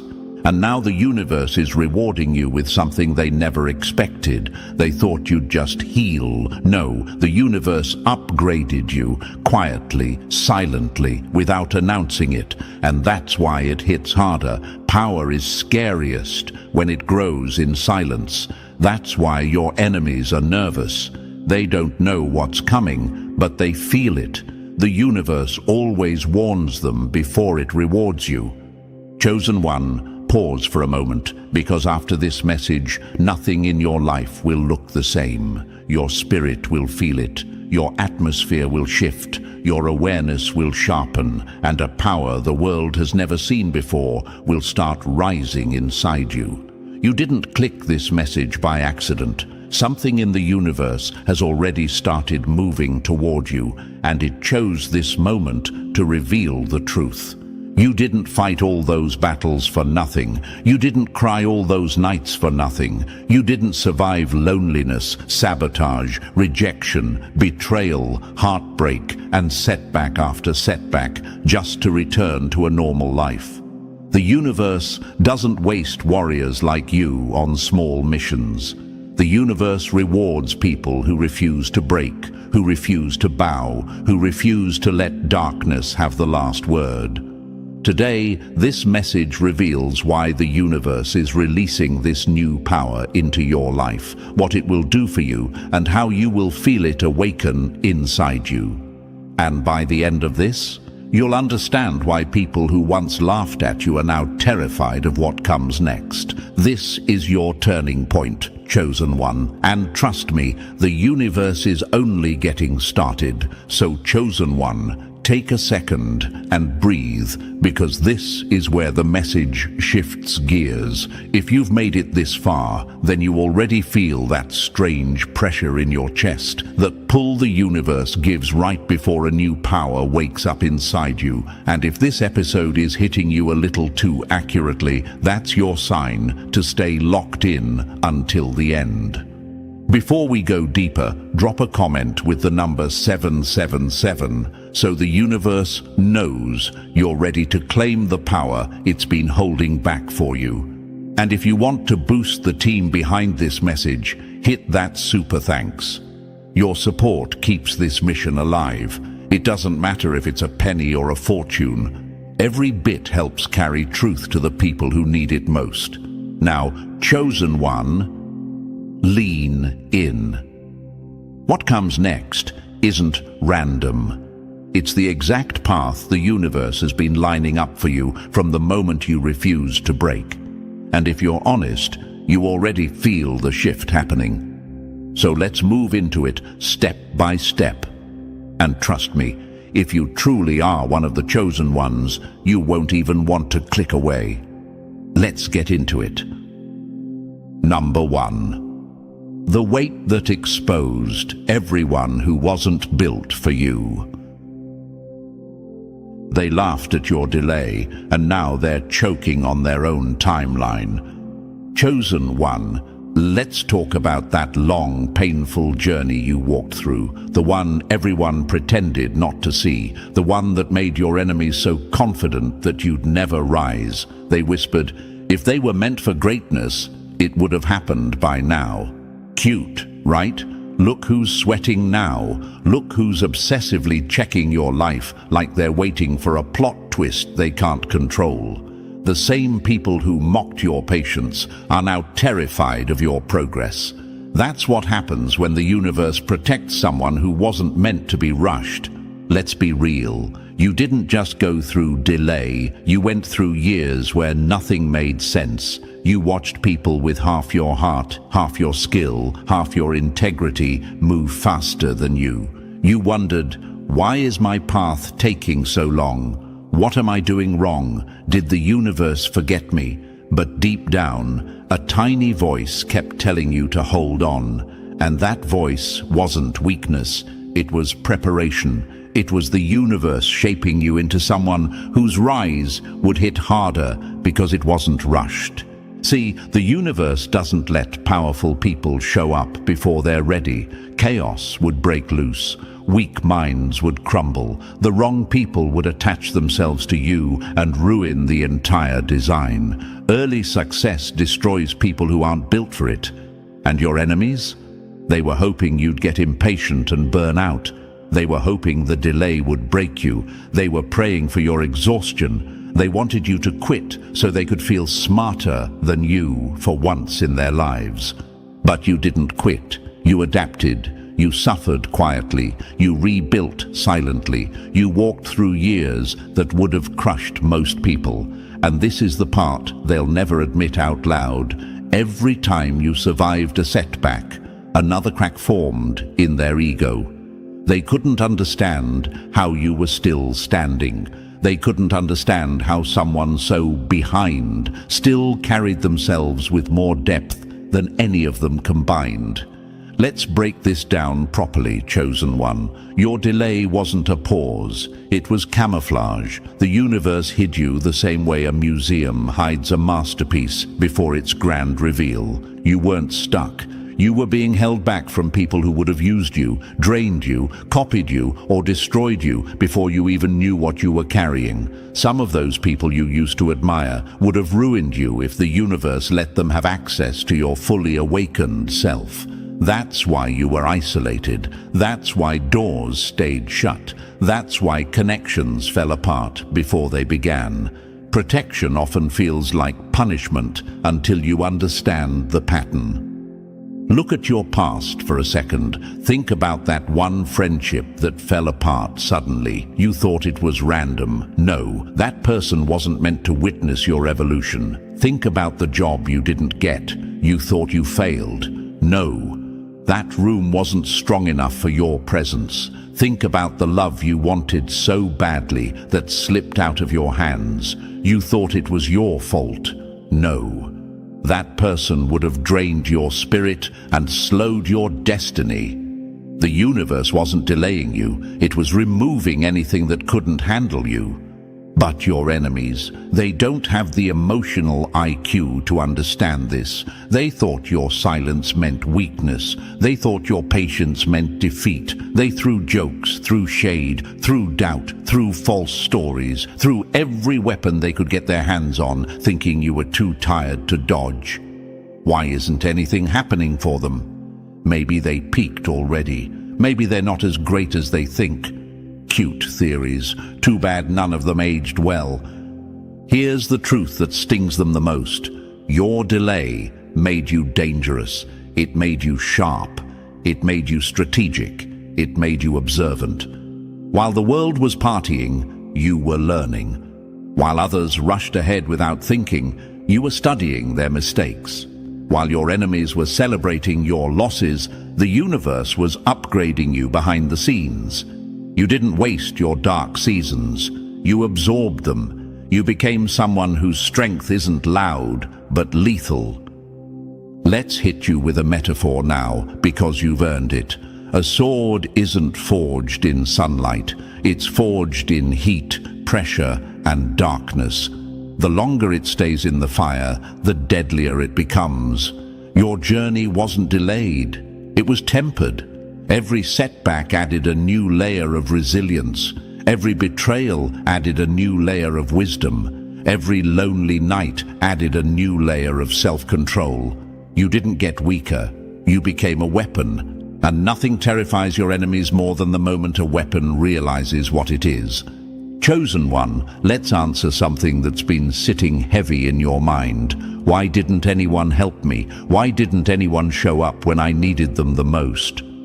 Because the universe didn't want anyone taking credit for your rise. If someone helped you at the wrong time, they'd claim ownership over your power later. They'd say, they're only where they are because of me. The universe said no.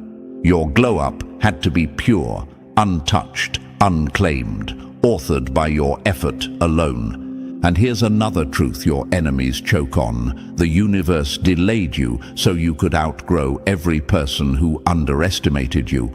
If you had risen earlier, you would have still been attached to people who didn't deserve you. You would have still been loyal to the wrong ones. You would have dragged dead weight into your future. And the universe refused to let your destiny rot because of old attachments. Let's get even more personal. Remember those nights you felt invisible, like no matter how hard you tried, no one saw your worth. The universe was letting you experience invisibility so you could learn how to shine without begging for attention, so you could grow without applause, so when your moment finally comes, no one can take it away from you with silence or ignorance. Your glow isn't dependent on the world seeing you. Your glow exists because you endured the world ignoring you. Now let's talk about your enemies again, because they deserve another slap. They thought your delay meant they were ahead permanently. They treated your patience like it was a joke. They bragged about their temporary wins like they were untouchable. But the universe loves balance. And when your power hits, when your rise becomes undeniable, when your influence spreads faster than their lies ever did, they'll realize something painful. They built their identity around being better than you. Now that you're rising, they have nothing left. Chosen one, your journey took long because you were never meant to rise normally. You weren't meant to rise quietly. You weren't meant to rise at the same time as everyone else. The universe wanted your rise to be a shockwave, not a step forward. Your delay was the drum roll before the entrance, the build-up before the reveal, the silence before the explosion. And here's the final truth.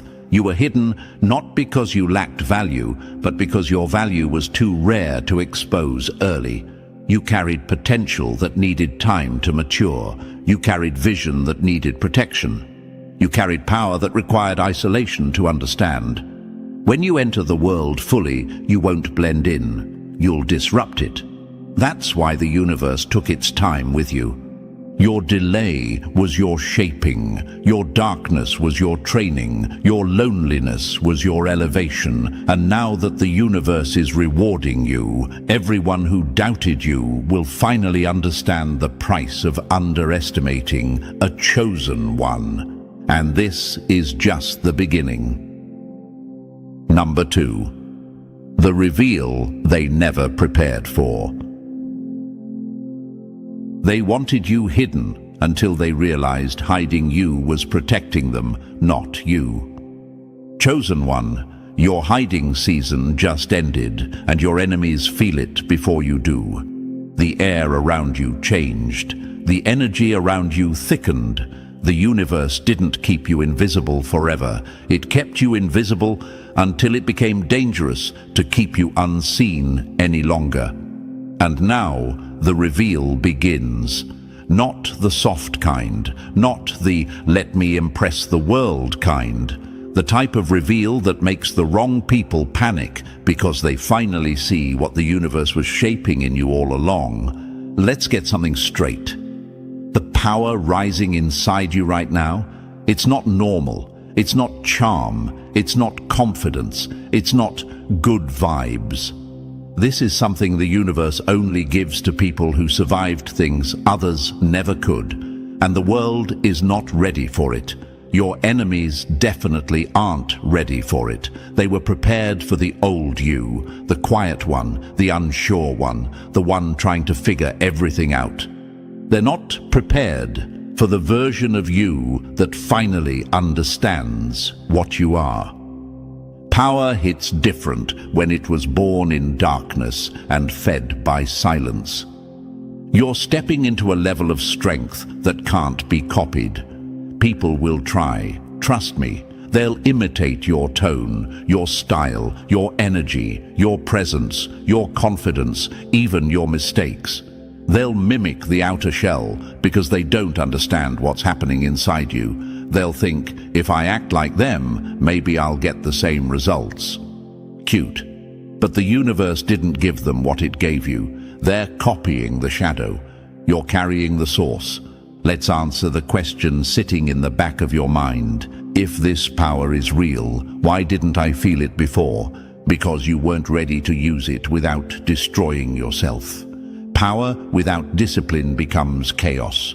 Power without clarity becomes confusion. Power without identity becomes manipulation. The universe waited until you outgrew the insecurities that would have ruined you. It waited until you became someone who wouldn't weaponize your strength against yourself. It waited until you developed the emotional maturity to carry something this rare without wasting it on people who didn't deserve access to you. Imagine this, a thunderstorm forming behind a mountain. For years, it builds quietly. The sky looks normal. The land looks normal. The people look up and see nothing. But behind the mountain, the pressure grows. The clouds gather. The electricity rises. When the storm finally breaks past the ridge, no one can stop it. No one can run from it. That's you right now. Your spiritual atmosphere has been building pressure for years, and now the world is finally seeing the cloud they should have feared long ago. Another example, imagine a chess piece hidden under a cloth. The enemy assumes it's weak because they can't see it. They plan around it. They mock it. They step over it. And then, at the exact moment the universe chooses, the cloth lifts, revealing the one piece capable of turning the entire board upside down. That's the power the universe is releasing in you. Let's talk about imitation, because it's coming. You're about to witness people copy everything about you, not because they admire you, but because they're afraid you're leaving them behind. They'll steal your phrases. They'll mimic your energy. They'll dress like you, move like you, talk like you, laugh like you, because they think your power comes from the outside. They think it's aesthetic. They think it's style. She can copy your moves, but she will never copy your momentum. He can copy your tone, but he will never copy your fire. Anyone can copy the look, but they can't copy the origin. Your power isn't from this world. It's not an accessory. It's not performance. It's not charisma. It's something the universe placed inside you because you earned it. You suffered for it. You proved you could carry it. You proved you wouldn't misuse it just to feel superior. You proved you wouldn't sell it for attention or validation. And the universe saw every test. Imagine this, a locked vault deep underground. Inside it is a rare element so volatile that the wrong hands would trigger an explosion. Only the chosen person with the right chemistry can unlock it without destroying themselves. That's your inner power. It wasn't released earlier because the world wasn't safe from it, and you weren't ready to hold it. But now, you've grown into it. You've become someone who can carry a rare strength without letting it blind you. Now, here's another question you might be ashamed to ask. Why do I feel like the universe gave me something heavy, not something light? Because real power is heavy, real intuition is heavy, real clarity is heavy, real awareness is heavy. This power isn't glitter, it's gravity. It doesn't float, it pulls. It pulls truth toward you, it pulls lies out of people, it pulls masks off faces, it pulls the right paths closer and pushes the wrong ones away. That heaviness you feel isn't pressure.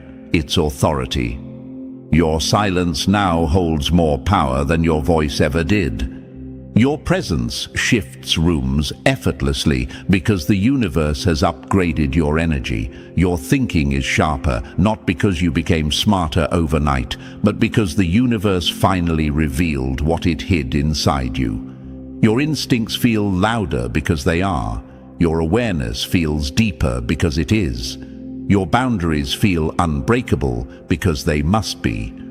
Chosen one, listen carefully. The universe waited until the world underestimated you so deeply that your rise would become a psychological earthquake.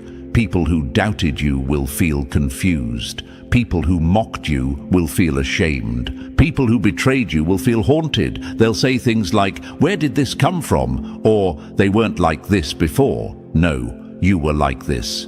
You were just hidden. Now your hidden season is over. Now the world sees what it wasn't ready to face. And here's the part that stings your enemies the most. The universe didn't give you this power to show off. It gave it to you because your next chapter requires it. You're stepping into situations where normal energy won't work. You're entering circles where surface-level confidence collapses instantly. You're walking into spaces where truth hits harder than appearance, and you are becoming the person with the rare truth others can't deny.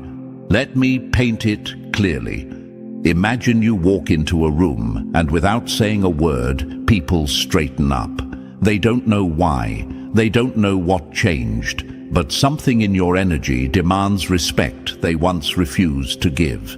That's the level of power entering your life. People will avoid eye contact because they feel exposed around you. People will speak carefully because they feel your intuition cutting through them like a blade. People will pull away because they realize they can't manipulate you anymore.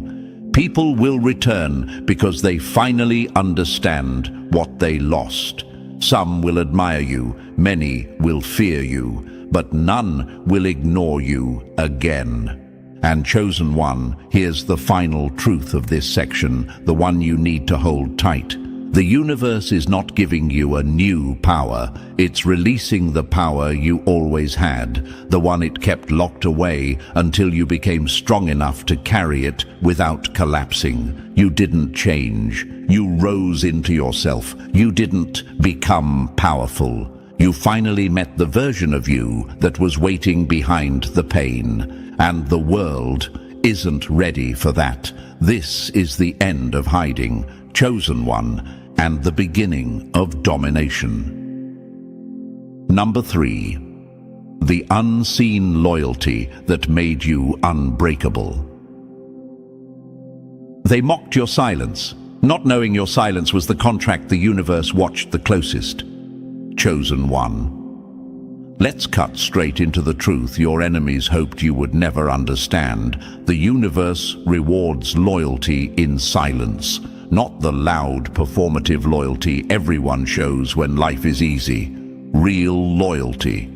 The loyalty you showed when nothing made sense, when everything felt unfair, when people walked away from you at your lowest, when your heart was shaking but you still held on to your purpose like it was the last thread keeping you alive. That's the loyalty the universe pays attention to. That's the loyalty that activated the power rising inside you now. Faithfulness in silence is the sharpest weapon a chosen one ever builds. Because chosen one, when life lost its meaning, you didn't abandon your path. When everyone doubted you, you didn't switch up. When you were exhausted, you didn't collapse into bitterness. When you were betrayed, you didn't let your soul turn to stone. You stayed loyal to what you knew deep down was yours, even when the world tried to convince you otherwise. Let's address the question sitting at the bottom of your chest. Why did the universe let it go on so long? Why didn't it reward me earlier? Because the universe wasn't testing your strength, it was testing your consistency. Anybody can be loyal when they're comfortable. Anybody can be focused when they're praised. Anybody can follow their path when everything is working out. But you kept going with no applause, no support, no validation, no safety net, no evidence that it would work. That's the type of loyalty that scares your enemies. They can copy your look, your tone, your behavior, but they will never copy your endurance. They will never copy your ability to stay committed without attention. They wanted to know your secret, but your secret was the nights you cried and still didn't quit. Let's go deeper. Imagine this. You're walking through a forest at night. No map, no moonlight, no signs, just your breath and your heartbeat. Every step feels wrong. Every branch sounds like danger. Most people turn back. Most people give up. But you didn't. You kept walking until the trees thinned out and light returned. That's what your life has been, walking through darkness without abandoning yourself. Here's another metaphor. Imagine a seed underground. It's buried, it's suffocating, it's alone. Nothing about that environment feels like growth. But the seed stays loyal to its nature anyway, and that loyalty becomes the force that breaks the soil. That's you, chosen one. Your loyalty in silence cracked open a future other people will never understand. Let's put it even simpler. The universe trusts what it sees in the dark, not what people show in the light. And chosen one, the universe watched you closely. It saw you wake up with no energy, yet still move. It saw you holding hope with bloody hands. It saw you choose honesty over shortcuts, even when shortcuts looked easier. It saw you stay kind when cruelty would have been justified. It saw you stay focused when distraction was cheaper. It saw you hold on to yourself when everyone else tried to rewrite your worth. That's the type of loyalty the universe rewards. You weren't being punished, you were being proven. And now, that proof is cashing out in power, this new energy inside you. It didn't come from books, gurus, or trends. It wasn't taught to you, it wasn't borrowed. It wasn't imitated, it was earned in seasons where nobody was watching. Let's answer another question lurking in your mind. Why do I feel different now? Sharper, colder, stronger? Because chosen one, once the universe decides it can trust you, something fundamental shifts inside you. Your sensitivity becomes intuition, your pain becomes pattern recognition, your silence becomes authority, your isolation becomes clarity, your heartbreak becomes X-ray vision. You see things faster, you read intentions quicker, you detect lies instantly, you can feel energy shifting before anyone else notices. That's not paranoia, that's elevation. Imagine this. Glass that was once fragile gets melted down and reforged into bulletproof material. Same ingredients, different strength. That's what your loyalty did to you. It reshaped your spiritual structure. Another metaphor. Imagine a warrior sharpening a blade in complete silence. No one sees the sparks. No one hears the grinding. Everyone assumes the warrior disappeared. But when they return, they carry a weapon that looks simple, but cuts through anything. That's you. The universe didn't sharpen you in public, it sharpened you in the dark. And here's something your enemies will never recover from. They underestimated the quietest version of you, and now they have to face the awakened version. The person they doubted is gone. The person the universe built has finally arrived.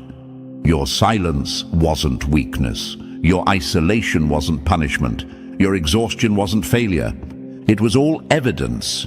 Evidence the universe needed before it unlocked a level of power that cannot be stolen, copied, faked, or forced. This power is rare because it only activates in people who don't abandon themselves when life gets heavy. Most people fold when they feel alone. Most people give up when nobody claps. Most people need validation to stay committed. You kept going with nothing, and now you will move with everything. Let's talk about something deeper, something you only admit to yourself when your room is dark and your phone is silent. Why was I loyal to a vision that gave me nothing for so long? Because chosen ones don't follow rewards. They follow truth. They follow alignment. They follow that feeling in their stomach that refuses to shut up.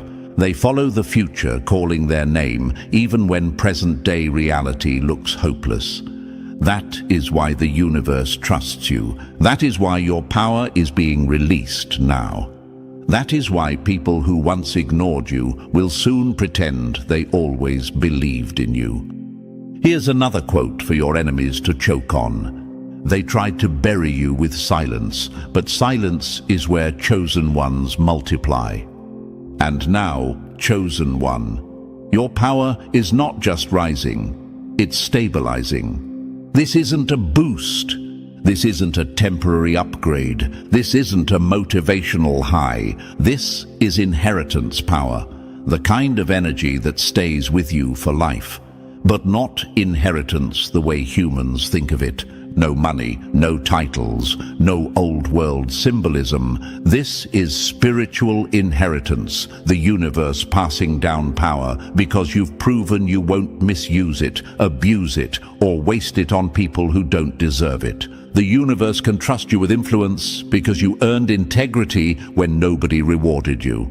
The universe can trust you with clarity because you developed patience when the world gave you chaos. The universe can trust you with impact because you learned how to move with intention instead of ego. That's what loyalty in silence builds. Let me end this section with one last image. Imagine a volcano under the earth. For years, it sits still, quiet, forgotten. People build homes around it. They laugh near it. They doubt its strength. And then one day, without warning, it awakens, not angrily, not recklessly, but naturally, because its time finally came. You are that volcano, and your silent loyalty was the heat building under the surface. Now the world will feel what patience created. This is the reward, chosen one. This is the rise. This is the moment the universe hands you the power it kept waiting for the right version of you to receive. Loyalty and silence made you unstoppable. And now, the world has to face what that created. Number 4. The war that should have ended you, but built you. They thought those battles would break you. Instead, they built the version of you they're terrified to meet. Chosen one, let's get real about what you survived. Those weren't bad days. Those weren't rough seasons. Those were full-on wars disguised as ordinary life. You were fighting storms no one else could see. You looked calm on the outside while your soul was clawing its way through fires the universe never meant for average people to survive. And yet, you rose, again and again. That's why this new power is hitting so hard. It didn't come cheap. You walked through hell without flames touching your skin. That's not normal. That's chosen. Some hits were designed to destroy your identity. Some betrayals were meant to break your mind. Some heartbreaks were meant to make you swear off love forever. Some losses were meant to drain the last spark you had left. But every time the universe watched you fall, it also watched you refuse to stay there. That refusal. That's what separated you from everyone pretending to be strong. Imagine this. A boxer fighting opponents 3 weight classes above them, round after round. No coach, no crowd, no break. Yet somehow still standing when the bell rings. That's you. People saw the rounds but never saw the punches that landed in your spirit. Here's the truth your enemies don't want spoken out loud. Your battles weren't normal because you're not normal. The universe gave you fights only a chosen one could survive because it was building a resilience no imitation can copy. And let's answer the question you whisper to yourself. Why did I have to go through so much? Because your reward isn't ordinary. Your future influence isn't small. Your impact isn't for the faint-hearted. The universe needed proof, and you delivered. Every time you forgave someone who didn't deserve it, recorded. Every time you chose peace over revenge, recorded. Every time you kept going while empty, recorded. Your ledger is overflowing, and that, chosen one, is why your blessing won't look like anyone else's. It can't. You earned something unprecedented. Number 5. The shift they can feel but can't stop. They sense the change in you before you do, and that's why they're nervous. Chosen one, something inside you is moving right now, and it's not subtle, even if it feels quiet. It's that strange rising pressure in your chest, that sudden clarity in your mind, that feeling that you're not who you were last month, or even last week. You keep asking yourself, what is happening to me? Here's your answer. The universe just flipped your switch from survival mode to takeover mode, and once this shift starts, nothing and no one can drag you back down. Power doesn't arrive with noise. It arrives with awareness. For years, you walked through life feeling like every step was heavier than it should have been. You fought through invisible resistance no one else understood. You watched other people get breakthroughs that came easy, while yours demanded blood, sweat, and your last nerve. You weren't cursed. You weren't blocked. You weren't forgotten. The universe simply hadn't authorized your full release yet. Imagine this, a rocket strapped to the launch pad, engines ready, systems activated, but held down by clamps, not because it can't fly, but because the timing has to be perfect. That was you. Your potential was there the entire time. Your strength was there, your intuition was there, but your launch window hadn't opened. Now, it just did. You're feeling a power transfer. Not the fantasy kind, the real kind. The kind where your mind sharpens for no reason, where your body feels lighter but more grounded, where your instincts start exposing people without them saying a word, where the universe starts pushing you into places you once felt too small for. And here's the part your enemies can't handle. You're finally becoming the version of yourself they prayed you'd never meet. The shift has begun, chosen one. And everything in your life is about to rearrange itself around your rise. Number 6. The power they can't steal or fake. Everyone wanted your strength until they realized the universe doesn't hand power to the untested. Chosen one, let's make one thing painfully clear. Real power isn't gifted like a party favor. It's entrusted. It's earned in places nobody clapped for you, nobody saw you, nobody validated you, and nobody helped you. The universe doesn't hand serious power to people who crumble under pressure or get corrupted by attention. It only entrusts it to someone who has proven over and over again that they won't lose themselves the moment they rise. Power doesn't change chosen ones. It exposes what the suffering built. This rise you're feeling isn't random. It didn't fall out of the sky. It's happening because authority finally replaced all that anxiety that used to choke you. Discernment finally silenced the confusion you used to drown in. Purpose finally stepped in and kicked out all the wandering. Confidence pushed insecurity to the curb. Flow replaced struggle in places that used to feel impossible. Imagine this. A key forged in fire, shaped only for one lock. No matter how many people attempt to copy it, none of them fit. That's your power. People can imitate your surface, but they will never unlock what the universe built specifically for you.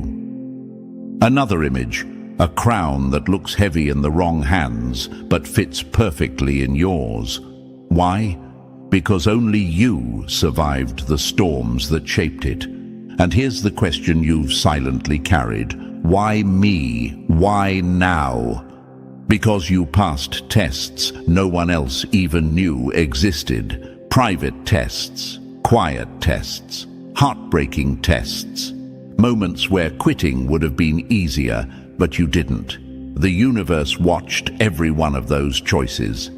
You weren't chosen because you're perfect. You were chosen because you stayed honest when no one was watching. That's why this power is yours now. Not borrowed, not imitated, entrusted, and the world is about to learn the difference.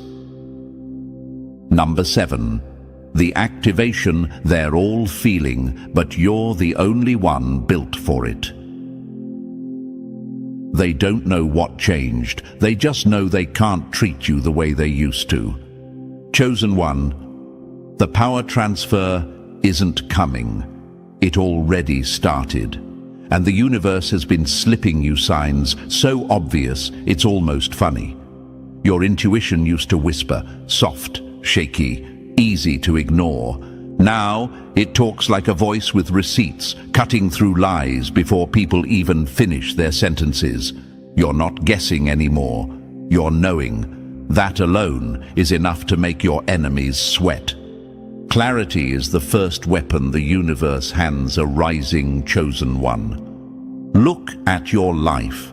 You don't tolerate drama anymore. You don't chase people. You don't explain yourself to small minds.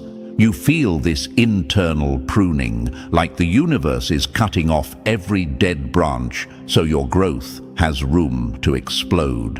And your dreams, they hit different now. They carry warnings, symbols, directions, glimpses of the next version of you trying to break through. Imagine this, a phone upgrading overnight while you sleep. You wake up and suddenly everything runs faster, smoother, sharper. That's your spirit right now. Another metaphor. Think of a sensor being recalibrated. You're detecting things you never noticed before. And here's the part that freaks people out. Your presence changed before your words did. People glance at you and feel something they can't name. A pressure, a weight, a command. They don't know why they notice you, but they do. Your energy walks 2 steps ahead of your body. You've started feeling this push too. This internal pull to become the version of yourself you always sensed in the background. The one with no fear, no doubt, no hesitation. The one who moves like the universe is guiding every step. That feeling, that's not motivation. That's activation. Number 8. Power hits before the world knows your name.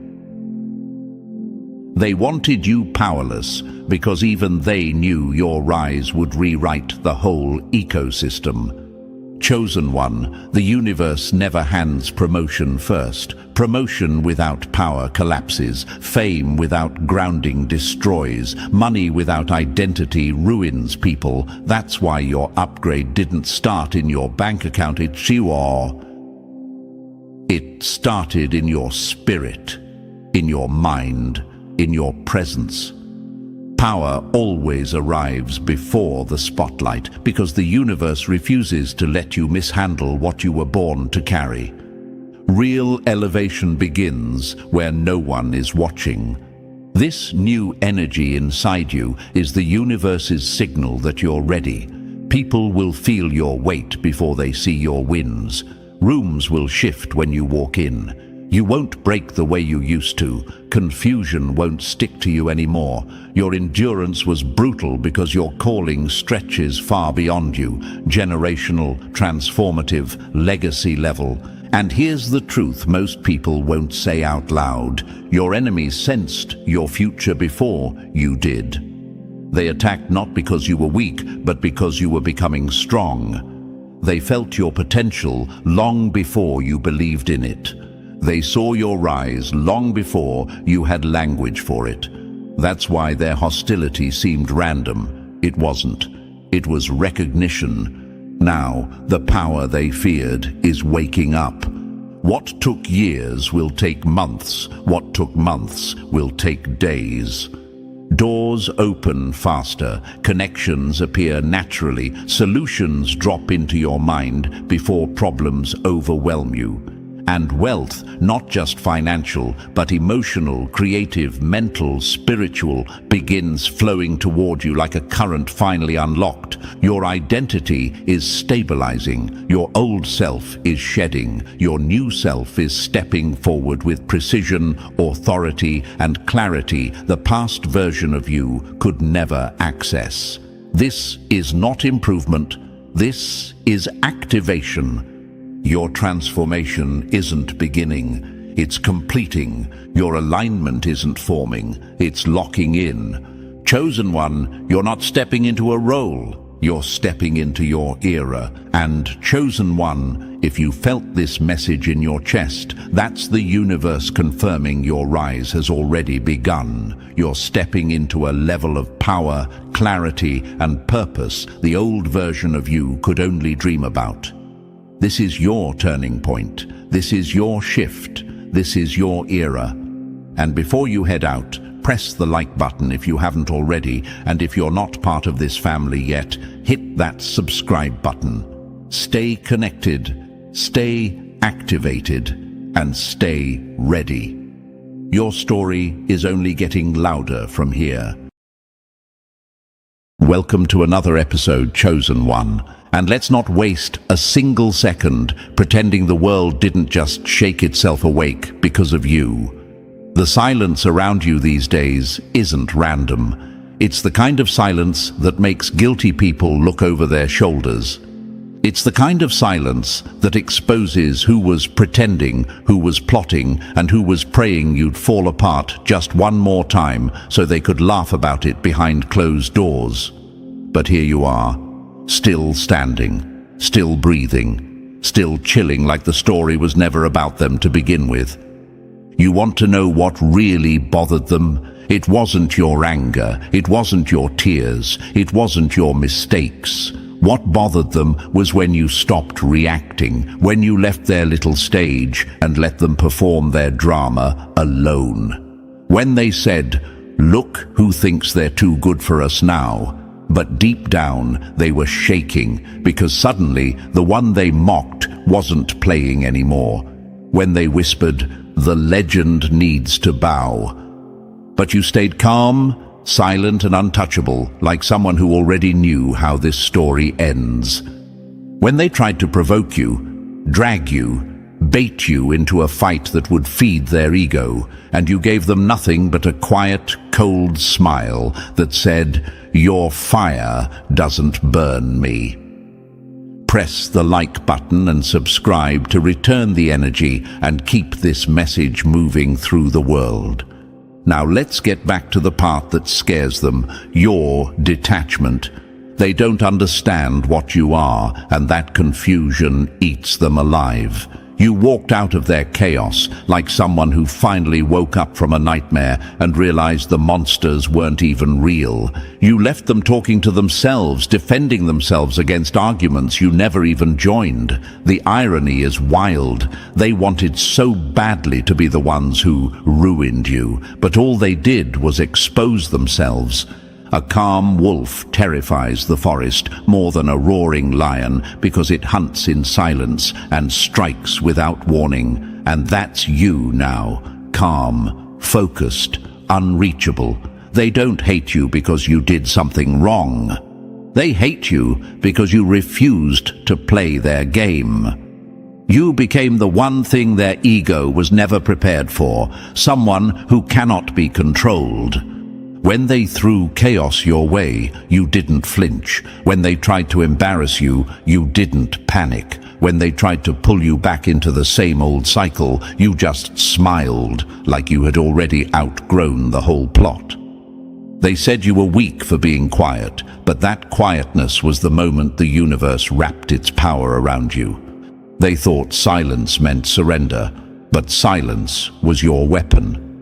Understand this, they were never fighting you, they were fighting the force behind you, the quiet strength the universe built in you over years of pain, confusion, and growth. You aren't some random background character who got lucky. You're the one the whole room senses before you even speak. Whether you've accepted it yet or not, your energy changes the atmosphere. It disturbs the fake. It exposes lies. It tears through masks like wind ripping through smoke. And the people who live behind masks always take that personally. Your detachment didn't appear overnight. It was built from battles nobody clapped for. It was built from nights where you were shattered but still showed up. It came from people who betrayed you, not realizing they were shaping something they'd later fear. It came from heartbreak that forced you to grow up faster than you wanted. It came from moments where you had no one but yourself, and somehow you still survived. Let me remind you of something you forgot. Years ago, you used to explain yourself to people who were committed to misunderstanding you. You begged people to see your heart. You tried to prove your worth to people who had already decided you weren't enough for their fragile ego. You fought to keep connections that were draining you dry, and back then they thought they had you figured out. They thought you were predictable, emotional, easy to break. But look at you now, quiet, sharp, detached, free. They panic because the version of you they controlled does not exist anymore. They panic because you grew without asking for permission. They panic because your peace has become louder than their insults. They panic because you're walking the world like someone who finally knows their own value, and nothing threatens insecure people more than someone who no longer needs their approval. When they realized they could no longer control your emotions, they got angry. Not because you're cold, but because you're free. Freedom offends people who chain themselves to drama. Your calmness is a mirror that shows them everything wrong with their own lives. Your silence highlights their noise. Your detachment exposes how desperate they were for your attention. And the part that keeps them up at night is simple. You were supposed to break? but you didn't. You were supposed to beg, but you didn't. You were supposed to lose your mind, but instead you found your purpose. You want a story from the past? Fine. Think back to the one time someone pushed you to your limits. They thought you'd explode, fall apart, or run back to them because they believed you couldn't survive without their chaos. But instead, you went quiet. You walked away. You rebuilt yourself from the ground up, brick by quiet brick. They were laughing at first, bragging about how they handled you. But when you started winning again, healing again, glowing again, the laughter died. Their face changed, their energy shifted, because nothing is more humiliating to an enemy than realizing they never had the power they thought they did. That's the same thing happening now. Your detachment is exposing them. Your silence is choking them. Your growth is haunting them. You're not detached because you don't care. You're detached because you finally learned what deserves your care. You finally realized that not everyone deserves access to you, and the universe has been guiding you away from the wrong people long before you understood why. Detachment is not coldness. Detachment is clarity. Detachment is strength. Detachment is freedom. They aren't fighting you anymore. They're fighting the universe behind you, and that's a battle they will never win. Chosen one, stand in this quiet power. Let them fear what they do not understand. Let your silence send the message. Let your detachment burn louder than any argument. The universe didn't make you strong for attention. It made you strong for protection. And now, the world is seeing exactly what you're made of. This is your moment, and trust me, they're bothered for a reason. Chosen one, if you're still here after everything I just dropped, then you already know this message was meant for you. Your detachment shook people who swore they had you figured out, and the fact that you're calm enough to listen right now proves how far you've evolved. Before we move deeper, pay this message back by hitting like, subscribing, and dropping a comment with 777. It lets the universe know you're choosing clarity over chaos. And if you want to boost the mission, leave a super thanks for the team behind this work. Every gift keeps this truth alive, whether it's a penny or a mountain. Nothing is too small when it fuels a voice that protects the chosen. Now breathe for a second, because what comes next isn't light and it isn't gentle. It's the part people tried to hide from you. If you're a true chosen one, you'll feel something pulling you to stay until the very last word. This is where the story sharpens. This is where everything clicks. Let's step into the next layer. Number 1. They tried to break your center, but your silence broke their nerves first. Funny how they screamed for attention, but the moment you went quiet, their whole world started shaking. They thought they were the puppeteers, chosen one. They thought they were the ones pulling strings, whispering lies, twisting stories, and throwing tiny jabs wrapped in fake smiles. But the moment you stopped reacting, the moment you stopped feeding their chaos, everything flipped. Your silence didn't just bother them, it exposed them. It dragged every insecure part of them into the light. And the crazy part? You didn't even move.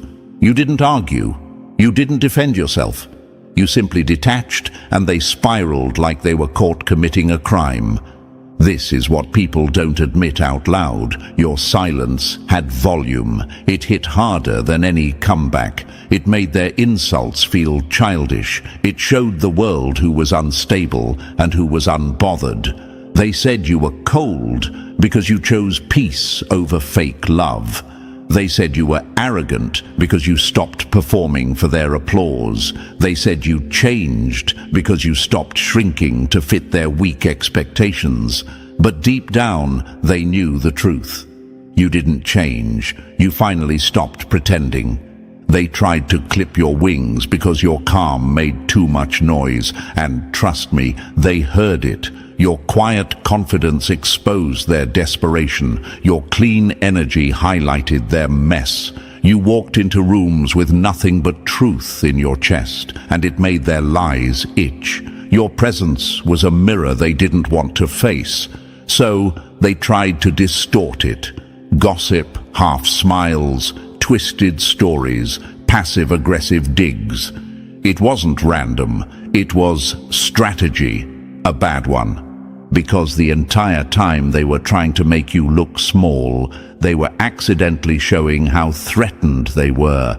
Here's the part that hits them the hardest. You weren't reacting, you weren't playing their game, you weren't panicking like they planned. They tried to provoke you, but you didn't take the bait. They tried to shame you, but you stayed composed. They wanted you to lose control so they could say, "See, we told you they're unstable," but you refused to give them a performance. And when you refuse the role they wrote for you, the whole play collapses. The universe didn't let their traps destroy you. It used their traps to wake you up. All those times you felt isolated, you weren't being punished. You were being upgraded. You were being led away from people who were secretly competing, secretly jealous, secretly hoping you'd fail so they could pretend they were better than you. That isolation pushed you into your power. It trained your mind. It sharpened your instincts. It cleaned out your circle. What they called abandoning you was actually them removing themselves because they couldn't match your growth. You outgrew their noise. You outgrew their expectations. You outgrew their small world, and they felt it long before you did. Here's a truth they'll never admit. They miss your energy. They miss the light you brought. They miss having you around because your presence made their dull lives feel brighter. But they couldn't handle your realness, so they tried to dim you. They talked behind your back, hoping the rumors would stunt your growth. Instead, it pushed you further into yourself, and that's where you found strength they never saw coming. Let's get real for a moment. You weren't one of them. You were just standing near them, and that difference is what terrified them. People treat you like a threat when they can't label you. Your detachment made you unpredictable. Your stillness made you unreadable. They couldn't tell if you were done, if you were planning, or if you were leveling up. That uncertainty is what kept them awake at night. They wanted you desperate, but you turned distant. They wanted you emotional, but you turned calm.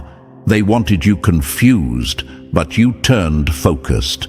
They kept expecting you to run back to reclaim their approval. They waited, they watched, they whispered, but you didn't return. You didn't beg. You didn't ask, "Why did you leave me out?" You simply walked past their door and never looked back. And that, chosen one, is the moment the entire storyline shifted. Your detachment was the checkmate they never saw coming. A quiet mind is dangerous in a loud world. It cuts deeper than anger and lasts longer than revenge.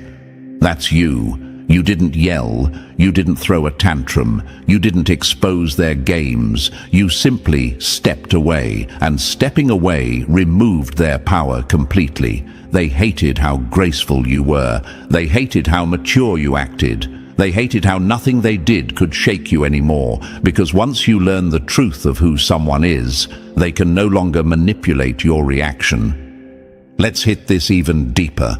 They didn't isolate you because you were weak. They isolated you because they were terrified of who you were becoming. Invitations slowed down. Messages changed tone. People acted weird. Conversations felt off. That wasn't coincidence. That was fear, disguised as distance. They hoped leaving you out would break you. They hoped you'd come crawling back, asking why. Instead, you started blooming in places they weren't invited. They told themselves you'd come running back. But you never begged for tables you were destined to flip. Right now, they're watching you from a distance, trying to understand how you stayed standing after everything they threw. How you found peace in places they expected you to break. How you kept your spirit clean while theirs grew darker and smaller. They want to know how you kept ascending when they tried so hard to trap you in the dirt. The answer is simple. You weren't built for their level. You were built to outgrow it. You're not invisible. You're inaccessible, and that's what bothers them. Your solitude didn't weaken you. It transformed you. It cleared your mind. It forced you to face yourself. It made you stronger in ways they will never understand. While they were busy running from their own shadows, you learned how to sit with yours. While they were obsessed with being liked, you learned how to be true. While they chased attention, you built power. You didn't lose them. They lost access to you, and they will feel that forever. They tried to clip your wings because your silence made too much noise. But guess what? Your wings grew back sharper, stronger, wider. Chosen one, you didn't break. You evolved. You didn't fold. You focused. You didn't lose yourself. You found your real self. And now they're standing there confused, bothered and shaken because the person they tried to weaken turned into the version of you they feared the most. You're not just detached, you're untouchable. And the universe is watching you rise exactly where they tried to keep you from standing. This is your era now, and they know it. Number 2, they tried to stir a hurricane, but you stood there like the eye of the storm. Funny how they create storms, then get mad when you don't drown in them. They don't attack your strength, chosen one. They attack your silence. They attack the part of you that refuses to panic, refuses to argue, refuses to dance to their noise. Your peace threatens people who survive on chaos. Your calm exposes their instability. Your detachment is the one thing they can't hack, can't predict, and can't manipulate, and that drives them wild. They throw storms because your silence refuses to shake. They scream louder because your mind stays still. They create drama because your heart doesn't move for nonsense anymore. When they can't touch your peace, they try to burn the ground around you, hoping you'll leap into the flames just to show emotion. Outbursts, crises, fake emergencies, all of it engineered to pull you back into their circus. They don't want resolution. They want control. They want your attention because without your reaction, they feel invisible. Your silence is the verdict they fear but can't overturn. Imagine this. You're standing in a room while someone flips chairs, slams doors, and throws tantrums, all while staring at you to see if you'll crack. But you don't. You breathe. You stay centered. You stay grounded. That calmness isn't weakness, it's power. And power makes insecure people frantic. Imagine this next one. They're shaking a cage they built for you, yelling, rattling the bars, but you're not inside anymore. You quietly walked out a long time ago. Now they're screaming at an empty prison, hoping you'll forget you're free. Another one. Think of them as a storm trying to swallow a mountain. They swirl, they rage, they howl, but the mountain doesn't move. That's you. That's why they're angry, not because you hurt them, but because they can't move you.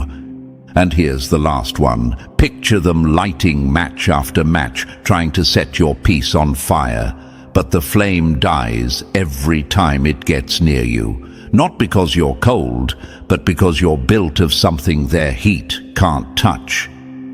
When manipulation doesn't work, they call it miscommunication. When guilt trips fail, they call you heartless. Your silence feels like judgment to them. Even when you're not judging at all, your stillness makes them see their own reflection. Your calmness feels like authority. Your refusal to be baited makes them feel powerless in a game they thought they controlled. And the moment they realize they can't shake your center, they escalate. They twist words. They invent problems. They attack your character, not because you're wrong, but because your peace makes them question themselves. They don't want your growth. They want your reaction. They want you back in the emotional mud pit where they feel strongest. They want you tangled in drama because drama is their oxygen. Without it, they suffocate. And your detachment. It's the one thing that takes that oxygen away.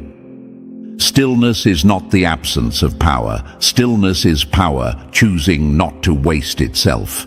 You're not confused about who you are anymore, chosen one, and that's why the world around you feels different. They push your values, hoping you'll bend. They poke at your identity, hoping you'll flinch. They pressure you to speak, hoping to grab onto something they can twist.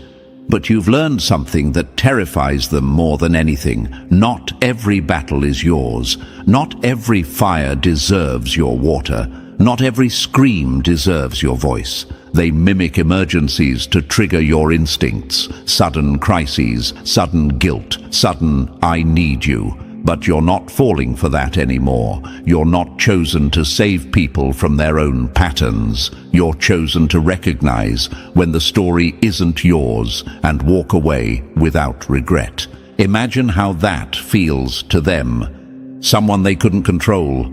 Someone who doesn't break. Someone who doesn't respond.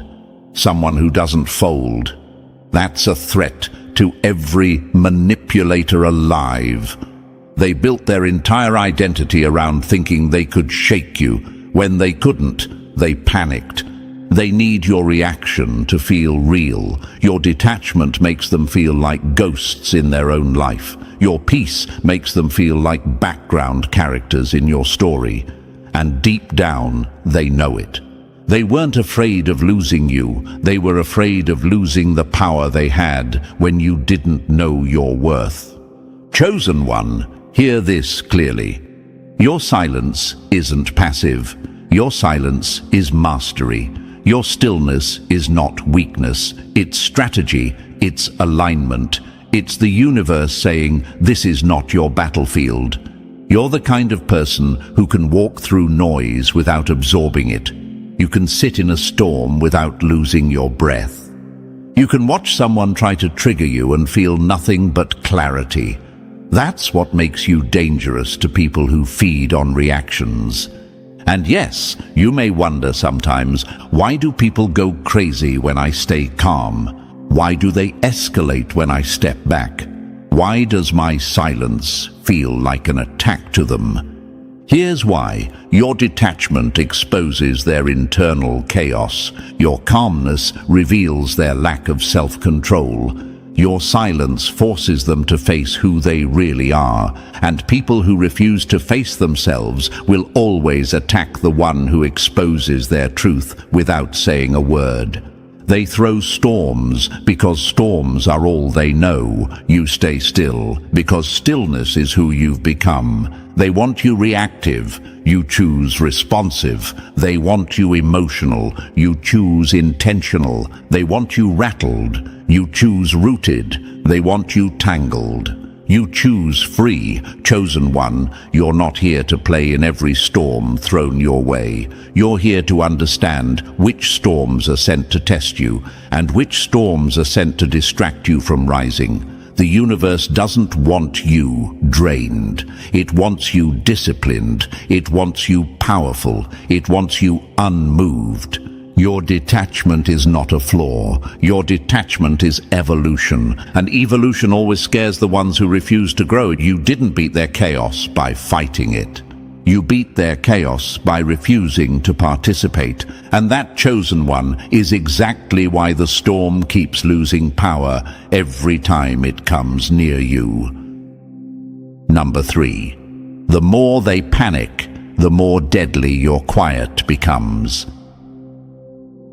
Their screams aren't strength. They're the sound of someone losing control over you in real time. Your silence cuts sharper than anything they could ever shout, chosen one. Every time they raise their voice, every time they throw another tantrum, every time they try to corner you with chaos, your calm slices straight through the lie they were living in. People who depend on drama to feel powerful cannot survive when you stop feeding their fire. And the moment you detach, their whole identity starts shaking like a tower built on wet sand. Imagine this, a torch swinging wildly in the dark, hoping to scare you, but your stillness makes the flame flicker and reveal their trembling hands. That's what's really going on. Your silence doesn't ignore them, it exposes them. The loudest person in the room is usually the weakest one hiding the most. They scream because you don't react. They push because you don't bend. They escalate because you don't break. Your calm becomes a mirror they can't escape. They see their desperation. They see their manipulation. They see the ego they tried to hide under fake confidence. The louder they get, the clearer everything becomes. Not about you, but about them. And here's what might be running through your mind. Why do they get worse when I get quiet? Because your silence proves what they feared. They never had power, they only had access, and the moment you pulled that access away, their entire illusion crumbled. Your silence isn't a performance, it's discipline, it's mastery, it's the universe saying, you've outgrown this level, keep walking. Imagine them swinging their chaos like a broken weapon while you stand miles above them on solid ground. They can't reach you, they can't crack you, they can't pull you back into the storm they live in. Still waters don't make noise, they make impact. They thought screaming would shake you. Instead, it sharpened you. They thought chaos would break you. Instead, it revealed you. Chosen one, your silence is not the absence of power. Your silence is the power, and every day you stay centered, they feel it slicing deeper. Number 4, when they can't break you, they try to rewrite you. People don't describe you, they confess themselves every time they talk about you. When they can't control your moves, chosen one, they start controlling the narrative. That's their last cheap weapon. They rename you because they can't reach you. They call you cold because your warmth is no longer free. They call you arrogant because your boundaries finally have teeth. They call you distant because your energy is no longer something they can snack on whenever they're bored. None of these labels reveal who you are. They reveal how much your absence stings. Imagine someone trying to grab smoke. The harder they squeeze, the more they lose. That's them trying to define you now. You slipped from their hands, and instead of admitting their grip was weak, they rename the smoke so they don't have to face the truth. When they can't control your emotions, they target your reputation. It's the only battlefield where they think they still stand a chance. They rewrite your character because your silence ruined their script. They twist your evolution into ego because they miss the version of you who overgave, over-explained, and apologized for things you didn't even do.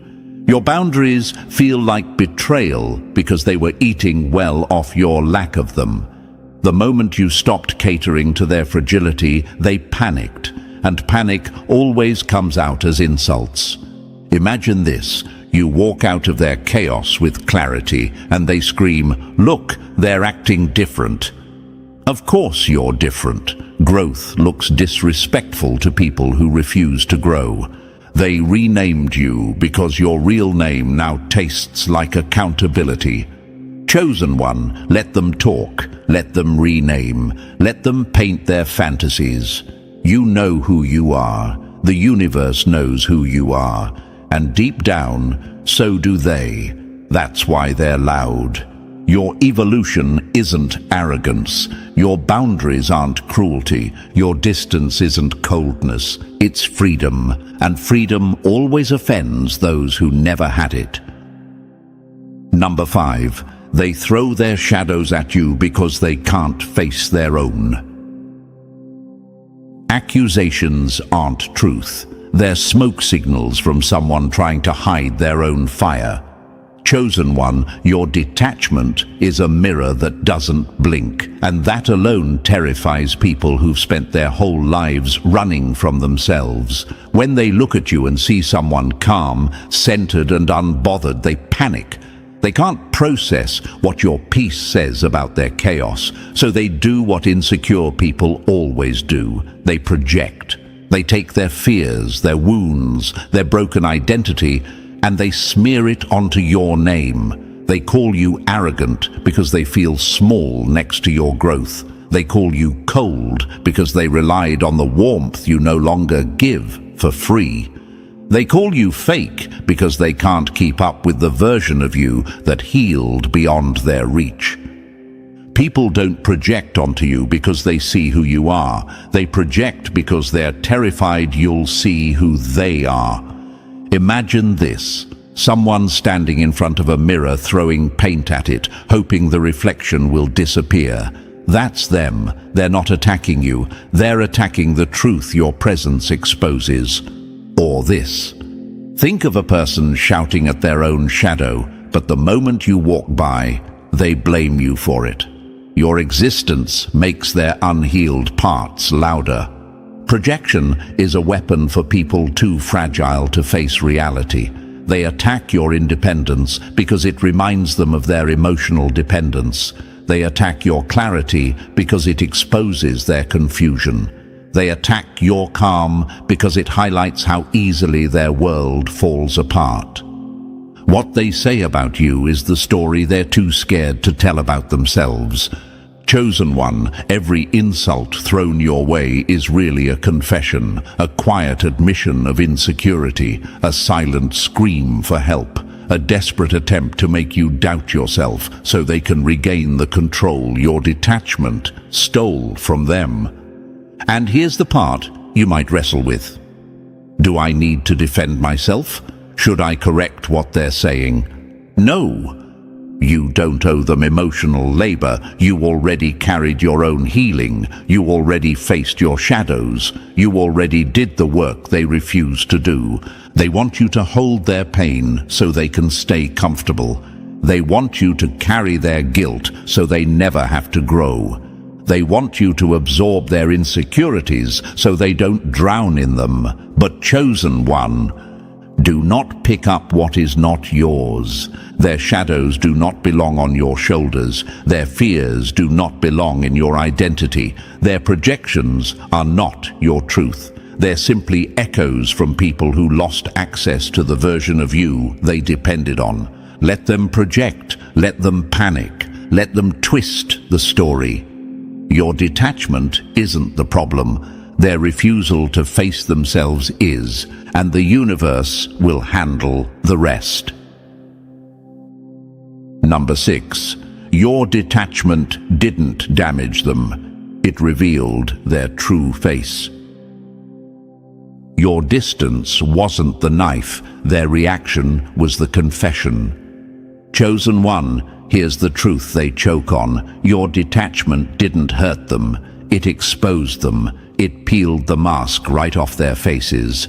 Detachment is clean. Detachment is controlled. Detachment is unapologetic. It's the moment you stop feeding their ego and suddenly their whole identity collapses. They call it cruelty because clarity terrifies people who've survived on confusion. Imagine this: a spotlight turning on in a dark room. Everyone freezes. Not because the light harmed them, but because it showed everything they were trying to hide. Your detachment was that switch. When they say you changed, what they mean is they can't use you anymore. You stopped playing the roles they wrote for you, the comforter, the fixer, the emotional sponge they squeezed whenever they felt empty. They depended on your empathy like a lifeline, twisting it whenever they needed power. The moment you detached, the spell broke, the illusion shattered. They didn't lose a person, they lost control. And people who lose control always rewrite the story. Imagine someone leaning on a wall every day of their life, only to find it gone one morning. They fall, not because the wall attacked them, but because they were relying on something that was never supposed to hold their entire weight. That's your detachment, the removal of a support they abused. You're not cold, you're focused, you're not distant, you're disciplined. You became a mirror they cannot escape. Your peace forces them to face their own instability. Your silence shows them their chaos. Your discipline reveals their lack of control. Instead of healing, they lash out. Instead of reflecting, they blame. Instead of growing, they paint you as the villain. Why? Because villains don't ask for accountability. Heroes do, and they're not ready for that conversation. Your detachment cut their illusion off at the root. They claimed you hurt them, but you didn't. You simply stopped carrying what wasn't yours. Your peace is your power now, and their reaction proves it. Number 7, you ended their entire playbook the day you walked off the field. When the puppet stops moving, the puppeteer is the one who falls apart. Chosen one, you broke the whole damn game the moment you stopped playing it. Manipulators survive off reaction. Your guilt, your fear, your confusion, your emotional energy, that was their currency. That was their power source. And the second you detached, the entire economy of their manipulation crashed like a dying empire. Imagine this. A carnival that only works when you buy a ticket. The rides stop, the lights flicker, the whole place goes silent the second you walk past the gate without paying. That's what happened when you stopped reacting. Their chaos carnival died the moment you refused to step inside. Your silence wasn't avoidance, it was bankruptcy. You drained their power by refusing to fund their nonsense. They escalate now because they're desperate. They're switching masks like actors who forgot their lines, hoping one character will still get a reaction out of you. Guilt, anger, victimhood, blame. They cycle through them like broken software glitching for attention. But you're unreachable now. You don't flinch. You don't fold. You don't explain your reality to people who twisted it for entertainment. Imagine someone throwing darts at a wall, but the target isn't there anymore. They keep throwing, missing, sweating, spiraling, and you're miles away, unbothered, healed, and out of range. That's why they're loud. That's why they're erratic. They're fighting a ghost of who you used to be. You were the engine the whole time. They weren't driving you, you were powering them. They thought they were the ones controlling your emotions, but the truth hits like a slap. They only felt powerful because you allowed access to your emotional world. And now, you unplugged the cord. You shut down the supply. You removed yourself from the battlefield. Their drama has no fuel without you. Their manipulation has no stage without you. Their chaos has no meaning without your reaction. You didn't just walk away, you ended the game. And they're stuck replaying strategies that no longer work, trying to win a battle that no longer exists. Chosen one, that's real power. They feel it every single day. Number 8, your stillness is a code. Their chaos brain can't decode. Your calm isn't silence, it's a language only the powerful understand. Chosen one, your calm is the one thing they can't copy, can't fake, and definitely can't control. It's not emptiness, it's not apathy, it's not you not caring. Your calm is discipline wrapped in clarity. It's emotional self-mastery they've never seen before. When you go quiet, they assume you've shut down, but really, you've leveled up. You're calculating. You're observing. You're choosing your moves with surgical precision while they're spiraling over their own noise. Imagine this. Two people in a burning room. One screams, one thinks.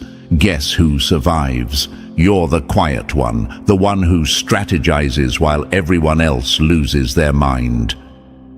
Calm is not passive. Calm is controlled power, waiting for the right moment.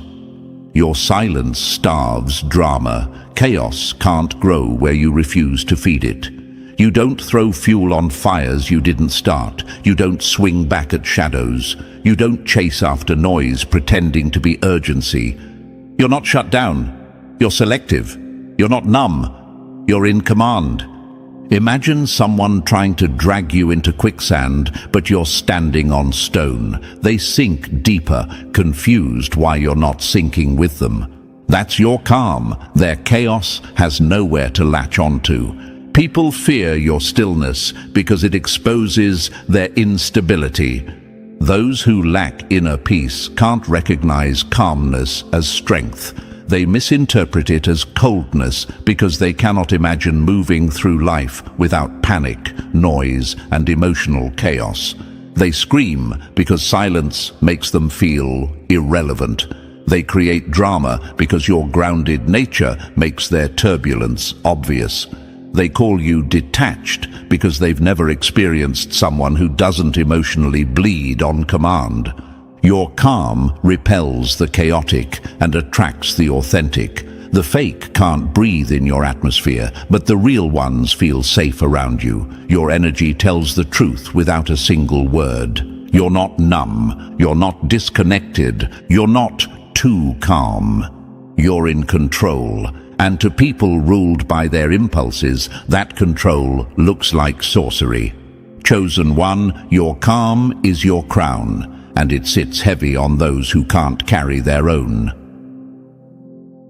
Number 9. Your distance turned into the mirror they can't break. They weren't exposed by your words. They were exposed by your absence. Chosen one, your detachment became the one mirror they can't shatter, outrun, or lie to. You didn't call them out. You didn't blast them. You didn't drag them into the light. You simply stepped back, and in that silence, every mask they wore cracked on its own. Your detachment forced them to face the emotional wreckage they'd been hiding behind: excuses, manipulation, and fake confidence. Imagine this, a room full of people performing for attention, laughing too loud, talking too big, and suddenly you walk out. The spotlight goes with you. The noise stops meaning anything. Their performance collapses because the one person who saw the truth refuses to play along. That's what your detachment did. Walking away wasn't weakness. It was evolution. You didn't just leave people, you left patterns, cycles, emotional traps disguised as loyalty, systems that required your silence to keep their comfort intact. You stopped participating in dynamics that drained you dry. You stopped shrinking your truth so their egos could breathe. And the moment you chose yourself, they felt it like a slap they still can't recover from. You didn't lose them. You lost the version of yourself that tolerated them. You belong to yourself now, and that makes you untouchable. People resent that kind of power, not because it harms them, but because it reveals everything they've been running from. Your detachment is truth in its purest form. Clean, sharp, undeniable. They admired it when it benefited them. They resented it when it exposed them. Imagine someone staring into a mirror that shows every flaw they refuse to fix. They don't break the mirror because it's wrong. They break it because it's right. You didn't lose anything by leaving. You reclaimed everything they drained. You walked out of their maze and found the door they pretended didn't exist. That's why your detachment bothers them. It freed you and revealed them. Number 10. You shattered their power the moment you stopped handing them yours. They never controlled you, they just controlled the version of you that didn't know its own strength. Chosen one, every time you chose silence over reaction, every time you picked peace instead of panic, every time you stayed centered while they tried to drag you into emotional quicksand, you weren't just protecting your energy, you were dismantling the throne they built on top of your confusion. Their power only existed in the gaps where you doubted yourself. The moment you reclaimed those pieces, their illusion collapsed like a rigged game finally exposed. Imagine this, a magician doing tricks for a crowd, sparkles, smoke, fake surprises, and suddenly one person in the audience stands up and walks away.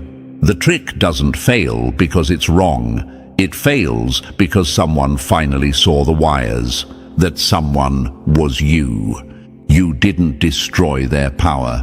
You revealed it was never real. You walked away from the emotional system they depended on, the guilt loops, the reactive traps, the unspoken agreements where you dimmed yourself so they felt brighter. Your detachment forced them to confront their own emptiness, the same emptiness they tried to patch with your attention, your empathy, your presence. And nothing scares insecure people more than facing themselves without your energy to hide behind. You stopped shrinking, you stopped explaining, you stopped offering your power like a gift to people who never earned it. And when you stopped shrinking, the entire universe shifted behind you. Your clarity became a weapon, your discipline became a boundary, your silence became authority. Suddenly, the ones who relied on your confusion couldn't breathe in your presence anymore. They thrived on you, not knowing your worth, and now they're drowning in the truth of it. Your detachment isn't you stepping back, it's you stepping fully into yourself. They call it distance because they can't understand elevation. They call it coldness because warmth without access feels threatening. They call it arrogance because they can't stand that you no longer orbit around their insecurity. But you didn't just take your power back. You shattered the illusion that they ever had any. You reclaimed the throne they tried to build on your uncertainty. You reclaimed the confidence they fed on. You reclaimed the clarity that exposes every lie they used to control the narrative. Your detachment isn't absence, it's presence at its highest level. It's the universe placing you exactly where chaos can't reach. And now they're left staring at the truth they fear most. Without your energy, they were never powerful. Without your confusion, they were never in control. Without your reaction, they were never the villain.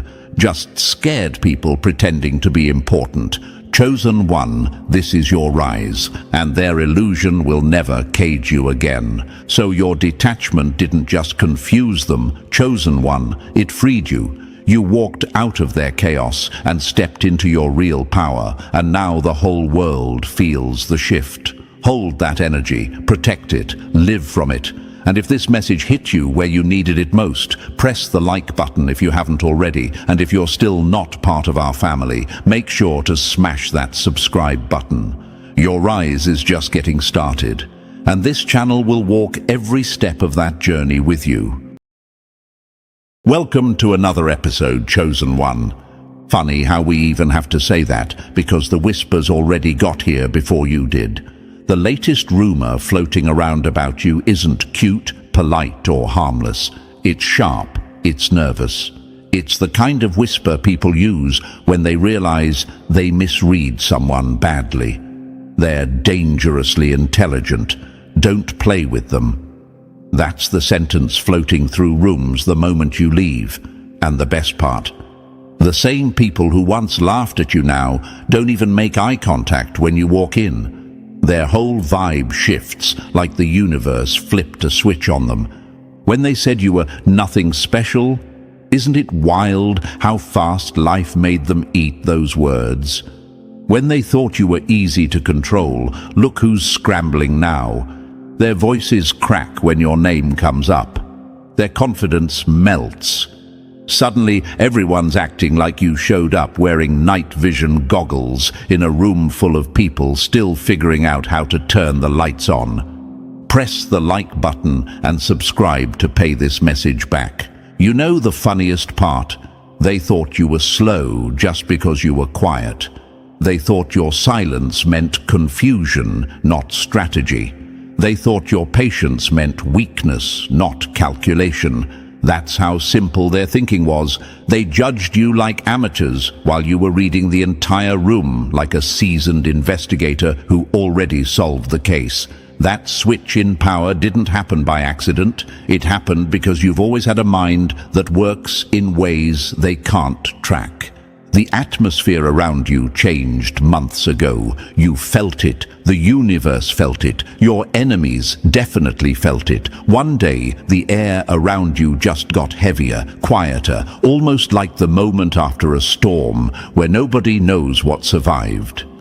You walked in, and the room didn't relax. It tightened.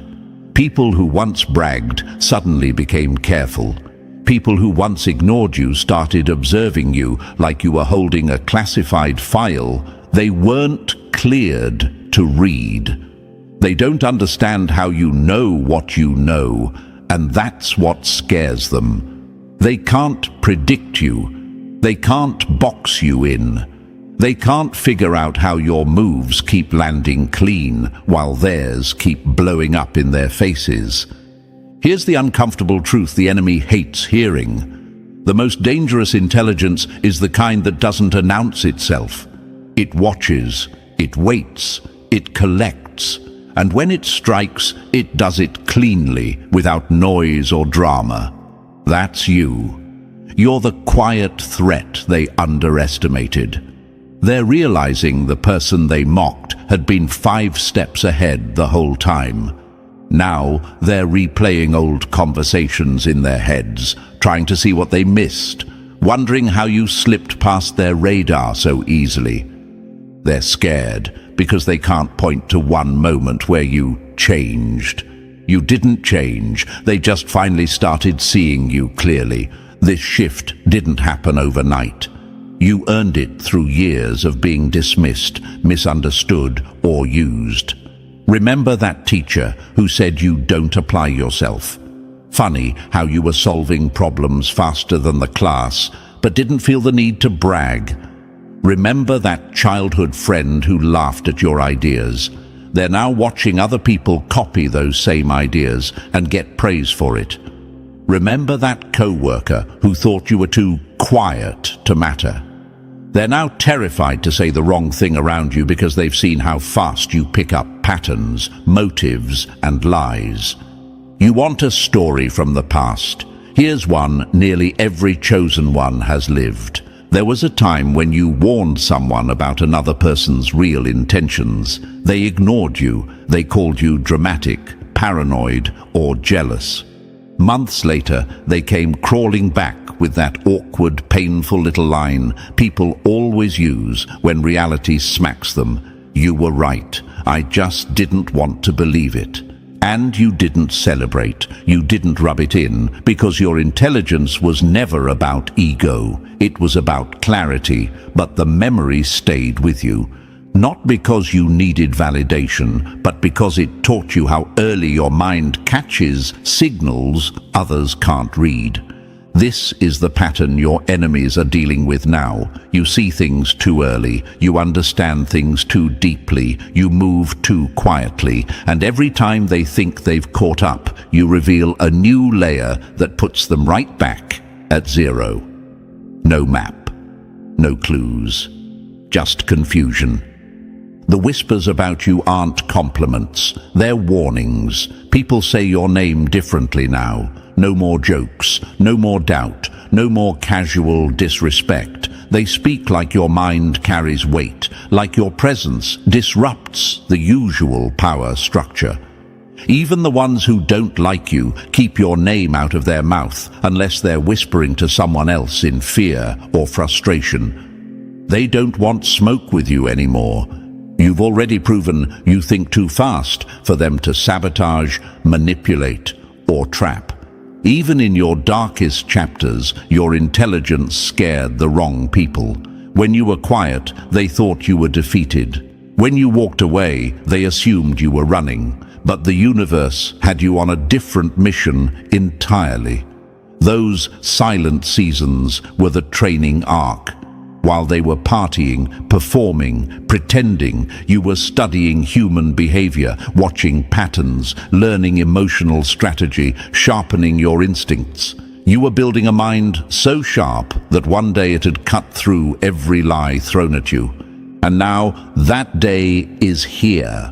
The whispers prove it. The shift proves it. The fear on their face proves it. People don't whisper about weak minds. They whisper about unpredictable ones.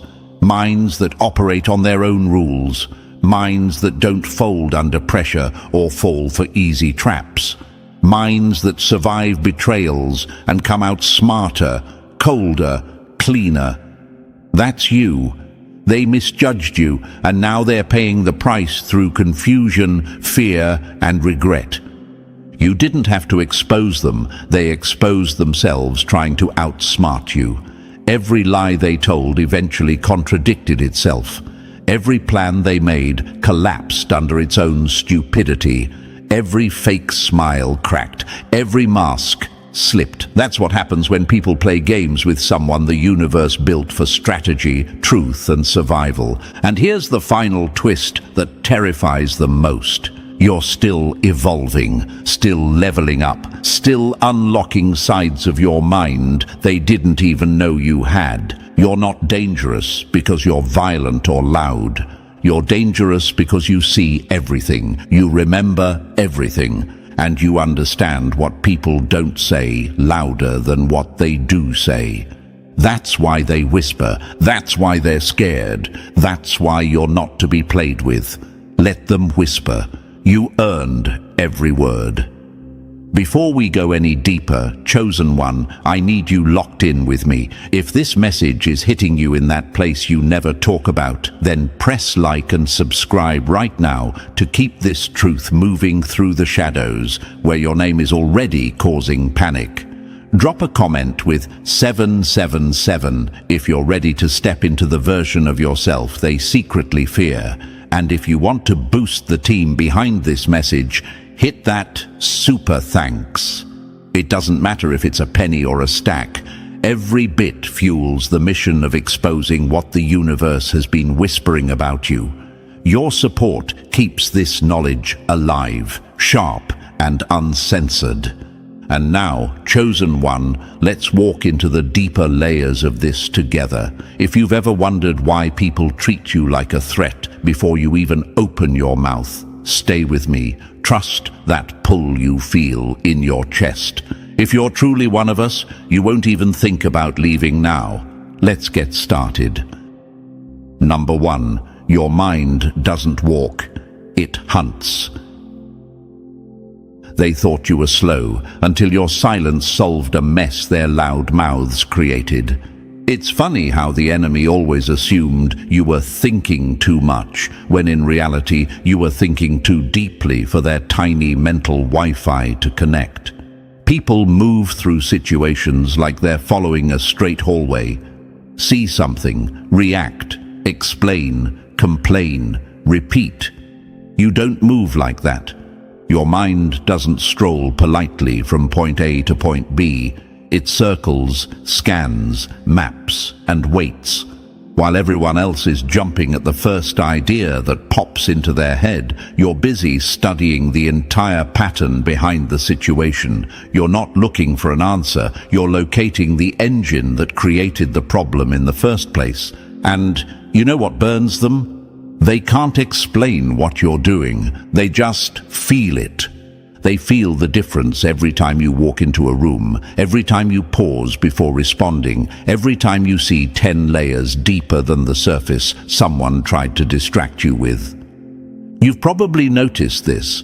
When someone does something shady, most people react to the behavior. You react to the motive behind it. That's what scares them.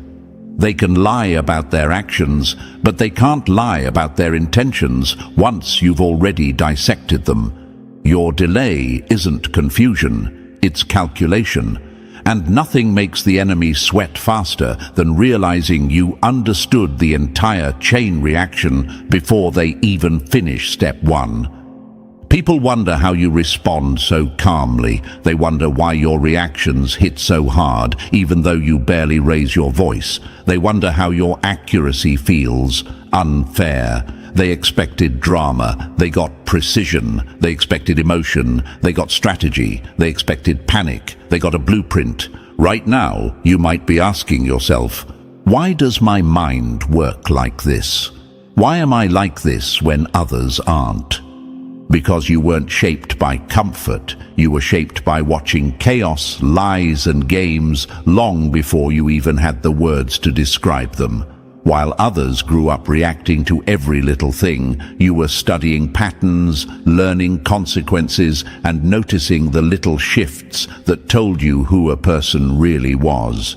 You built your thinking style out of survival, out of truth, out of wanting to avoid traps that other people didn't even see until it was too late.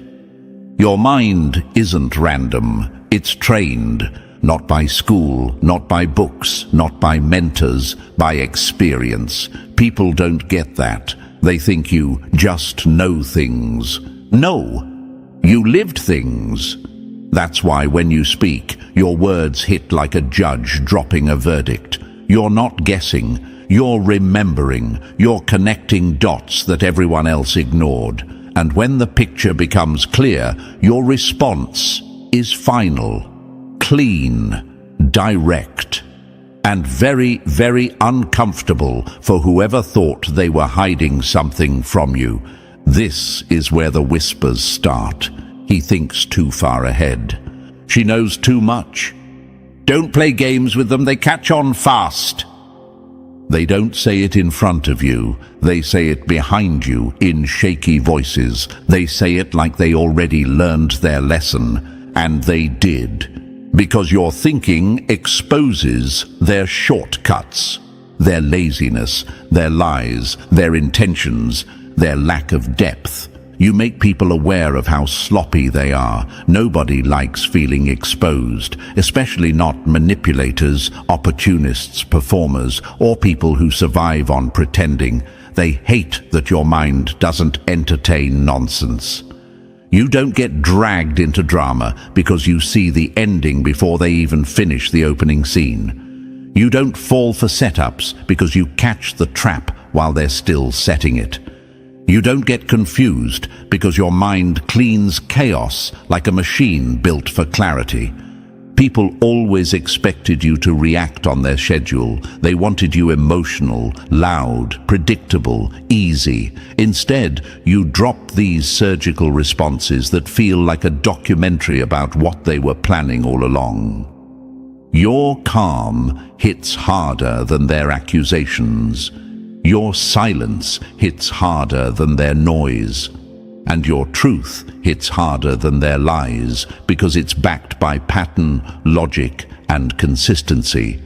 And that's the part that finally breaks them. Consistency. You don't contradict yourself. You don't wobble. You don't panic and rewrite your story every week. Your choices make sense over time, even if people don't understand them at first. You know how dangerous that is. A person who stays consistent becomes impossible to manipulate.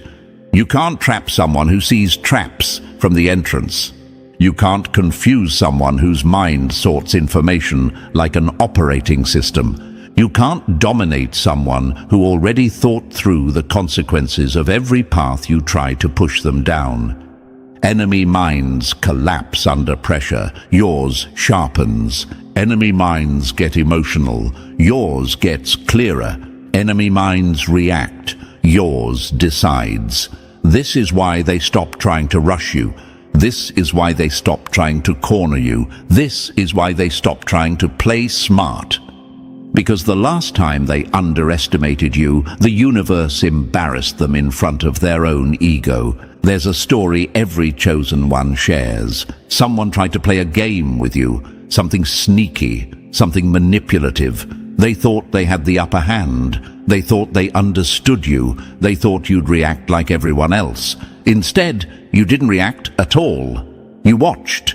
You waited. And then, just when they thought they had you, you made one move. Quiet, simple, strategic. And their whole plan collapsed like a house of cards in a storm.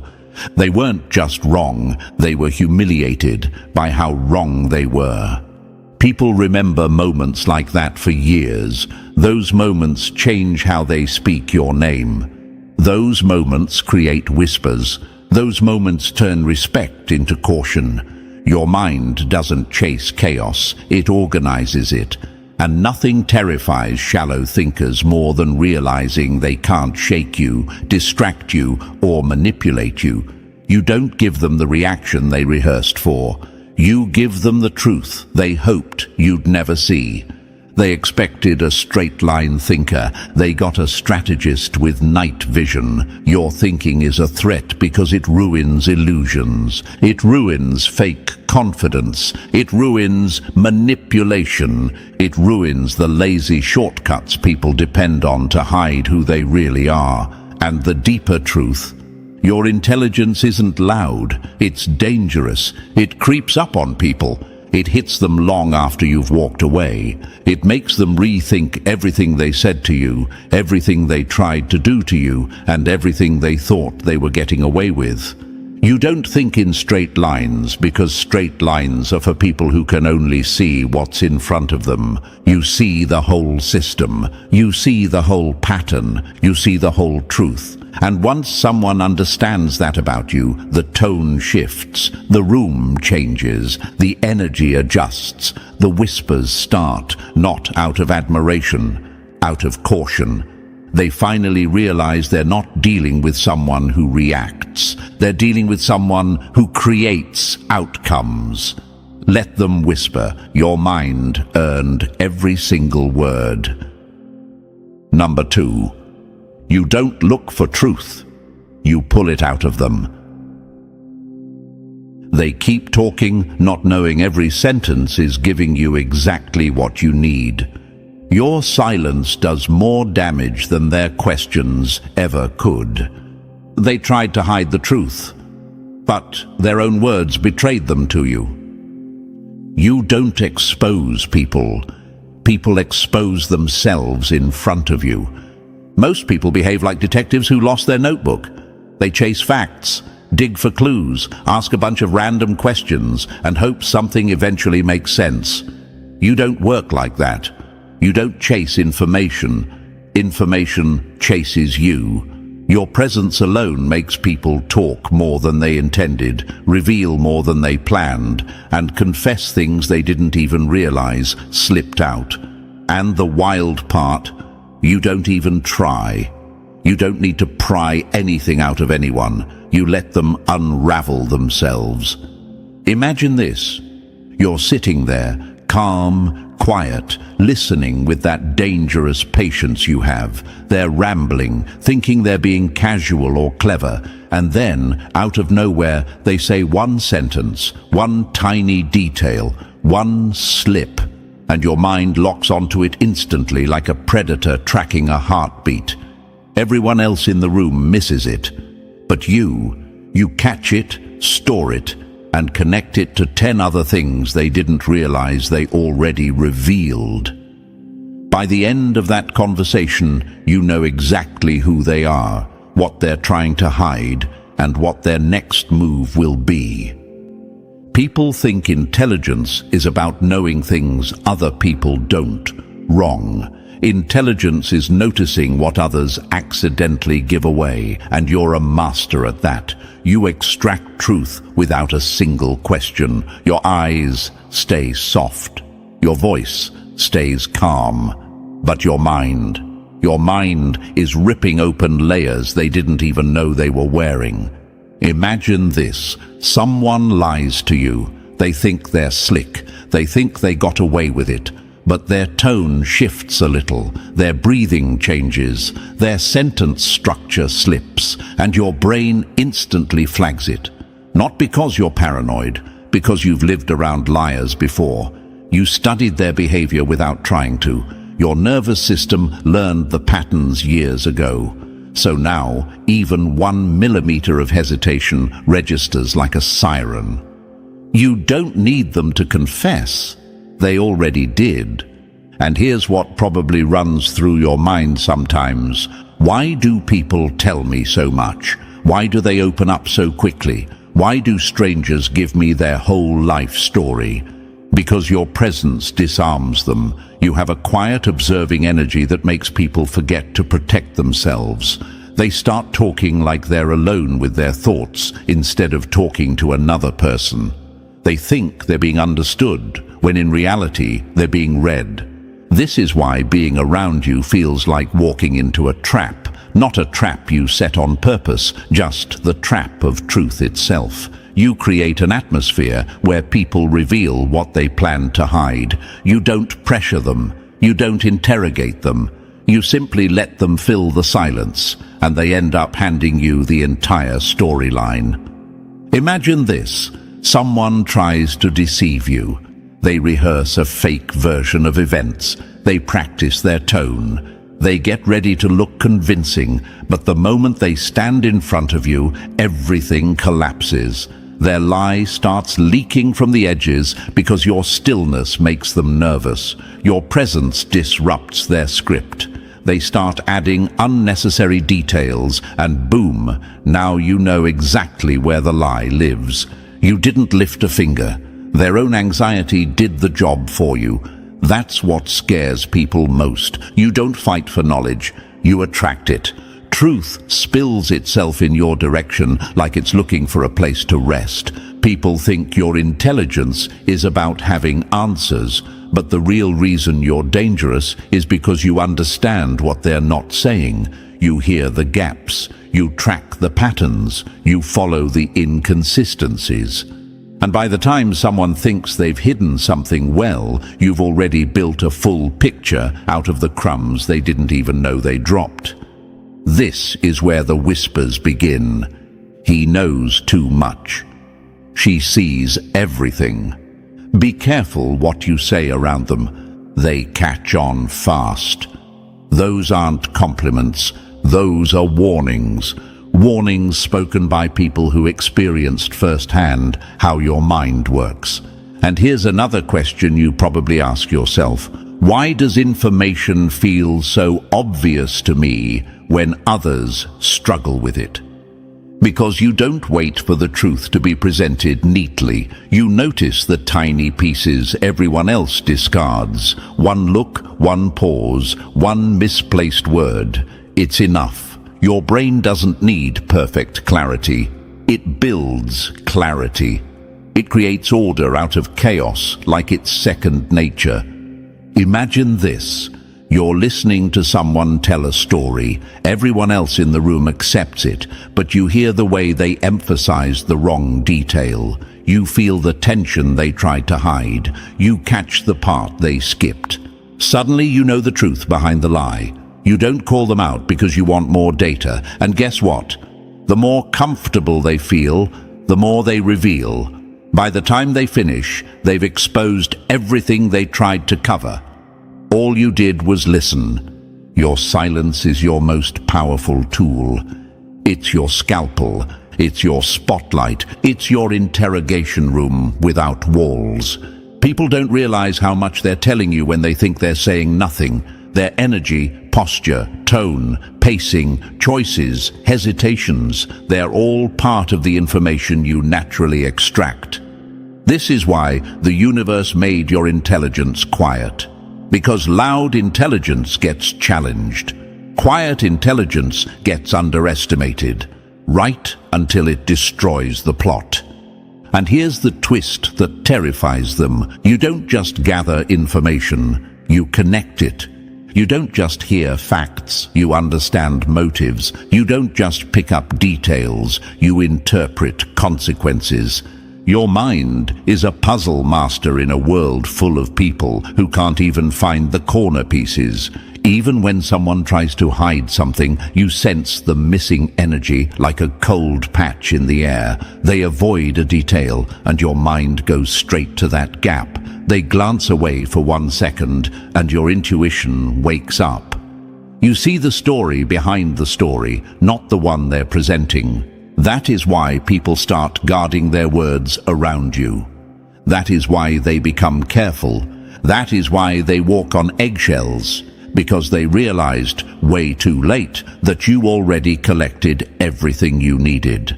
And here's the part that ends them. By the time they start hiding the truth, you've already got it. By the time they start editing their story, you've already seen the original version. By the time they start fixing their mistakes, you've already mapped the whole pattern. This is why the whispers about you hit a different tone. People sense the imbalance. They sense the quiet power. They sense that you know more than you say. They don't feel safe lying around you. They don't feel safe pretending around you. They don't feel safe playing games around you. Because every game they play hands you more information. You extract, they reveal, and the balance shifts forever. That's the danger you carry, chosen one. Not loud power, not flashy intelligence, but a mind that pulls the truth out of people without lifting a finger. No wonder they whisper. No wonder they're cautious. No wonder they treat you like someone who sees behind the veil. You earned that reputation. Now, watch how quietly it works in your favor. Number 3. You don't fight the person, you dismantle their foundation. They tried to win the argument and somehow ended up confessing their weaknesses instead. Most people argue like they're acting in a cheap play. Loud voices, rehearsed points, desperate emotion. You don't enter arguments to win applause or feel superior. You step into them the way a surgeon enters an operating room. Steady hands, clear mind, scanning for the weak spot that explains everything. Your goal isn't victory. Your goal is data. Every argument is an X-ray, and people never realize they're the ones standing under the machine. The enemy hates this about you because your calm exposes what their chaos tries to hide. You listen to their words, sure, but your real focus is on the parts they avoid. The skipped explanation, the shaky tone, the contradiction they pray you didn't catch, and you do catch it every time. You're not fueled by emotion, you're fueled by curiosity. That scares them more than anger ever could. Imagine this. Someone is arguing with you, trying to look dominant. They expect you to get flustered or loud. Instead, you ask one small question, then another. Their story bends, their certainty cracks, their confidence leaks out like air from a slow puncture. Suddenly, the argument isn't about the topic anymore, it's about their exposed logic falling apart in real time. And here's the question that hits most chosen ones. Why do people look uncomfortable after arguing with me? Because they feel seen beyond their excuses, beyond their emotional noise, beyond the mask they thought would distract you. Arguing with you is like standing in front of a mirror that reflects the parts they avoid looking at. Your power isn't dominance, it's precision. Your calm is the red flag they should have paid attention to. Your questions slice cleaner than insults ever could. That's why the whispers start. Don't argue with them unless you're ready to get exposed. They're not afraid of losing the argument. They're afraid of what you'll discover in the process. Number 4, you move slow, so they can't see the shot coming. They rushed to look powerful. You waited and became inevitable. Your patience has always been the detail that unsettles impulsive people the most. They call it hesitation, confusion, overthinking, anything to hide the fact that they're scared of it. Most people live in a hurry. They act fast, to look confident, decide quickly to feel in control, and jump into action before their own thoughts even settle. You move differently. You take your time, not because you're unsure, but because you understand something they never learned. Timing is a weapon. Imagine this. Everyone else is sprinting, bumping into each other, bragging about how decisive they are. Meanwhile, you're still, silent, watching the whole pattern unfold. You wait until the noise dies down. You wait until the cracks reveal themselves. You wait until the consequences of everyone else's impulses show up. And then, when the moment is perfect, you make one move that resets the entire board. Your patience is not passive, it's precision, it's control, it's the quiet confidence of someone who knows that rushing is how amateurs lose battles. You're not intimidated by other people's speed because you already calculated the ending before they even started. And here's the question you probably ask yourself: why do people get irritated when I don't rush? Because impulsive minds depend on dragging others into their chaos. Your stillness exposes their instability. Your timing exposes their mistakes. Your calm exposes their panic. When they move too fast, they reveal their fears. When you move slowly, you reveal your power. Your decisions don't explode. They land, clean, precise, inevitable. You act when the universe aligns the variables, not when someone else demands urgency. And that terrifies people who rely on pressure to manipulate others. You can't be rushed. You can't be pushed. You can't be forced into their rhythm. That's why they whisper, because patience in your hands isn't peace. It's checkmate in slow motion. Number 5. You store the truth and delete the trash. They bragged, lied, and performed, but you only remembered the part that exposed them. Most people assume intelligence means hoarding memories like some overloaded hard drive. They cling to every detail, every insult, every rumor, every meaningless moment. But you're built different. You keep what matters, and you let the rest burn. Your memory works like a sniper, not a scrapbook. You remember the pattern, not the noise, the motive, not the excuse, the shift in energy, not the fake apology. Imagine this. Someone thinks you forgot a small moment from months ago, a phrase they slipped, a decision they made, a tone that didn't match the story. They think it disappeared. What they don't understand is that your mind archived it quietly, labeling it, connecting it to every new inconsistency they show. Then one day, when the truth finally clicks together, your memory lands like a clean strike. No yelling, no drama, just revelation. Your memory isn't emotional, it's tactical. You recall what gives you clarity, not what drags you into chaos, while others drown in grudges, replaying scenes like bad reruns. You're deleting emotional junk files without hesitation. You don't carry what doesn't build you. That's why your path stays clear while others stay stuck. Here's a question chosen ones often ask. Why do small details stick with me while big drama disappears?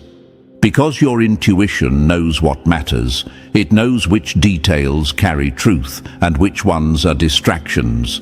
You're not built to remember gossip. You're built to remember character. You forget the petty things because they're beneath your energy, but you never forget the moves that reveal someone's real intentions, and that terrifies people. They don't know what you kept. They don't know what you noticed. They don't know which moment exposed them. That's why they whisper, because your memory isn't random. It's a weapon. Number 6. You don't draw lines. You let the universe snap them back into place. They thought your silence meant forgiveness until the consequences showed up without knocking. You don't warn people, they warn themselves after feeling what you do next. Your boundaries aren't spoken, they're survived.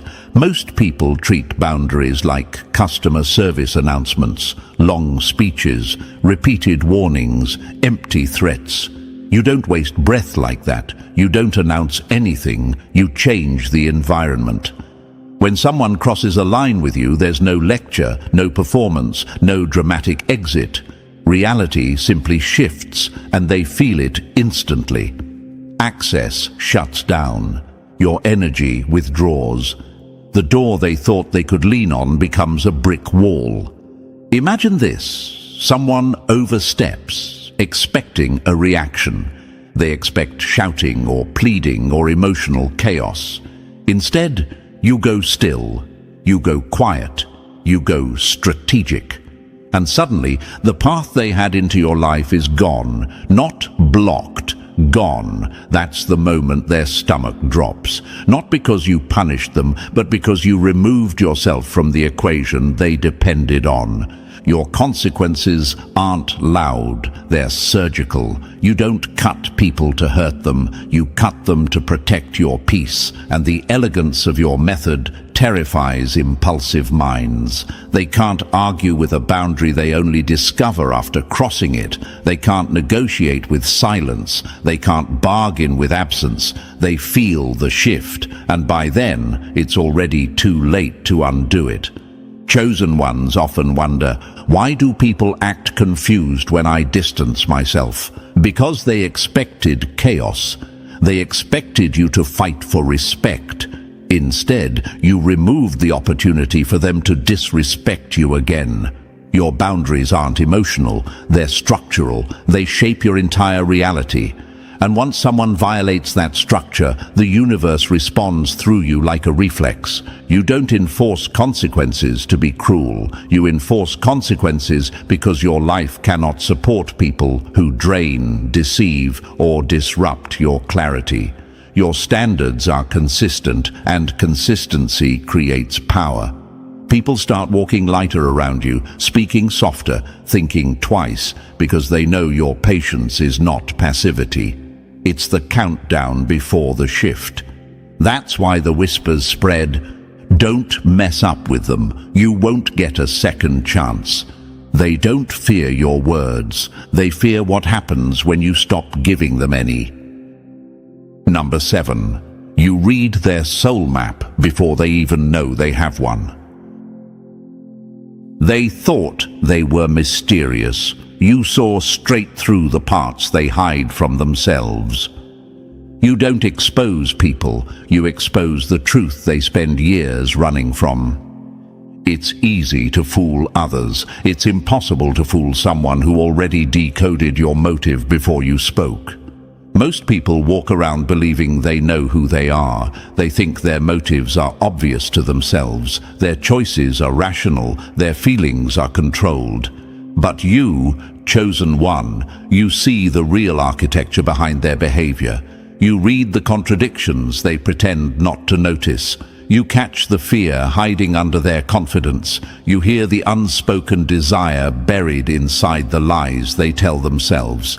Imagine this. Someone acts bold, loud, sure of themselves. Everyone else buys the act. But you catch that tiny pause, that small hesitation, that flicker of insecurity they tried to bury.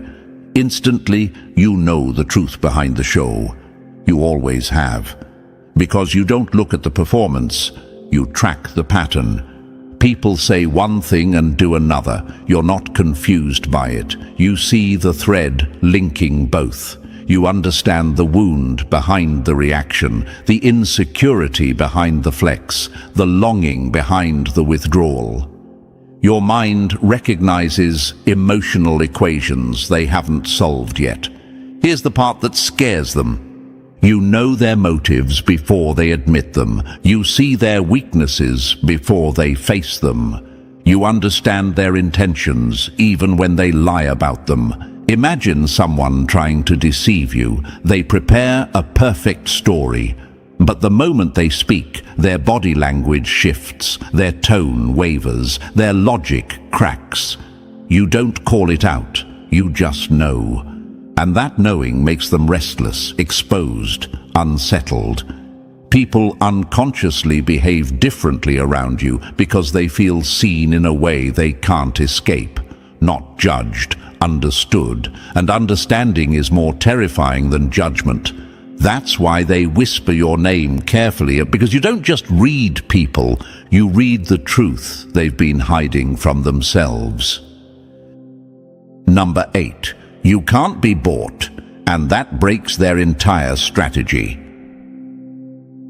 They lost the game the moment they realized you weren't playing for applause. A person with no need for approval is the one force you can't manipulate. They tried praise, pressure, guilt, flattery. Nothing moved you. That's when fear kicked in. Most people run on validation like it's oxygen. They chase approval to feel stable, accepted, powerful. But you don't need anyone clapping for you to know your worth. Your confidence comes from the inside, not the audience. And that makes you the most dangerous kind of person in any room, uncontrollable. Imagine this. Someone tries to guide your choices with compliments. They think a little praise will steer you. It works on everyone else, but you don't even blink. Then they try criticism, hoping to shake you. Still nothing. No reaction. No insecurity. You stay centered, calm, unmoved. That's when they finally understand. They have zero leverage over you.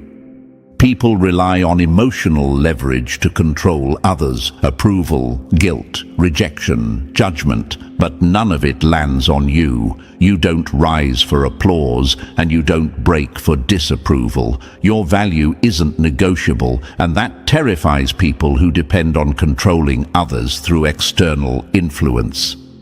Here's the question chosen ones often ask. Why do people push harder when I don't react?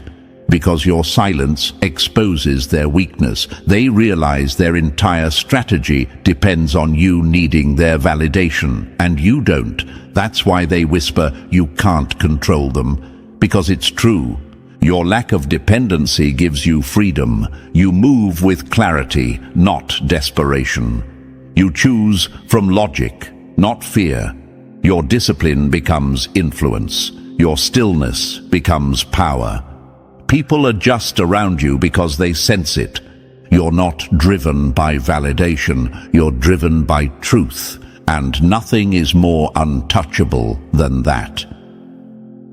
Number 9. You don't match their fire, you extinguish it.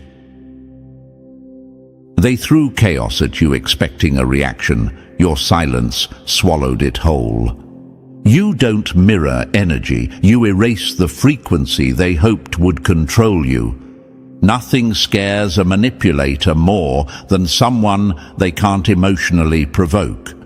Most people reflect whatever they're given. Someone gets loud, they get louder. Someone gets rude, they get defensive. Someone gets manipulative, they get confused. But you're not a mirror, you're a stabilizer. When chaos hits you, it dies on impact. When anger comes your way, it fizzles. When someone tries to push your buttons, they realize you don't have any buttons to push. Imagine this. Someone storms in with attitude, hoping to drag you into the emotional mud. Everyone else would have snapped back. But you stand still, calm, controlled. Their storm hits your atmosphere and dissolves. Suddenly, they look childish. They look unstable. They lose the power they thought they had. Your neutrality becomes the weapon they didn't see coming. People expect emotional reaction from others because it gives them control. If they can provoke you, they can steer you. If they can upset you, they can influence you. But you break their entire system. You don't rise to anger. You don't drop into chaos. You don't feed their emotional games. And that confuses them more than anything. Your clarity ruins their strategy. Chosen ones often wonder, why do aggressive people back off around me? because their tactics don't work. Their usual manipulation scripts fail, their emotional traps collapse. You respond with calm, so clean, so quiet, so grounded that they're forced to face themselves, and most people can't handle that reflection. Your neutrality isn't weakness, it's dominance without noise. It's control without force. It's intelligence without effort. That's why the whispers spread. You can't shake them. You can't provoke them. You can't control them because you don't mirror their energy. You erase it. Number 10. You don't just leave the room. You leave a void they can't fill. Your silence hits harder than their entire speeches. Walking away isn't retreat for you. It's the final move that ends the game. They didn't fear losing the argument. They feared losing access to you. Most people can't stand empty space. They talk just to hear themselves. They ramble to feel relevant. They stay in rooms long after their impact has evaporated. But you understand something deeper. Presence is a currency, and you never overspend yours. You speak when your words will land. You move when your presence will matter, and when the moment peaks, you exit. Clean, controlled, unapologetic. Imagine this, you're in a conversation that's reached its limit. You've said what needed to be said. You've observed what needed to be observed. Everyone else keeps talking, trying to reclaim control or soften their insecurity. But you don't linger. You don't explain. You don't wrap it up with unnecessary closure. You simply shift out, and the entire energy of the room sinks the second you're gone. That's what rattles them. Your exits aren't emotional, they're strategic. You don't leave because you're pressured. You leave because you're done. And here's the question chosen ones usually ask. Why do people act weird after I leave? Because your absence exposes the truth. You were the gravity holding the moment together. Once you step out, the conversation falls flat. The confidence people pretended to have collapses. The room feels lighter. No direction, no anchor. They feel the difference between someone walking out impulsively and someone walking out with intent. Your departure becomes the message. Your silence becomes the statement. Your distance becomes the consequence. And this terrifies people who rely on access for power. Because you control engagement, you control the dynamic. You choose when energy starts and when it ends. People approach you more carefully because they know one wrong move, one disrespect, one slip, and you'll vanish from their space with the kind of finality they can't reverse. That's why they whisper, they don't stay if it's not worth it. They leave when the game is beneath them. They exit like someone who knows their value. Because you don't just know when to speak, you know when to disappear and let your absence finish the job. Number 11, you don't enter the race. You rewrite the entire track. They train to outrun you, never realizing you weren't running the same race. Competition dies the moment you position yourself where no one else can reach. They were busy comparing. You were busy ascending. Most people drain themselves trying to be better than someone else. They obsess over rankings, attention, validation, and being seen. They measure their worth sideways, not upward. But you don't waste energy competing. You position. You place yourself so strategically that the idea of competition becomes irrelevant. You shift into spaces where your presence bends the rules before anyone even realizes the rules changed. Imagine this. Everyone is scrambling on the same crowded path, fighting for the same spotlight. clawing for the same recognition. Meanwhile, you're building a door nobody else knew existed. By the time they notice your move, you're already in a different room, playing a different game, with a different level of influence. They're confused, frustrated, asking themselves, when did they get ahead? But you didn't get ahead. You stepped somewhere. Competition couldn't follow. People think they're competing with you, but they're actually playing inside a system you've already mapped. You understand environments, leverage, timing. You know how to align yourself with the universe's flow instead of forcing outcomes. Your advantage isn't speed, it's placement. While others sprint blindly, you choose a position that turns effort into inevitability. Here's something chosen ones often wonder. Why do people get irritated when I don't compete?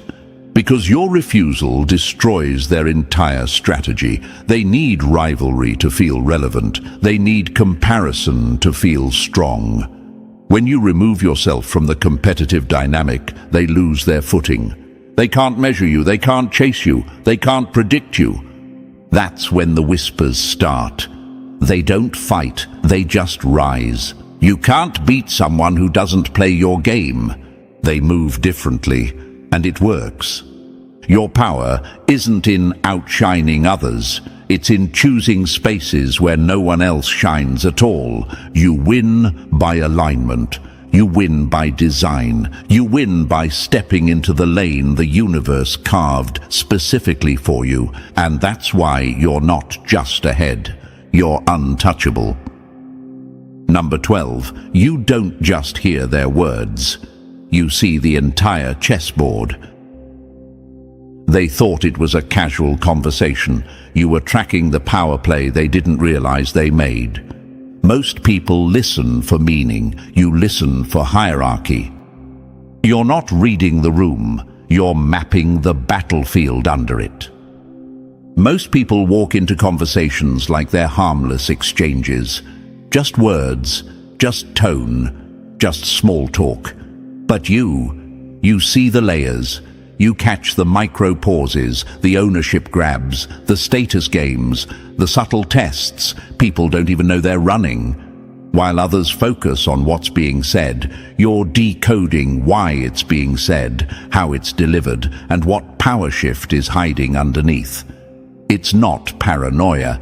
It's pattern recognition at a level most people will never reach. Imagine this. Someone laughs a little too loudly, interrupts at a strategic moment, or lowers their voice just enough to assert dominance. Everyone else misses it, but you catch it instantly. You clock their motives, insecurity, intention, and social rank in seconds. And because you see the structure, you automatically control the structure. Your awareness becomes leverage, silent, effortless, undeniable. People feel exposed around you without understanding why. They straighten up, adjust their tone, choose their words carefully. Not because you demanded it, but because they sense you're tracking layers they can't hide. You create rules without speaking them, and they follow without noticing. You reveal nothing, and that's why they reveal everything. You don't show your intelligence like others do. You let it sit under the surface like a shadow, felt but unseen. People underestimate you by instinct, and you allow it because misjudgment is leverage. They talk too much. They take risky angles. They overextend, and every misstep becomes information you store quietly. Your concealment is intentional. You reveal pieces of yourself only when it serves the structure. While others flex their intelligence for attention, you move with restraint, making people uneasy because they can't measure your depth.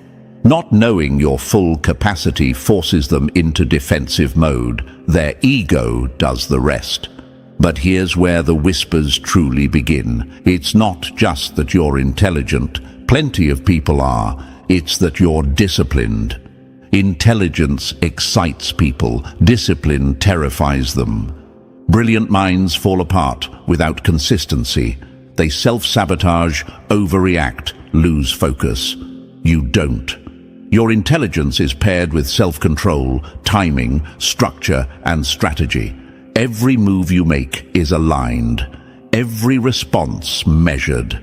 Every decision supported by a system only you understand. Imagine two people arguing in front of you, loud, emotional, messy.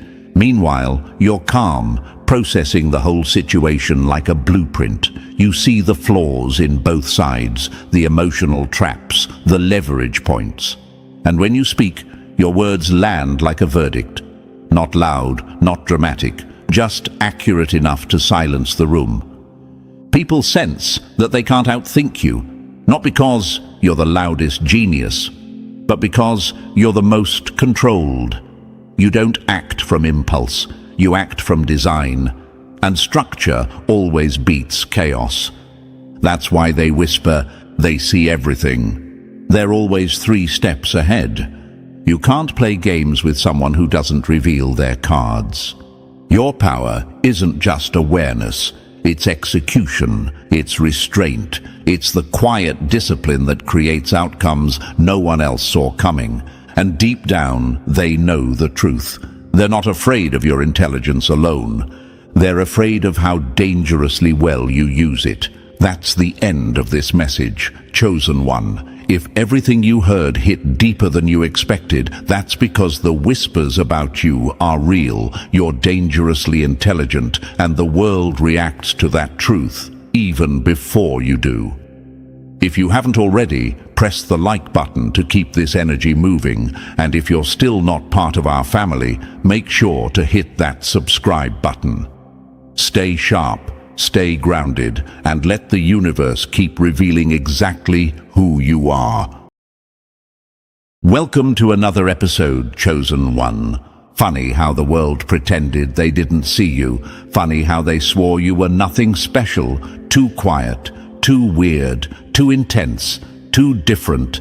They laughed, remember? They whispered. They pointed fingers like they knew you. But look at what's happening now. Look who's suddenly acting nervous. Look who's checking old messages, replaying old moments, trying to figure out where they missed the signs. Oh, the legends need to bow now, because everything they said about you is blowing up in their faces. They thought they understood you. They thought you were predictable. They thought your past was simple and your future was already decided. Then someone dug deeper. Someone checked your patterns. Someone pulled the file nobody ever opens. And suddenly the room went quiet.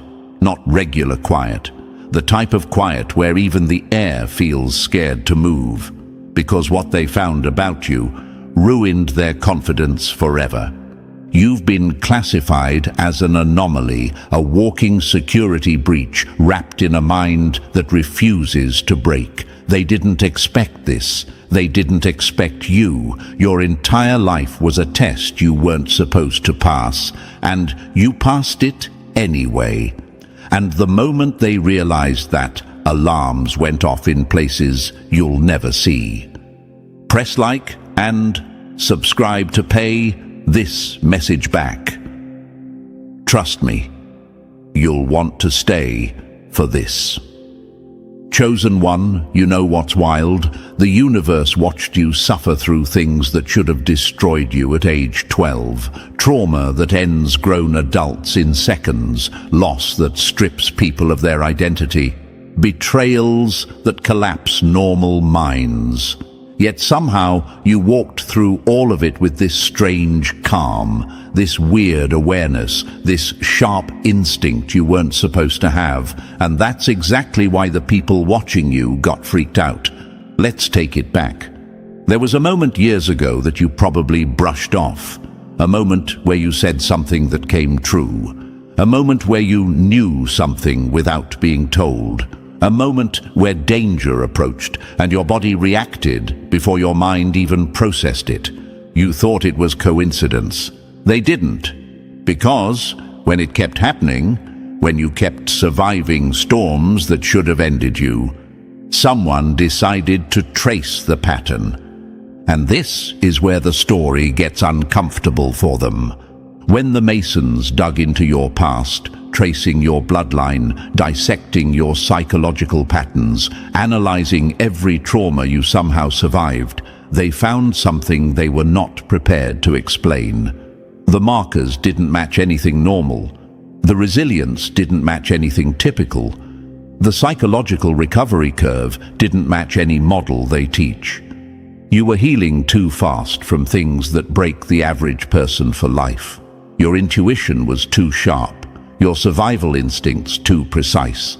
You didn't grow like a normal human being. You grew like someone who wasn't supposed to make it, but did, and that terrified them. When those findings were passed to intelligence agencies and landed on the right desk at Langley, someone reviewed your entire timeline and simply said, "Put them on List S, not List A for active threats, not List B for monitoring, not List R for remote observation, List S, the silent protocol, the list reserved for people who don't fit in any category, the ones who beat odds that make no sense, the ones who survive deaths that never reach the public, the ones who show instincts that shouldn't exist, the ones who bend probability just by thinking differently."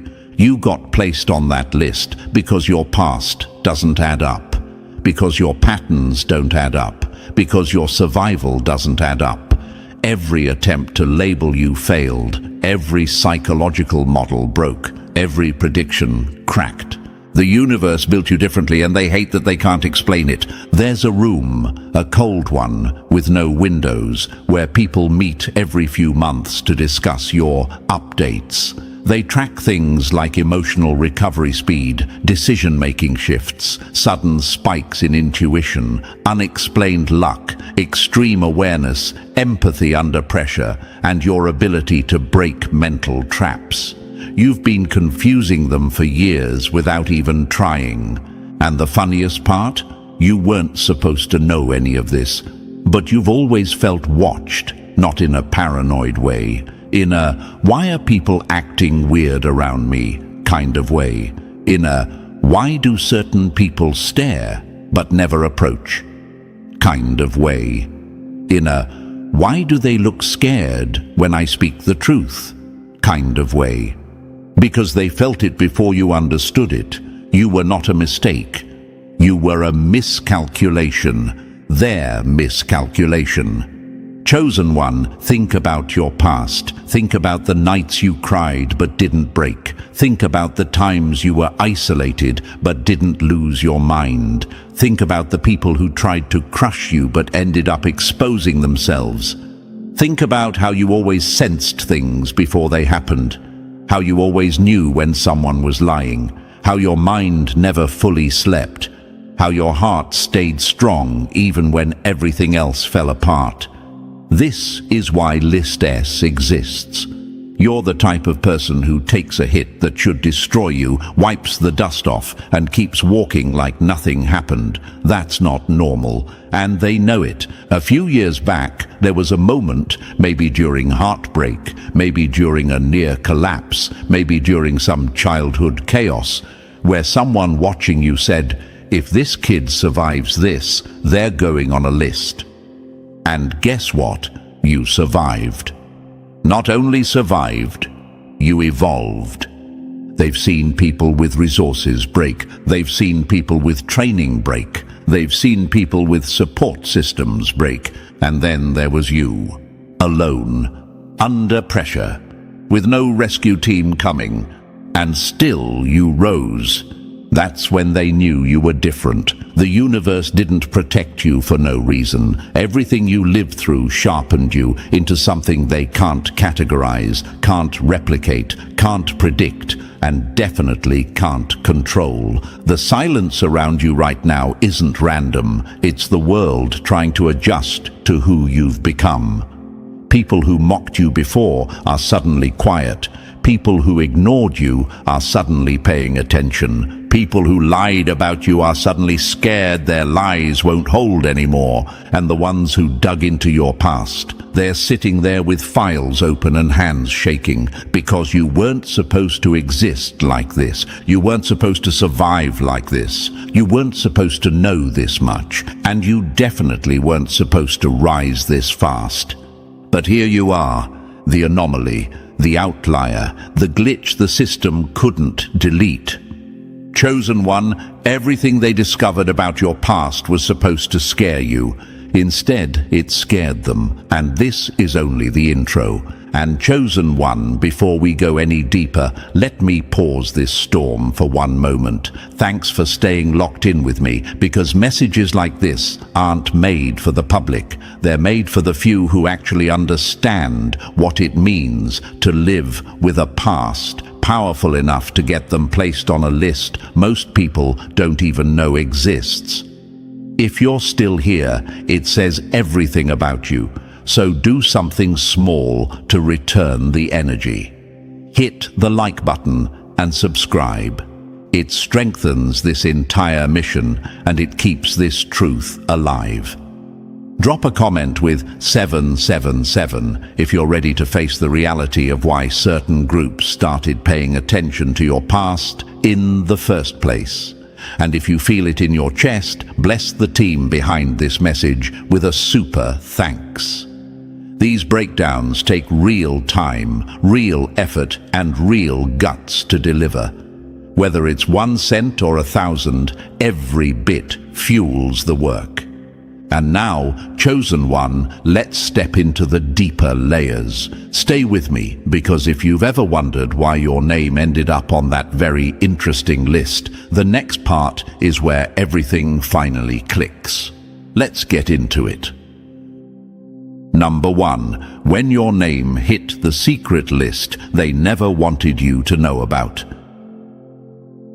Funny how they called you weak until the data said you survived things they wouldn't last 5 minutes in. They always said you were too sensitive, too emotional, too damaged, too unstable. They mocked your breakdowns, rolled their eyes at your healing, and whispered about your past like it made you lesser.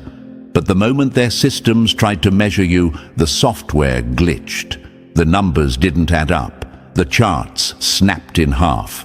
The pattern analysts sat there rubbing their temples, realizing the insult they once used against you just exposed their biggest mistake. You weren't fragile. You were off the spectrum entirely. This is what List S really means, Chosen One.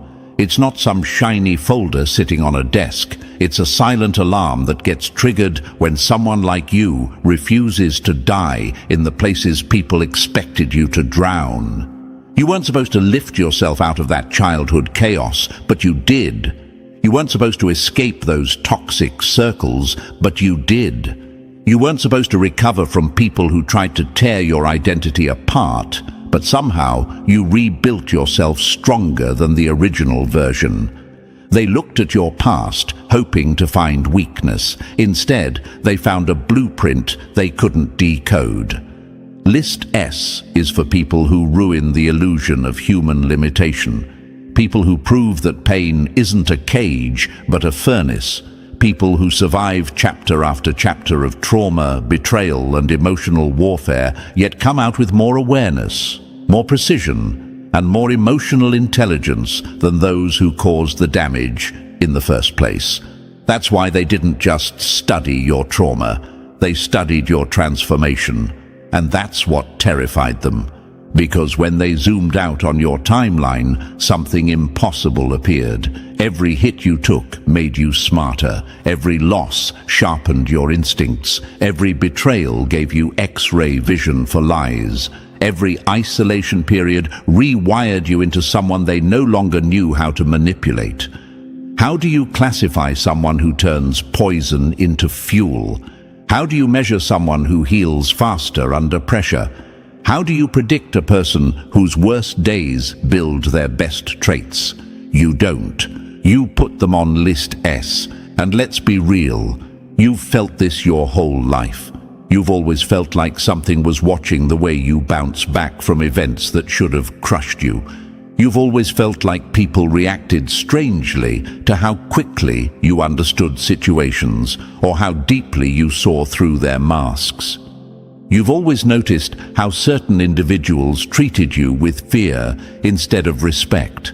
And at this point in the story, you're probably asking yourself the same question everyone in those rooms asked.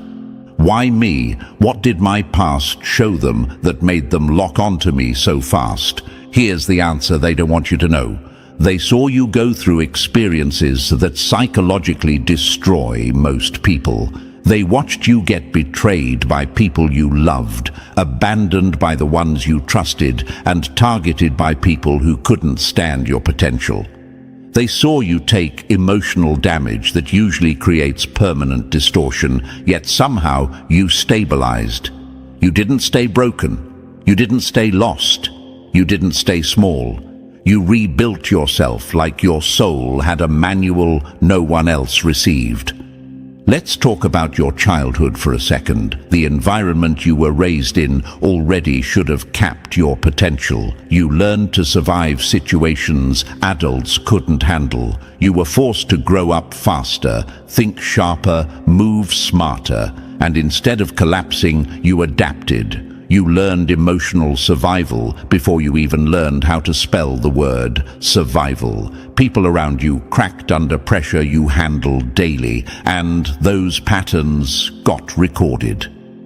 Then there was your teenage or early adult years, those years where you walked through heartbreaks, betrayals, fake friends, jealousy, envy, and identity attacks. You weren't just surviving emotional warfare, you were evolving inside it. You learned to read people by their breathing. You learned to feel danger before it arrived. You learned to see intentions before the words even formed. They watched you gain abilities without training. That's why the phrase consciousness anomaly was used. That's what made your files stand out. But the real shock came later, when they traced how every traumatic event in your life didn't shatter you but increased your awareness. They compared your psychological data to thousands of others and saw something that shouldn't be biologically possible. You upgraded under suffering. You're the type of person who walks out of a burning house carrying wisdom in your pockets. That's not dramatic, that's statistical defiance. That's why List S exists. And when the Masons dug deeper, looking through generational patterns and bloodline markers, they found even more anomalies. Moments where your ancestors also survived impossible odds. Moments where your lineage refused to disappear. You came from people who shouldn't have made it, yet did. People who weren't supposed to rise, yet did. They thought they were just studying you, but they accidentally opened a history that explained everything. This is why your existence scares them. You're proof that the universe keeps creating people who break the system, people who don't collapse the way they're supposed to, people who don't stay predictable, people who become more dangerous the more you try to silence them. You're the type of person who walks into a dark chapter and walks out carrying information you should have never had access to. You sense lies before they're spoken. You recognize fake intentions before the mask slips. You feel betrayals before they happen. This isn't paranoia. This is a survival software your past forced into your brain. And the moment their systems recognized it wasn't a glitch, it was a feature, that's when they panicked. You probably wonder why certain people feared you even when you weren't doing anything, why teachers, family members, co-workers, or random people reacted strangely to your presence, why people tried to break your confidence without knowing you well, why certain groups watched you without approaching. Here's the truth. Your energy carries information they don't want revealed. Your mind catches patterns they don't want to acknowledge. Your past forged abilities they can't explain. You intimidate people without speaking, not because you try to, but because your very existence exposes the weakness in their excuses. And that's the real meaning of List S. We don't know how this one is still alive, and we don't know what happens if they fully awaken. They saw your potential before you did. They saw your strength before you accepted it. They saw your future before you believed in it. And now here you are, chosen one, standing in a moment where everything finally makes sense. All the pain, all the betrayal, all the isolation, all the strange survival moments weren't random chapters. They were the proof that you were never meant to be ordinary.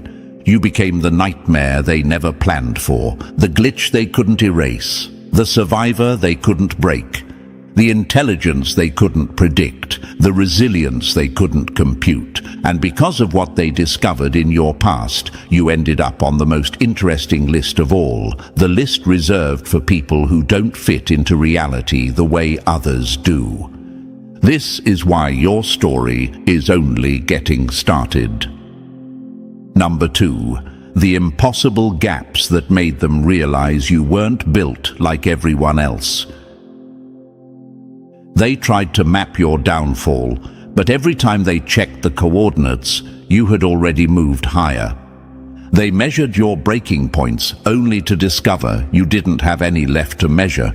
You weren't healing in silence, you were upgrading in the shadows.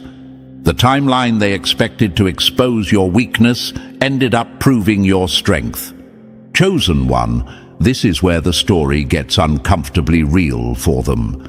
When they started studying your timeline, they expected a predictable pattern. Trauma leads to decline, betrayal leads to collapse, isolation leads to emotional shutdown. Normal humans follow that curve. The models were designed around that curve.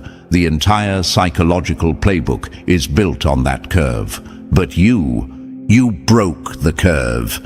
There were gaps in your timeline that nobody could explain, periods where you should have shattered, disappeared, or sunk into the ground like countless others did. Moments where the pain was supposed to crush you, but instead, something inside you flipped its own switch. You didn't fall, you didn't lose yourself, you didn't dissolve. Instead, you evolved when there was no logical reason for evolution to happen. Imagine this, a surveillance system waiting for you to collapse, counting down the days, expecting you to break like every other statistic before you. Then the timer hits 0, and nothing happens. No crash, no meltdown, no disappearance, just silence, a quiet shift, a sudden leap in awareness, a version of you that wasn't there before.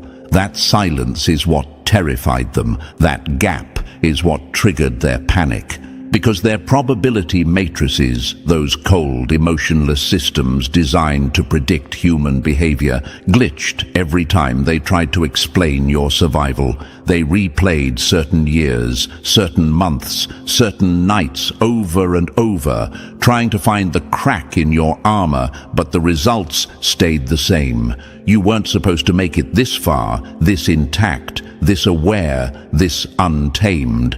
The system flagged you not because you failed, but because you refused to fail where failure was required. Let's talk about those impossible gaps. There were times in your life when the average person would have stayed broken for 10 years, but you didn't. You rebuilt yourself quietly, painfully, but effectively. There were moments where guilt should have eaten you alive, where heartbreak should have collapsed your identity, where abandonment should have made you trust no one again. But you didn't fall into those traps. Instead, you became sharper, calmer, more observant, more emotionally intelligent, more dangerous. It didn't make sense. Nothing in your environment supported that growth. No mentor was guiding you, no safety net caught you, no community lifted you. You didn't get the healing conditions they say are required. You healed anyway. Imagine this, a seed thrown into poor soil, no sunlight, no water, no protection. They expected it to rot. Instead, it cracked open and found a way to grow in darkness. That was you, the impossible growth no one accounted for. And you've probably wondered yourself, why didn't I fall apart like they expected? Why did I get stronger in moments where I felt the weakest? Why did silence transform me instead of destroying me? Here's the truth they discovered in those gaps. Your mind doesn't respond to pain the way normal minds do. Your consciousness upgrades under pressure. Your intuition gets sharper in crisis. Your emotional system learns instead of breaks. They even documented this phenomenon in cold scientific language, but the meaning behind it is simple. Your suffering didn't stop you because your inner wiring was built to adapt faster than the damage could destroy you. And that's exactly why those impossible gaps became the loudest red flags. Let's break down one of these periods the way they did. There was a moment in your life, maybe after a heartbreak, maybe after a betrayal, maybe after a major loss, where you vanished from certain people's lives. They thought they had won. They thought you were finally done. They celebrated. They bragged. They spread lies. They convinced themselves that your silence meant defeat. But behind that silence, something dangerous was happening. You were recalibrating. You were observing patterns you missed before. You were cutting attachments that never deserved you. You were rebuilding your identity in ways they couldn't predict. You were studying people from a new angle. Your empathy became sharper. Your boundaries became stronger. Your mind became quieter but deadlier. You weren't gone. You were upgrading your operating system. Then you resurfaced, not broken but clearer, not emotional but strategic, not naive but aware. And the moment you did, the people watching your timeline knew something was wrong. You evolved without external support. You grew without guidance. You upgraded without resources. That shouldn't have been possible. That's why the gaps became red alarms. Imagine this. A tactical team studying an enemy base they expect to be deserted, only to discover the lights are on, the defense system is upgraded, and the enemy they thought was defeated is now stronger than ever. That's how they saw you, a silent transformation they couldn't control. You lived through abuse that should have wired your brain into fear. Instead, it wired your brain into pattern recognition. You lived through abandonment that should have made you desperate. Instead, it taught you self-preservation. You lived through humiliation that should have shattered your self-worth. Instead, it made you immune to external validation.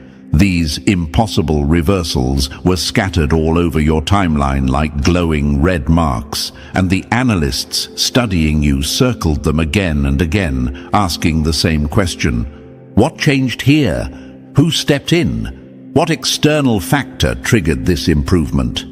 But the answer stayed the same every time. No one stepped in. Nothing external saved you. You were the one who shifted. Your consciousness made moves they didn't teach. Your intuition activated without instructions. Your resilience spiked without a cause. They couldn't explain it, and what they can't explain, they fear. Another impossible gap appeared in moments when your life completely collapsed. Yet instead of spiraling into self-destruction, you became hyper-focused, emotionally aware, spiritually grounded in ways you didn't even understand. You didn't just survive, you rearranged your entire inner world without breaking. They expected the fire to burn you, but you learned how to shape it. And if you think back, you'll notice something. Every time your world fell apart, a new part of you woke up. a version with a tighter vision, a version with less tolerance for lies, a version with deeper perception, a version with stronger instincts. Your spirit didn't just heal, it evolved each time someone tried to break it. This is why you ended up on that very interesting list. Because your timeline isn't normal, your gaps aren't normal, your evolution isn't normal. People who break the system's predictive models always get flagged. Now, here's something else you've probably wondered. Why was my life so hard? Why did I experience things others didn't? Why did I have to survive so much chaos for so long? Because your timeline was training you in ways no textbook could. Because your instincts were being forged in silence. Because your awareness needed extreme conditions to activate fully. Because your identity wasn't meant to grow in comfort. They saw that. They documented that. And those gaps, the ones they couldn't explain, became the evidence that you weren't just surviving life. You were mastering it. Imagine this, a chess player losing pieces on the board, but every loss sharpens their strategy. The observers think the player is being defeated. They laugh, they mock, they celebrate early. Then suddenly, the player makes a move no one saw coming. A checkmate forged through suffering, calculation, and quiet intelligence. That's you. You've been building your checkmate through every painful chapter, and now the world is seeing the result. Those impossible gaps in your timeline weren't mistakes. They were upgrades, they were awakenings, they were warnings to everyone who underestimated you. And that's why they put your name on a list reserved for people who don't break when they're supposed to. Number 3, why they stare from the shadows but never step forward. They don't interfere with you, chosen one, because even your silence feels like a warning shot. Here's the truth they'd rather swallow glass than admit. Their so-called surveillance isn't control, it's surrender. Watching you isn't part of a mission. It's the confession that they have no idea what to do with someone who doesn't fit into their blueprint. You're not a threat they can disarm or a problem they can solve. You're the variable that breaks the entire equation the moment they touch it. Imagine this. A team of experts analyzing a storm they can't predict. They stand behind glass, staring, measuring, panicking, but they never walk outside. That's you. You're the storm that doesn't follow weather rules. Every move you make, every shift in your energy, every moment of silence throws off their readings. They can't trace your evolution because half the changes happen inside you, without noise, without announcement, without permission. And maybe you've asked yourself, if they're so aware of me, why don't they step in? Why don't they try something? Because interference requires confidence, and they lost that the moment they realized your consciousness doesn't respond to their usual control systems. You don't break from pressure, you absorb it. You don't react to manipulation, you expose it. You don't crumble under isolation, you grow sharper inside it. You operate on a frequency their machines can't pick up and their psychology textbooks can't explain. Every time they thought you would collapse, you came back with a clearer mind. Every time life cornered you, you walked out with a new instinct. Every time someone tried to sabotage you, you evolved in a direction they didn't anticipate. They don't interfere because they already know the ending. Any attempt to control you would only make you stronger. Their silence isn't power, it's survival. Number 4, how you built order from chaos while they waited for you to break. They threw you into chaos expecting a meltdown. Instead, you built a kingdom out of the debris. Here's the part that rattled them the most. You weren't supposed to create anything inside that darkness. Chaos is designed to destroy people, not sharpen them. But you walked into the storm with no map, no guide, no mentor, no blueprint, and you still built something stable out of nothing. That's what the Masons labeled spontaneous order emergence, a fancy way of admitting we don't know how this one keeps pulling themselves together. Imagine this, dropping a shattered mirror and watching the pieces rearrange themselves into a sharper reflection. That's you. They expected you to collapse into fragments, but the fragments aligned into something stronger and more intentional than the original. Your mind didn't break. It reorganized. Your heart didn't close. It refined its standards. Your identity didn't scatter. It rebuilt itself with precision. And maybe you've wondered, how did I teach myself what nobody taught me? Because your resilience wasn't learned, it was forged. You built it quietly in rooms where nobody clapped for you. You shaped your strength in moments you thought you were failing. You trained your instincts while trying to survive nights that felt endless. Nobody guided your evolution. You engineered it. They wanted chaos to swallow you, but you turned it into a workshop. That's why their language shifted from psychological terms to unexplained phenomena. They couldn't claim credit for your growth. They couldn't trace your coping mechanisms. They couldn't find the source of your strength. Every time they reviewed your darkest chapters, the same question came up. How did this person become more aligned, more aware, and more unbreakable without support?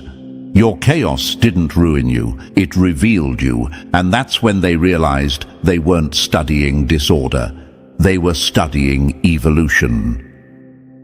Number 5. How you rewired your own brain before their programming could touch you. They tried to script your mind, but every time the code downloaded, you deleted it before it even hit the system. Here's what shook them to the core. You weren't resisting their conditioning, you were outpacing it. Before a toxic belief could settle, you kicked it out. Before a manipulator could plant a seed, you burned the soil. Before a false narrative could root itself in your identity, you tore it apart with instincts sharper than their strategies. They called it counter-programming, but let's be real, it was self-defense at a level they didn't think humans could run. Imagine this. Someone tries slipping a virus into your computer, but the system they underestimate is already rewriting its own defenses in real time. That's how your mind works. While others internalize lies, you dissect them. While others absorb patterns, you reject them. While others fall for manipulation, you feel the distortion instantly, like a sudden drop in temperature. And maybe you've asked, why did I always sense something was off before it became obvious? Because your internal radar isn't emotional, it's engineered through experience. Every betrayal rewired another layer. Every false friend sharpened another sensor. Every attempt to control you upgraded your system until you became immune to the tricks that break most people. They expected you to absorb the narratives thrown at you, the self-doubt, the guilt, the shame, the roles others tried to force onto you, but you dismantled them faster than they could form. You weren't paranoid, you were precise. You recognized manipulation before it had vocabulary. You walked away from people long before their true intentions leaked. You questioned rules that others blindly followed. You challenged identities that weren't yours. And every time you did, your consciousness split from the script they wanted you to live by. They found traces of this in your timeline, moments where you suddenly snapped out of patterns that should have trapped you for years, times where you outgrew conditioning you never officially unlearned, times where you broke cycles no one in your environment ever escaped. Your mind didn't just resist programming, it rewrote the entire operating system. That's why they can't predict you, that's why they can't influence you, that's why they can't shape you. because every attempt to control you became another upgrade. You became the architect of your own mind, and they never prepared for someone who could do that. Number 6. The decisions you weren't supposed to survive, but did anyway. You didn't dodge bullets by luck. You dodged them because your instincts outran their math. This is the part that made them stop pretending they understood you. When they reviewed your past, they kept stumbling on the same unsettling pattern. You made decisions that should have ruined you, yet somehow they saved you instead. Choices that looked reckless from the outside but turned out to be the exact moves that kept you alive, stable, or 10 steps ahead. Statisticians hate people like you because you break every rule their algorithms depend on. Imagine this: a chess player ignoring the right move on purpose, choosing something everyone else thinks is insane, and then winning the match because only they could see the trap hidden under the board. That's how your decision-making looks on paper. The models say this should lead to disaster, and yet the outcome keeps landing in your favor. And maybe you've wondered, why did my gut push me toward things my mind didn't understand? Why did I walk away from situations before danger even showed up? Why did certain choices feel urgent for no logical reason? Because your instincts aren't emotional, they're engineered through everything you've survived. You've lived through enough chaos to sense patterns normal people don't even notice. Your subconscious picks up danger before your conscious mind processes it. You don't analyze threats. You feel them like a shift in gravity. What they call illogical decisions were actually survival algorithms running faster than their data could process. There were moments where you cut off relationships out of nowhere, then later found out why that distance saved you. There were jobs you walked away from without explanation, then discovered the mess that exploded after you left. There were nights you changed your plans, stayed home, took a different route, said no to something everyone said yes to, and every one of those choices bent the trajectory of your life. Their reports documented this pattern again and again, and it freaked them out, because mathematically the odds of your survival should have dropped a long time ago. Statistically, you weren't supposed to navigate life this cleanly. Probability charts don't bend for anyone, yet they bent for you. Imagine this: a radar that detects storms miles before they appear on any official weather map. That's your intuition. It's not mystical, it's not random, it's the result of a mind sharpened by betrayal, a nervous system trained by danger, a heart refined by loss. You built a private navigation system from scratch. And here's what shook them the most. Your decisions were measurable, but not explainable. They could track the results, but not decode the source. They could see the outcomes, but not map the logic. They could calculate the odds, but not the intuition behind them. That's when they stopped calling it luck. That's when they stopped calling it coincidence. That's when your name became a problem in their reports. You don't just survive life, you outmaneuver it, and that's why you ended up on that list.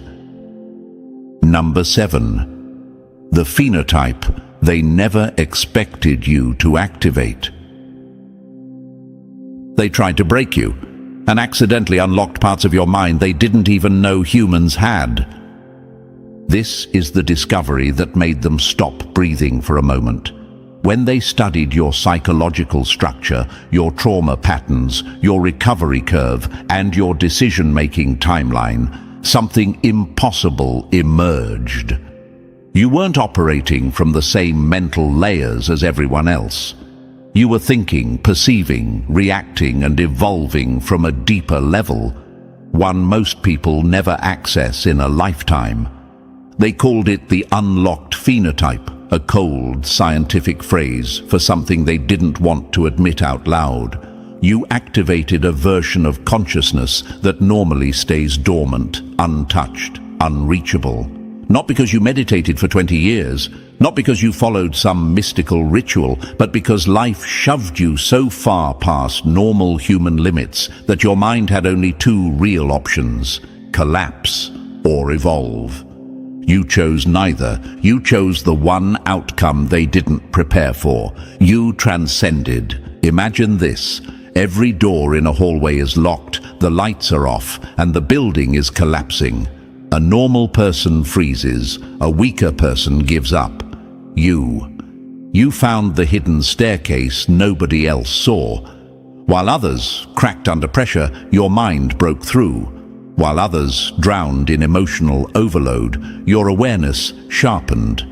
While others lost themselves in trauma, you entered a higher level of clarity, the kind that only forms under extreme heat.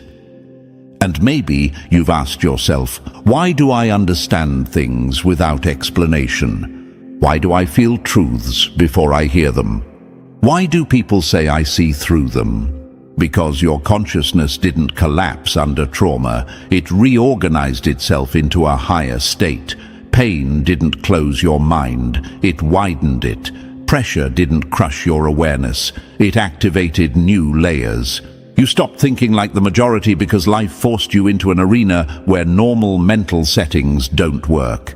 You evolved because staying the same would have killed you. Your empathy works differently. Your intuition fires faster, your perception cuts deeper, your emotional intelligence operates in high definition, your awareness feels almost panoramic. Imagine standing on a mountain while everyone else is stuck in the valley. They're squinting at the path, confused, lost, unsure of what's coming next, and you're seeing the entire landscape at once. That's the unlocked phenotype. It's not magic. It's survival architecture, and that's what scared them the most.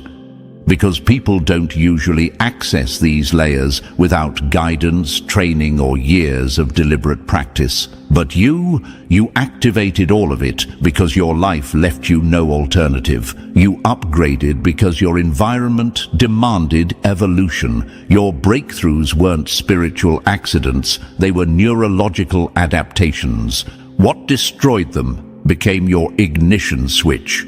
They documented how your awareness sharpened after heartbreak, how your perception expanded after betrayal, how your instincts intensified after danger, how your emotional intelligence multiplied after isolation. Every time life cornered you, another dormant layer turned on. You became someone who sees patterns before they form, senses danger before it appears, recognizes lies before they slip out, and understands people on a level that feels impossible to fake. That's what an unlocked phenotype looks like, a mind that refuses to stay in the default settings.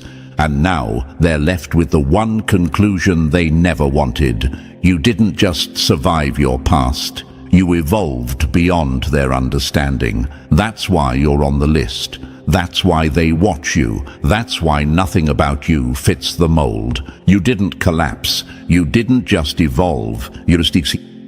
Number 8. The pattern in your work that set off their alarms. You didn't follow the rules of thinking. They realized you were inventing them. What rattled them wasn't just that you solved problems.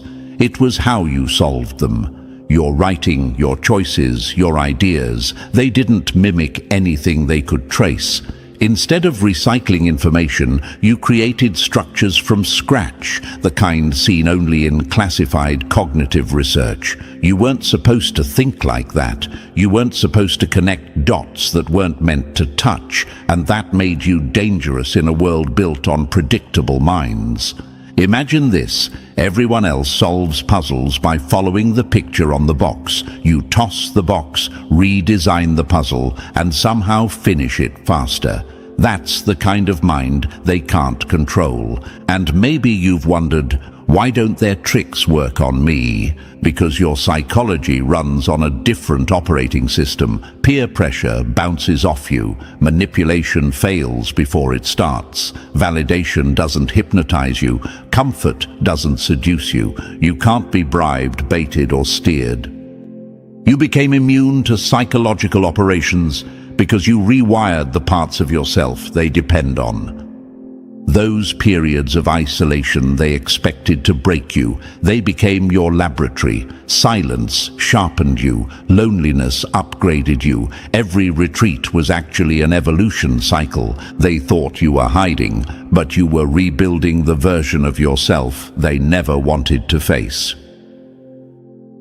Number 9. Adaptive discernment without bitterness. Repeated betrayal usually fractures people, but you didn't break and you didn't turn cold. You developed adaptive discernment, the ability to see people clearly without turning cynical. You learned to protect yourself without hardening. You refined your filters and detached without resentment. Your decision-making patterns couldn't be explained by logic or chance. You sensed trajectories.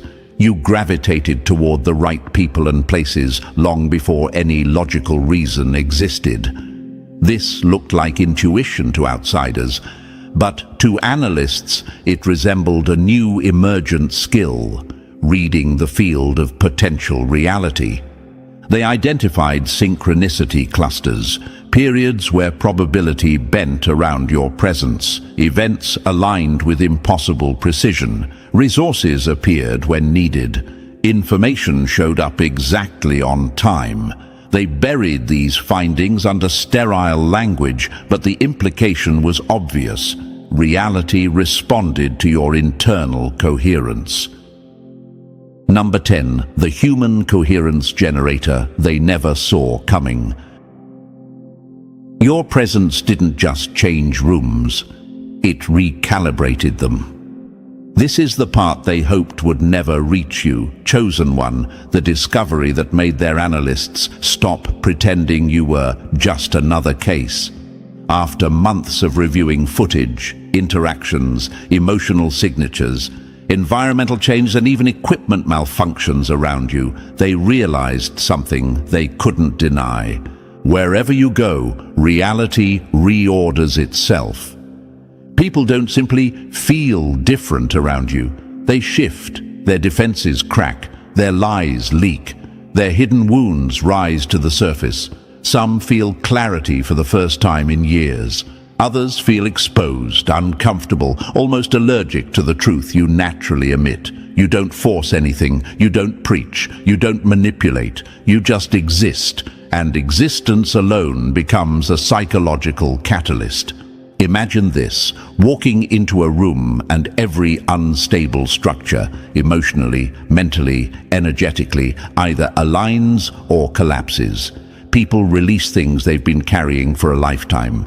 Some break down, some confess, some finally see the truth they've been avoiding, and the ones who survive by denial, they meet you and immediately feel threatened because your presence confronts what they refuse to face. You don't destroy people, you expose the cracks they built their lives on. That's why they couldn't label you the usual way. You weren't creating chaos, you were stabilizing it. You weren't causing emotional reactions, you were revealing their source. Time after time, the same pattern appeared. Confusion dissolved, hidden motives surfaced, and unresolved issues demanded resolution whenever you entered the field. This wasn't charisma. This wasn't chance. This wasn't emotional intensity. This was coherence. You became the tuning fork in environments full of distortion, the stabilizer inside rooms built on lies, the alignment mechanism in groups hiding fractures. They couldn't predict who would break or who would transform around you. But they could predict one thing every time. Nothing stayed the same once you arrived. Equipment malfunctioned, electronics glitched, people experienced sudden emotional release, Conflicts resolved or erupted, but never lingered in limbo. Stagnation dissolved, momentum returned, truth surfaced. Your presence forced movement in places that had been frozen for years, and maybe you've wondered, why do people tell me things they've never told anyone? Why do strangers cry around me? Why do unstable people react so intensely to me? Why do environments feel different the moment I enter? Because coherence doesn't blend into distortion, it corrects it. Your internal alignment forces external alignment. You are the update patch they never asked for, but desperately needed. The analysts eventually surrendered to the only description that made sense. Subject functions as a coherence generator. They meant it literally. You stabilize chaos. You promote clarity. You force truth. You trigger breakthroughs. Your energy compels alignment in everyone and everything around you. Some people transform under your influence. Others run from it. Both reactions prove the same truth. You are the disruptive harmony they never prepared for. So, chosen one, now you understand why your past put you on that list, and why nothing about you has ever been normal. You weren't shaped by life, you reshaped it, and this journey is only getting louder from here. If this hit you the way it was meant to, press the like button if you haven't already, and if you're still not part of our family, make sure you smash that subscribe button. The next chapter drops soon, and trust me, you don't want to watch it from the outside. Welcome to another episode, Chosen One. You already feel the shift around you, don't you? The air changed the moment you made that last move. Funny how fast people switch their tone when they realize the person they laughed at just proved them wrong without even trying. What they said about you, the stories they spread, the little jokes they thought were so clever, all of it flipped back on them. And now, look who's quiet. Look who's acting confused. Look who's pretending they always believed in you. The same people who doubted you are now acting like your success was obvious. They're shaking because your win exposed their true intentions. They didn't just underestimate you, they bet on your failure. They were waiting for you to fall so they could clap. They convinced themselves you'd never rise high enough to challenge their ego. They told themselves you were slow, weak, confused, lost. They wanted your story to end before it even began. And now, oh, the legend they tried to shut down is standing right in front of them without a single scratch.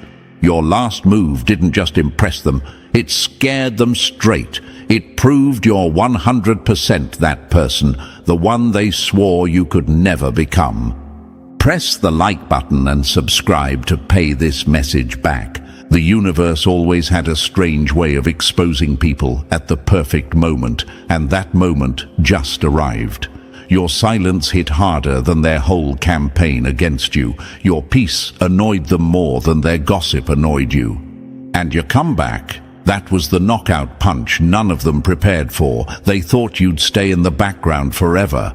Then you stepped forward one time with one clean decision, and the whole room froze. That's the part they'll never admit out loud.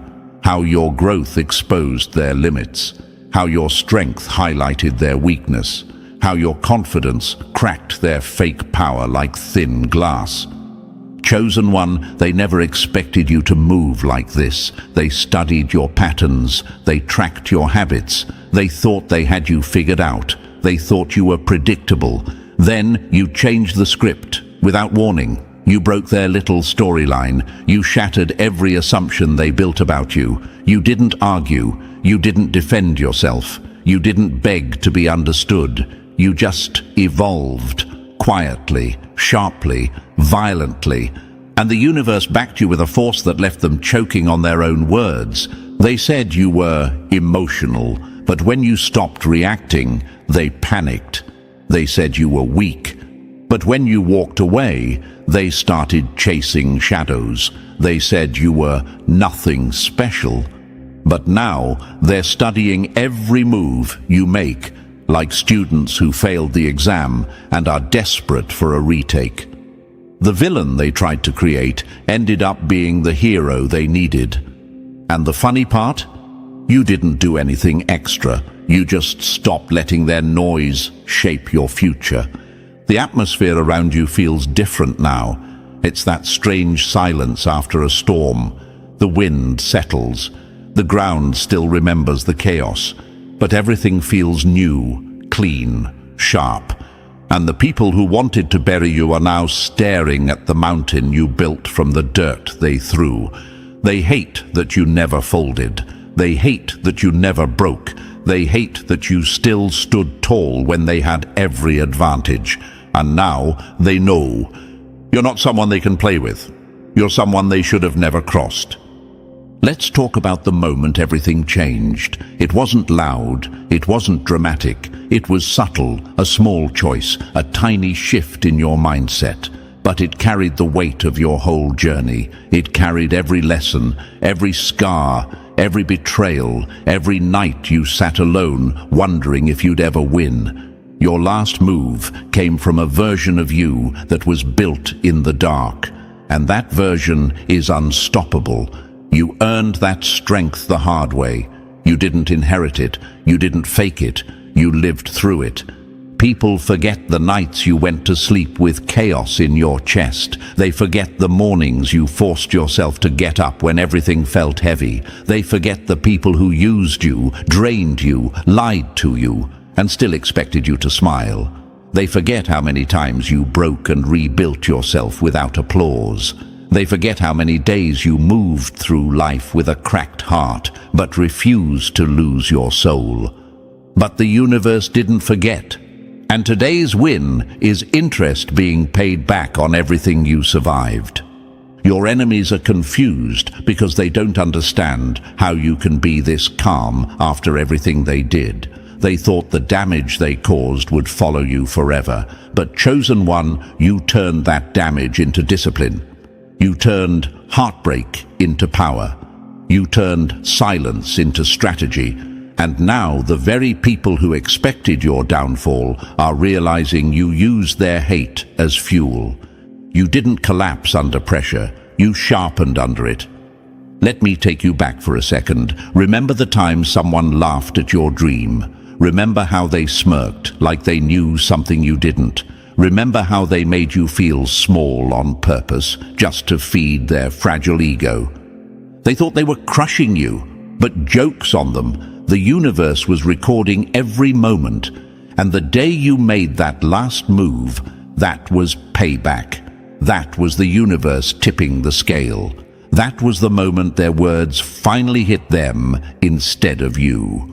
Your growth is the villain origin story they feared, and now you're walking into rooms with a quiet confidence that shakes people who once felt above you. You make them insecure without even speaking. They don't know how to handle someone who survived everything they planned to destroy you with. Your presence alone exposes their lies. Your success exposes their jealousy. Your evolution exposes their failure. Chosen one, your last move convinced them you're 100%. Not halfway, not almost.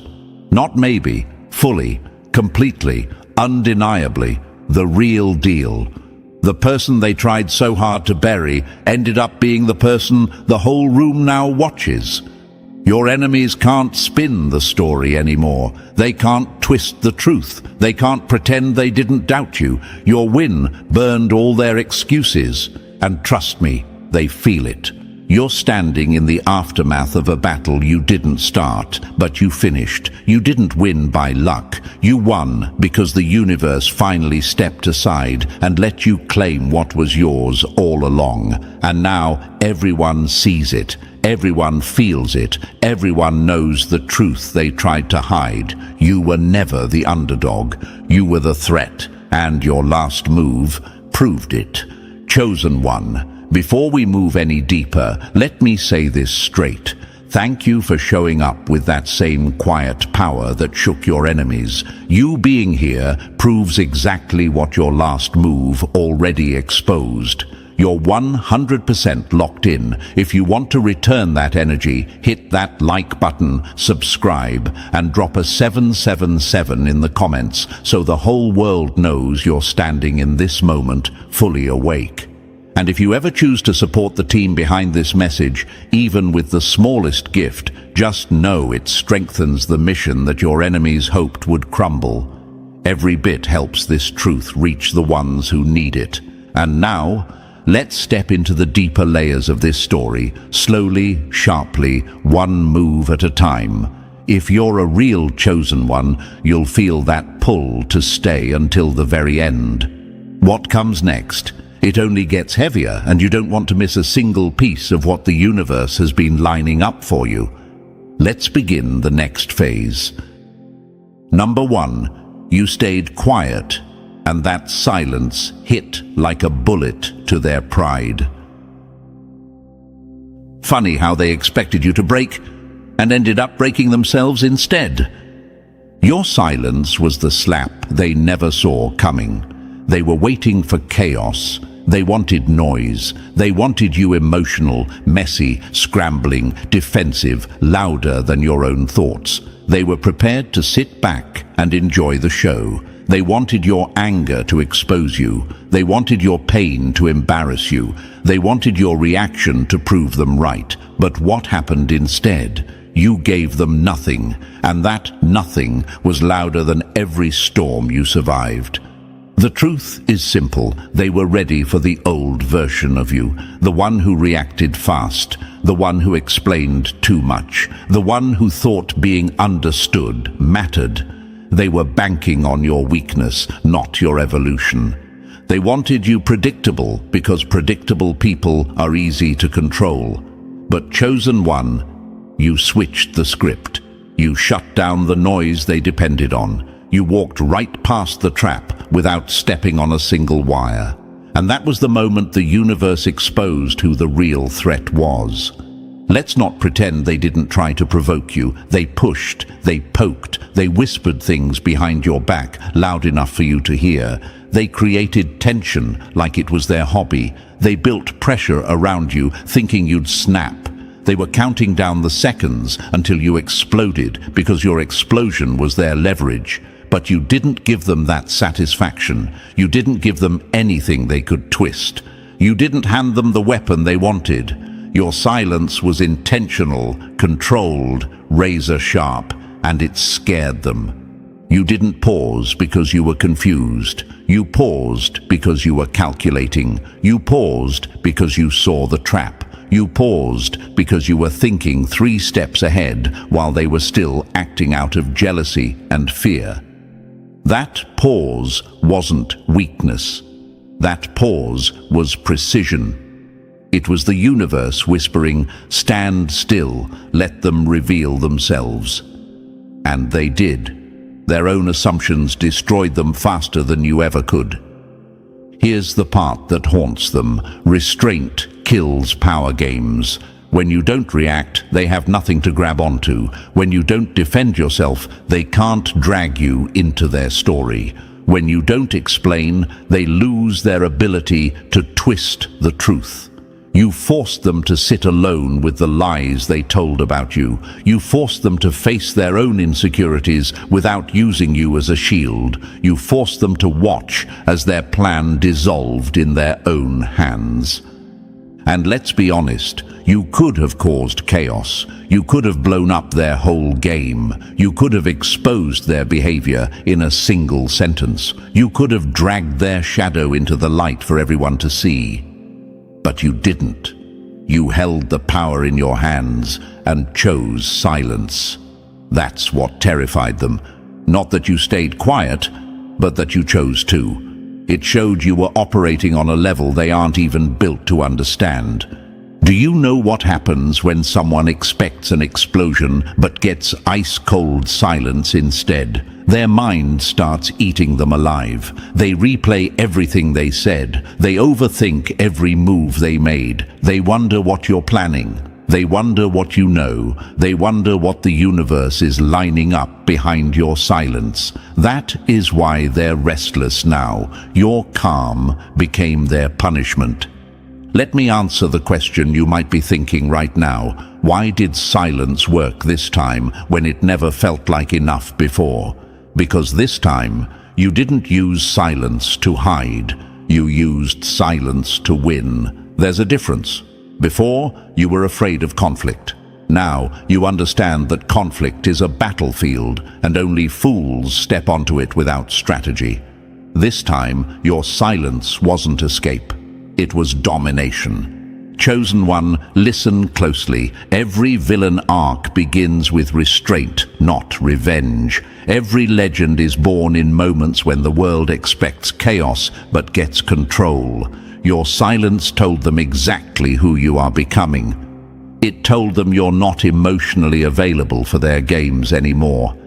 It told them you're not scared of losing people who never honored your presence. It told them the universe is pulling you upward, far away from the circles that used to drain you.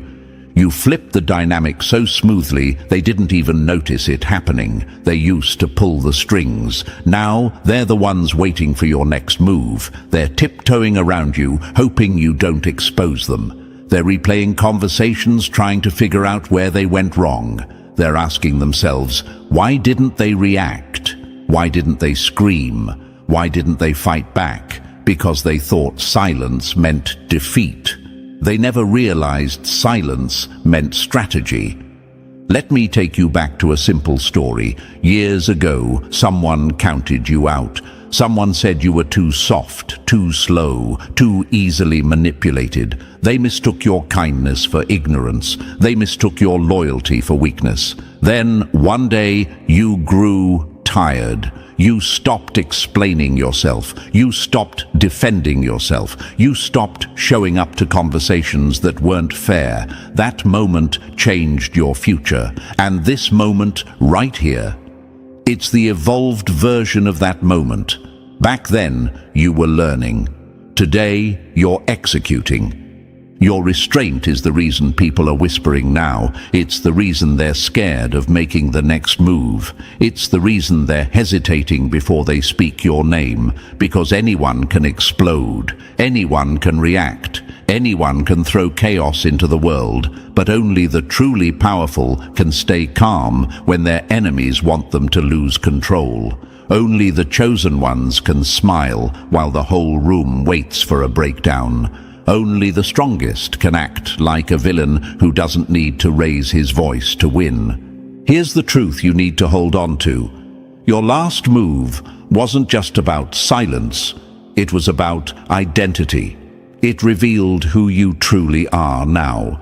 Someone who doesn't get dragged into low-level battles. Someone who doesn't hand power to people who never earned it. Someone who walks away not because they're scared, but because they're on a completely different level, and the universe is rewarding you for that. You might not see the full results yet, but the shift already happened. People feel it, people see it, people sense it. Your enemies can pretend all they want, but the truth is burning through them. You didn't fail to react, you chose to win, and that choice convinced them you're 100%. Done with the past, done with the noise, done with being predictable. You made your move quietly, and the world shook anyway. Now they're not waiting for your reaction, they're waiting for your next victory. Nothing scares a manipulator more than a person who stops asking for permission. You acting without validation was the moment everything inside them cracked. They built their entire version of you on the belief that you needed outside approval to make a move. They thought they were an essential part of your decision-making. They thought you depended on their reactions, their advice, their fake support, or even their disapproval. In their minds, you were someone who needed to be watched, guided, corrected, and managed. But then you made a move that didn't include them, didn't consider them, didn't pause for them, and their entire script burned to ash in seconds.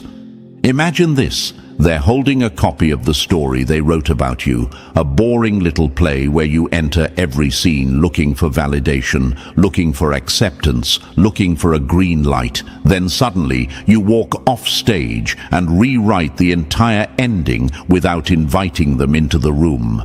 That moment was the psychological earthquake that left them stunned. "Chosen ones don't wait," the universe whispered, and you proved it. They never expected independence this sharp. They didn't think you had it in you. For years they watched you explain yourself, overthink your decisions, ask for opinions, apologize for choices that didn't need apologies. They loved that version of you, the version stuck in feedback loops, the version easily influenced, the version that could be guilt-tripped with one sentence. But when you moved without announcing, without detailing, without defending, that version died. The new version, the one who acts with full authority, they have no strategy for that. Most people panic when they stop receiving validation. You became stronger. That's what rattled them. You didn't collapse. You didn't hesitate. You didn't dissolve into insecurity. You just acted. Clean, direct, sharp. And the universe backed you with a silence so powerful it felt like thunder. Imagine them staring at their phone, waiting for your message, the explanation, the apology, the reassurance. But nothing came. Imagine them checking your social media, waiting for a hint of your next move. But there was no hint. Imagine them trying to read your mood, waiting for clues, scanning your behavior for cracks. But there were none. You acted in a way they couldn't track, couldn't measure, couldn't manipulate. Your independence didn't just surprise them, it destroyed the entire system they used to control you. People who depend on your reactions lose their power the moment you stop performing for them. And that's exactly what happened. Your lack of validation seeking shut down their entire method of influence. You removed the mirror they used to reflect their authority. They had nothing to work with anymore. No emotional breadcrumbs, no access to your thoughts, no predictions to rely on. They were standing in the dark while you moved in daylight. Let me answer the question you might be asking right now. Why did acting without validation shake them this deeply? Because people who secretly want control need witnesses. They need you to show them your emotions so they can reshape them. They need you to update them so they can interfere. They need you to reveal your plan so they can sabotage it. They need constant access to you so they can feel relevant. But chosen one, the moment you stopped feeding their ego with your explanations, they lost every tool they had. Imagine this, you're in a chess match. They're studying your every move, reading your facial expressions, waiting for hesitation, expecting you to explain your strategy. They survive on your transparency. Then suddenly you stop showing emotion. You stop announcing plans. Your moves come out of nowhere. They look at the board and realize they no longer know what game they're playing. That's what you did. You broke the script that made them feel powerful. Silence is threatening. Independence is fatal. And your self-trust was the final blow. Here's the truth. Your independence didn't just shift the energy, it rewrote the entire game. They no longer get to participate in your journey. They no longer get to narrate your story. They no longer get to influence the direction of your life. You shut their access door, locked it, welded it shut, and threw the key into the universe. What hit them the hardest wasn't the move itself. It was the message behind the move. You don't need them anymore. Not for advice, not for validation, not for reassurance, not for direction. Your life no longer runs through them. Your steps no longer depend on their opinions. They are no longer a checkpoint on your path. You outgrew that entire phase without sending a goodbye letter. Imagine someone trying to read a book after 10 pages have been ripped out. That's how confused they are now. They don't know what's happening behind your silence. They don't know what the universe is preparing for you. They don't know what your next move is going to be. And worst of all, they know they can't stop it. Chosen ones terrify people when they stop asking and start acting. Let's break down the real reason this shook them. They believed they had emotional access to you forever. They believed you'd always come back for a second opinion. They believed you needed their approval to feel grounded. They believed your confidence depended on how they treated you. But you freed yourself from that mental prison the moment you made a move without waiting for applause, and the universe rewarded you instantly. That feeling in your chest, that's clarity, that calmness in your decisions, that's self-trust, that shift in your energy, that's evolution. People don't talk about this enough, but here's the truth. Validation is a leash. Independence is the scissors that cuts it. And chosen one, you cut it clean. Now let's talk about something even deeper. When you stopped seeking validation, you did something most people never do. You removed your trail. You stopped leaving emotional breadcrumbs. When people seek constant approval, they expose their insecurities, their doubts, their vulnerabilities. They show where they can be manipulated. But you shut that path down. No trail, no clues, no weakness to exploit. That's why they're terrified. They don't know how to predict someone who finally trusts themselves. Your independence was the plot twist that turned them into background characters. This is the moment you need to remember forever. Your independence didn't just change the story, it exposed the illusion of their power. They now see that your life moves forward with or without them. They see that your decisions are created from self-respect, not from fear. They see that your spirit is guided by the universe, not by outside approval. And they see that you're no longer someone they can shape into their ideal version. You outgrew their limits. You outgrew their expectations. You outgrew their relevance. And here's the final gut punch. The move you made, the one that convinced them you're 100%, wasn't loud. It wasn't dramatic. It wasn't angry. It was pure self-trust. And that alone was enough to break them. They expected a follower. You became a leader. They expected weakness. You became unshakable. They expected hesitation. You became decisive. They expected your life to orbit around their approval. Instead, you stepped out of their gravity completely. Chosen one, acting without validation, didn't just break their script. It exposed the truth they never wanted to face. You were never theirs to guide. You were never theirs to control. You were never theirs to shape. You were always 100%. And now they finally see it. Number 3. You walked out so clean, it cut deeper than any door slam ever could. Nothing haunts a guilty person more than a door that closes without a sound. You didn't storm out, you didn't scream, you didn't throw a final punch, you didn't give them a dramatic scene they could twist into a story. You simply walked away, quiet, calm, steady. And that quiet exit bruised their ego harder than any loud ending ever could. They were waiting for chaos because chaos would have made them comfortable. A meltdown would have given them something to blame. A screaming match would have given them a script to play victim. But chosen one, you denied them every weapon. Imagine this, they're standing there, ready for a fight, rehearsing their lines, prepared to argue. But the battlefield stays empty because you never showed up.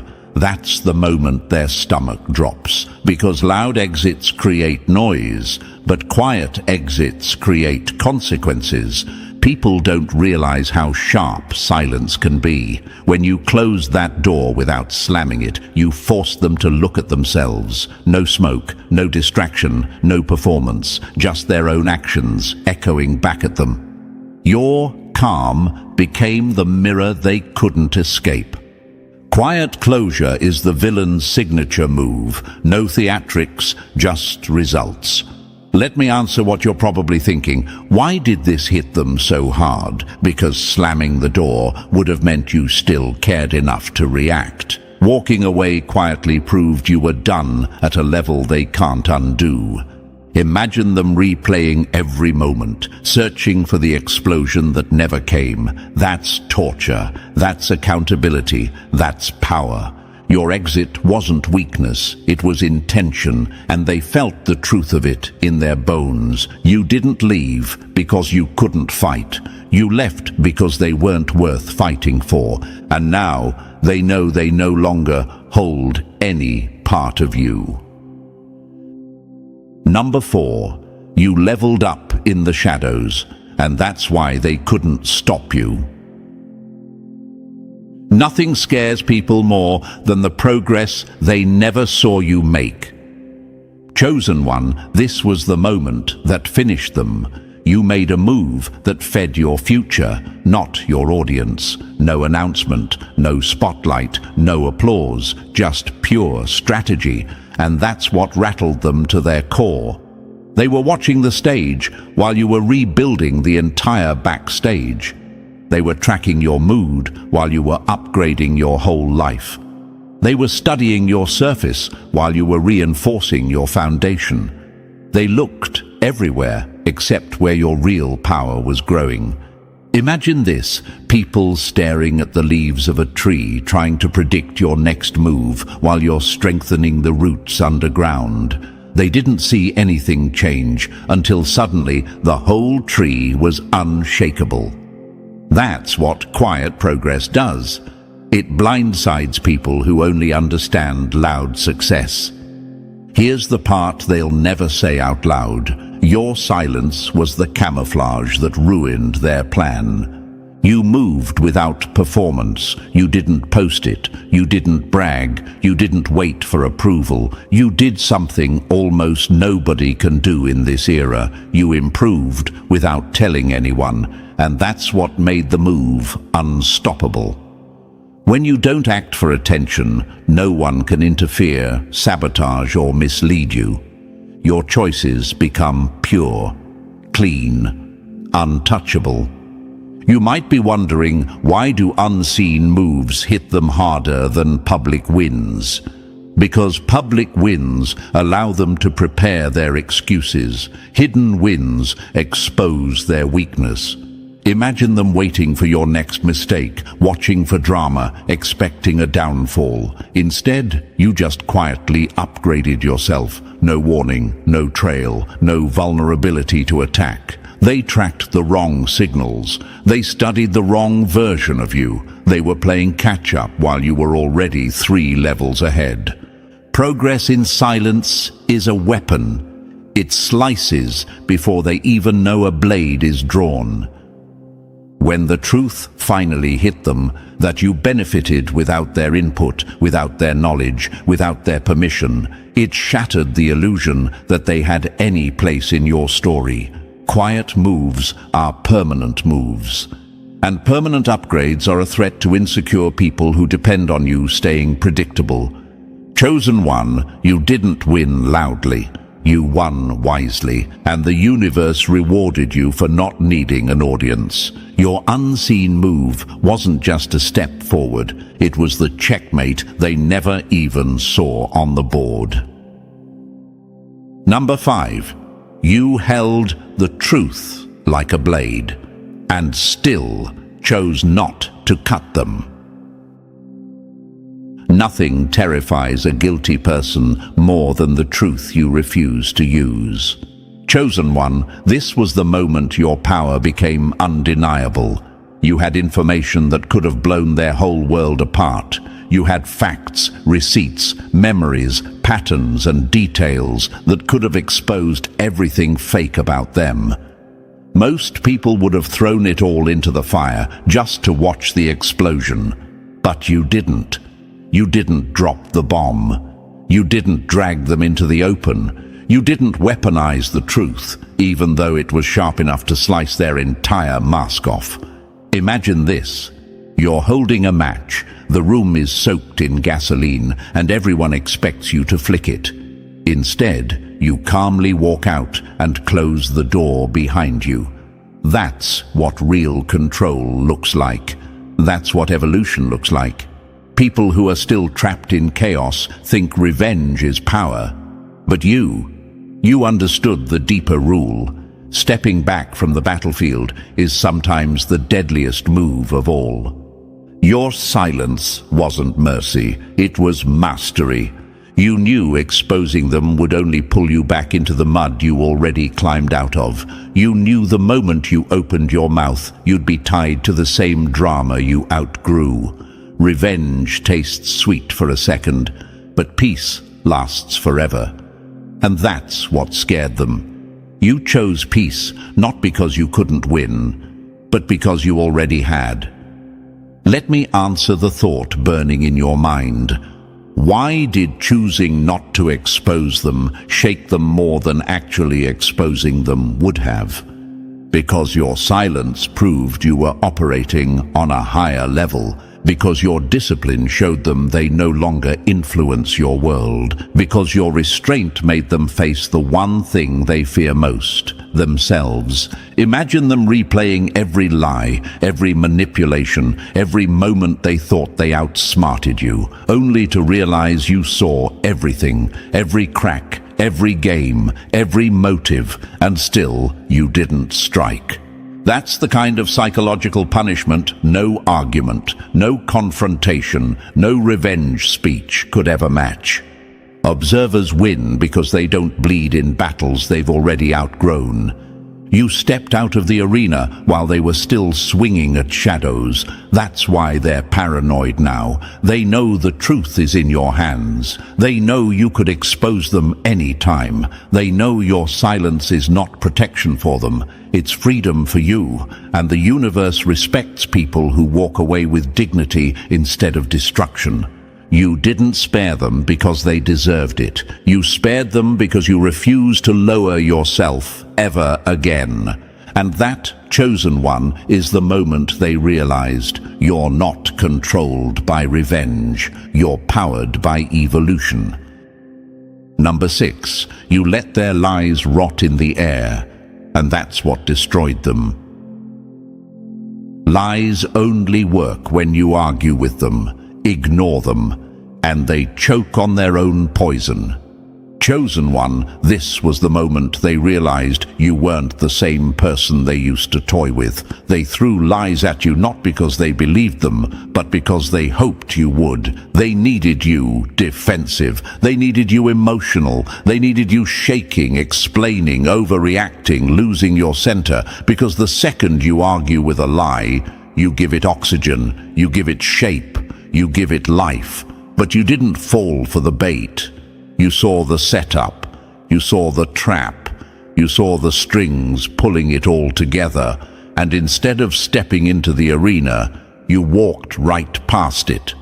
Imagine this: someone throws mud at you expecting a fight, and instead, they're the only one standing there with dirty hands. That's what your refusal did. Their lie didn't stick to you, it stayed on them, exposed and undeniable. They thought their words would corner you. They didn't expect you to turn the whole room silent with a single choice: not responding. Your silence didn't protect you, it revealed them. Let me answer what might be running through your mind. Why did refusing to argue shake them more than fighting back? Because arguing would have given their lie value, silence erased it. Because engaging would have made them feel powerful, ignoring them made them irrelevant. Because reacting would have kept you in their game, refusing kept you on your throne. Imagine them rehearsing their lines, preparing their victim act, waiting for your meltdown. And instead, nothing. No reaction, no weakness, no entry point. Their entire plan collapsed because they couldn't trigger what they couldn't control. You didn't just refuse to argue, you refused to shrink. And that's when they finally understood. You don't fight illusions. You let them destroy themselves. Number 7, you healed in the dark, and that's why your light blinded them. Healing becomes unstoppable the moment you stop performing it for an audience. Chosen one, this part shook them deeper than anything else. Most people broadcast their healing like a status update. They want witnesses, they want applause, they want people to see them rise so they can prove they're no longer broken. But you didn't owe anyone your healing process. You didn't turn your recovery into a show. You didn't explain how you rebuilt yourself. You didn't walk them through the steps. You just got better, quietly. Imagine this.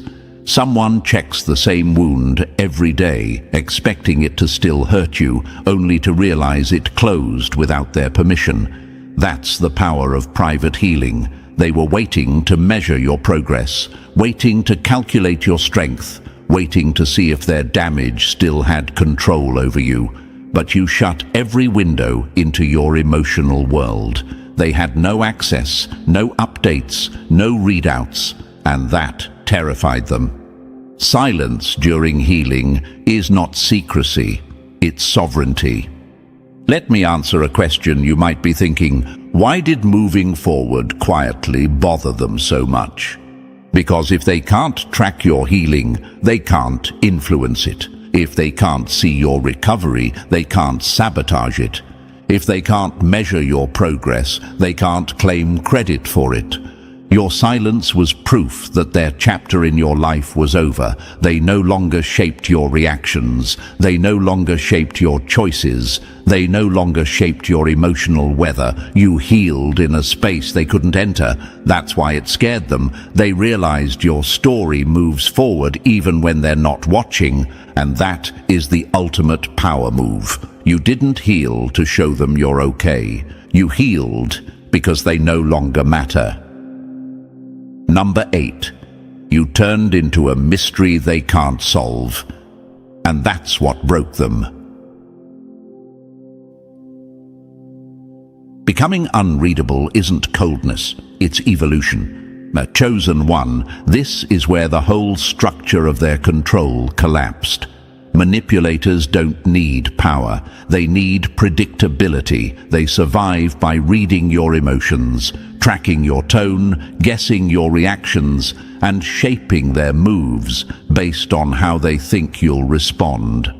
But when you stopped reacting the way they were used to, when your energy shifted from emotional to intentional, their entire map of you became useless. Imagine this. They walk into the same room expecting the same version of you they've always handled, but that version is gone, replaced by someone quieter, sharper, harder to interpret. Someone who doesn't reveal what they're thinking. Someone who doesn't hand over emotional clues. Someone they can no longer manipulate with a single comment. That is the moment fear enters their eyes, because unpredictability is the enemy of control. You didn't become distant, you became dangerous.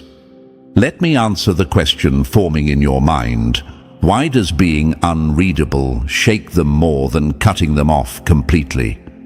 Because distance is final, they can accept it, but unreadability is psychological torture. They can't predict your next move. They don't know if you're done, if you're rising, if you're planning, or if you simply stopped caring. And that uncertainty eats them alive.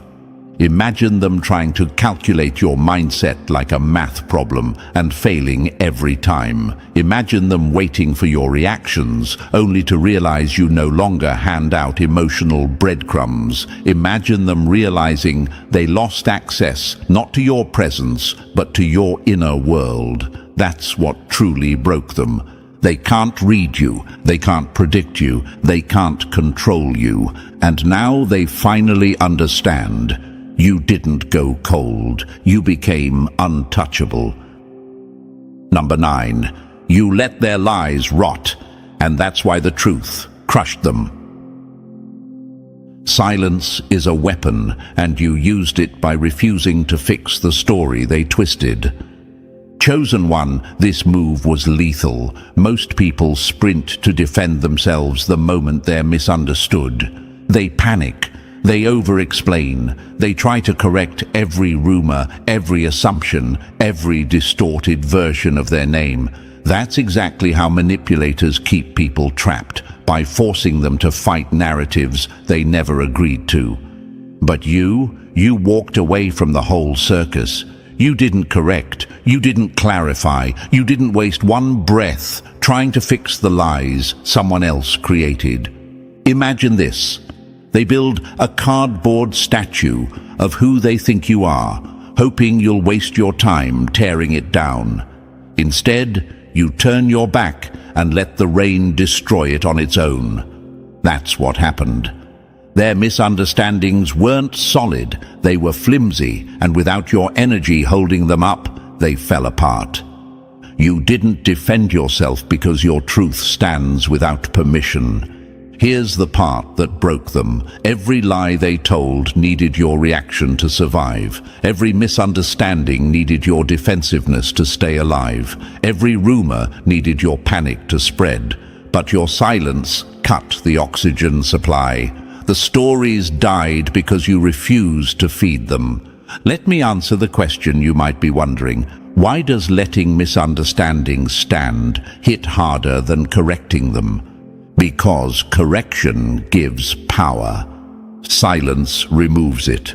When you don't argue, you show you're not touched. When you don't explain, you show you're not guilty. When you don't fix their narrative, you show their opinion is beneath your standards. Imagine them telling a made-up story, waiting for your desperate rebuttal, and nothing, no message, no explanation, no emotional reaction, just quiet certainty. That quietness forced them to face something they never expected. Your truth doesn't depend on their understanding. And that realization shook them more than any confrontation. Your silence exposed their insecurity. Your restraint exposed their desperation. Your refusal exposed their weakness. They finally saw the truth they avoided. You don't need them to get you. You need them to get out of your way. Number 10. You turned their low expectations into your secret weapon. Being underestimated isn't an insult. It's free camouflage. Chosen one, this was one of your smartest moves. Most people panic when others misjudge them. They try to overperform, over-explain, over-prove. They burn themselves out, trying to change opinions that were never rooted in truth. But you didn't fight it. You didn't scramble to correct them. You didn't demand they see your worth. You let them underestimate you, and that acceptance became the sharpest blade in your arsenal. Imagine this.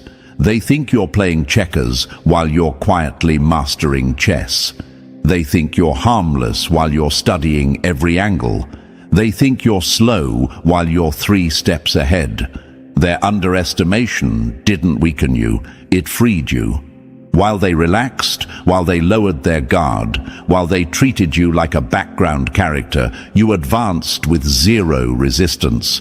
Their blindness became your breathing room. Never interrupt an enemy when they're underestimating you. It's the cleanest path to victory. Let me answer the thought creeping through your mind. How did their misjudgment become my power? Because when people think you're small, they stop watching. When they stop watching, you move faster. When they move sloppy, you move smart.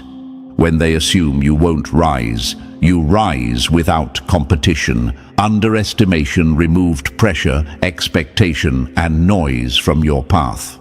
You didn't have to perform. You didn't have to impress. You didn't have to shrink or stretch yourself to fit anyone's idea. You were free to grow in silence, free to plan, free to evolve. Imagine a seed in the dirt. Everyone thinks nothing's happening. Meanwhile, it's breaking itself open, becoming something unstoppable. That was you. Their ignorance was the soil. Your patience was the strategy. Your evolution was the plot twist. You weren't underestimated because you were weak.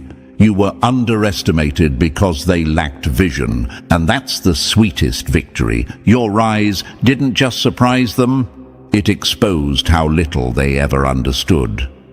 Chosen one, you didn't just make peace with being underestimated.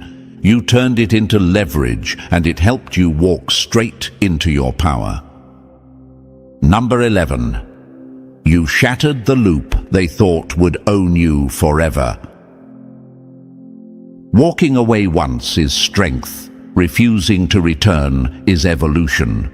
Chosen one, this is where you scared them the most. People always expect you to come back to the same cycles that broke you. They expect you to replay old habits, old patterns, old relationships, old wounds. They expect you to respond like the version of you they once controlled. They count on nostalgia. They count on guilt. They count on familiarity. Those are their tools, their traps, their anchors. But you ripped every anchor out of the ground the moment you refused to return. Imagine this. They leave a door cracked open, confident you'll come walking back like nothing ever happened. They think your loyalty will betray you. They think your history will chain you. They think your softness will pull you in. Instead, you walk past that door like it never existed. That silence is louder than any speech. That absence hits harder than any confrontation. That refusal becomes the moment they realize the loop is dead. You didn't break the cycle. You outgrew the version of you that needed it. Let me answer the question lingering in your mind. Why did refusing to return shake them more than leaving in the first place? Because leaving can be temporary, but not returning. That's final. That's clarity. That's power. They used to rely on predictability. You erased it. They used to rely on your accessibility. You revoked it. They used to rely on your emotional history. You closed that chapter without hesitation. Imagine them reaching for the old you like a ghost. They try to grab you, but there's nothing there. They're talking to memories, not a person. They're fighting for cycles you already buried. They're replaying stories you don't belong to anymore. And that realization hits like a blade. Your absence became the message they could never ignore. Your refusal told them everything. You're no longer available for patterns that drain you. You're no longer entertaining guilt wrapped as love. You're no longer falling for emotional shortcuts disguised as closure. You're no longer tied to the past they weaponized. You didn't walk away because you were angry. You walked away because you finally saw the truth. Cycles don't change, only people do. And you changed. You matured. You elevated. You escaped. Chosen one, the reason this hit them so brutally is simple. They lost access to the version of you that made their control possible, and once that version is gone, the cycle dies with it. Number 12. You moved on your own clock, and their control fell apart. Nothing scares a manipulator more than a person who refuses to rush. Chosen one, this is where your evolution became undeniable. Urgency is one of the oldest tricks in the book. Force someone to hurry, and they stop thinking. Make them panic, and they lose clarity. Push them to react fast, and you can control the outcome. They expected you to jump at the first opportunity, cling to the first offer, fold under pressure, or crumble under uncertainty. But you didn't. You chose alignment over urgency. You waited for moves that matched your vision instead of chasing shortcuts, and that patience shattered every expectation they had of you. Imagine this. Someone is waving shiny distractions in front of you, certain you'll grab one out of desperation. Instead, you fold your arms, step back, and wait for what actually matches your identity. That stillness, that discipline, that refusal to chase crumbs, it exposed everything. It showed them you were no longer operating from fear, you were operating from purpose. Your timing became your weapon because you refused to let anyone else control it. Let me answer what's probably rising in your mind. Why did choosing alignment shake them more than saying no? Because saying no is simple, but choosing alignment means your entire life is no longer negotiable. Your values aren't up for debate. Your vision isn't up for manipulation. Your pace isn't up for pressure. When urgency lost its grip on you, they lost one of their strongest leverage points. You made decisions slowly, intentionally, cleanly, without panic, without desperation, without needing approval. That calmness was a power they never expected. They couldn't provoke you. They couldn't rush you. They couldn't scare you into bad choices. You became emotionally neutral and strategically sharp. And that combination is lethal. Imagine someone trying to pull strings that no longer exist. That's what happened. Every tactic that used to work slid right off you. Every emotional hook snapped. Every manipulation failed. Your consistency became your quiet dominance. You stayed committed when no one was watching. You moved with purpose, even without applause.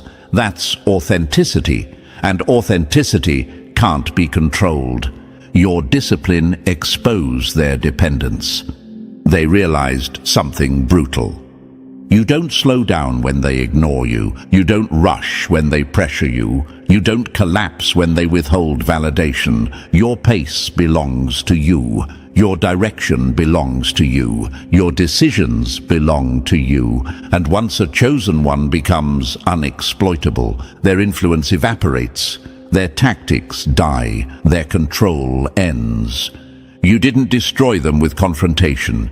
You destroyed them by becoming unreachable. Alignment over urgency, that was the final lesson. The moment that proved you're 100% in control of your own path. And chosen one, if you felt this message hit exactly where it needed to, that's because you've stepped into a version of yourself they never believed you'd reach. Your last move proved you're 100% in your power, and nothing can pull you back into who you used to be. This is your new standard, your new path, your new dominance. If you haven't already, press that like button, and if you're still not part of our family, make sure to hit subscribe so you never miss another message made for you. The rise continues from here.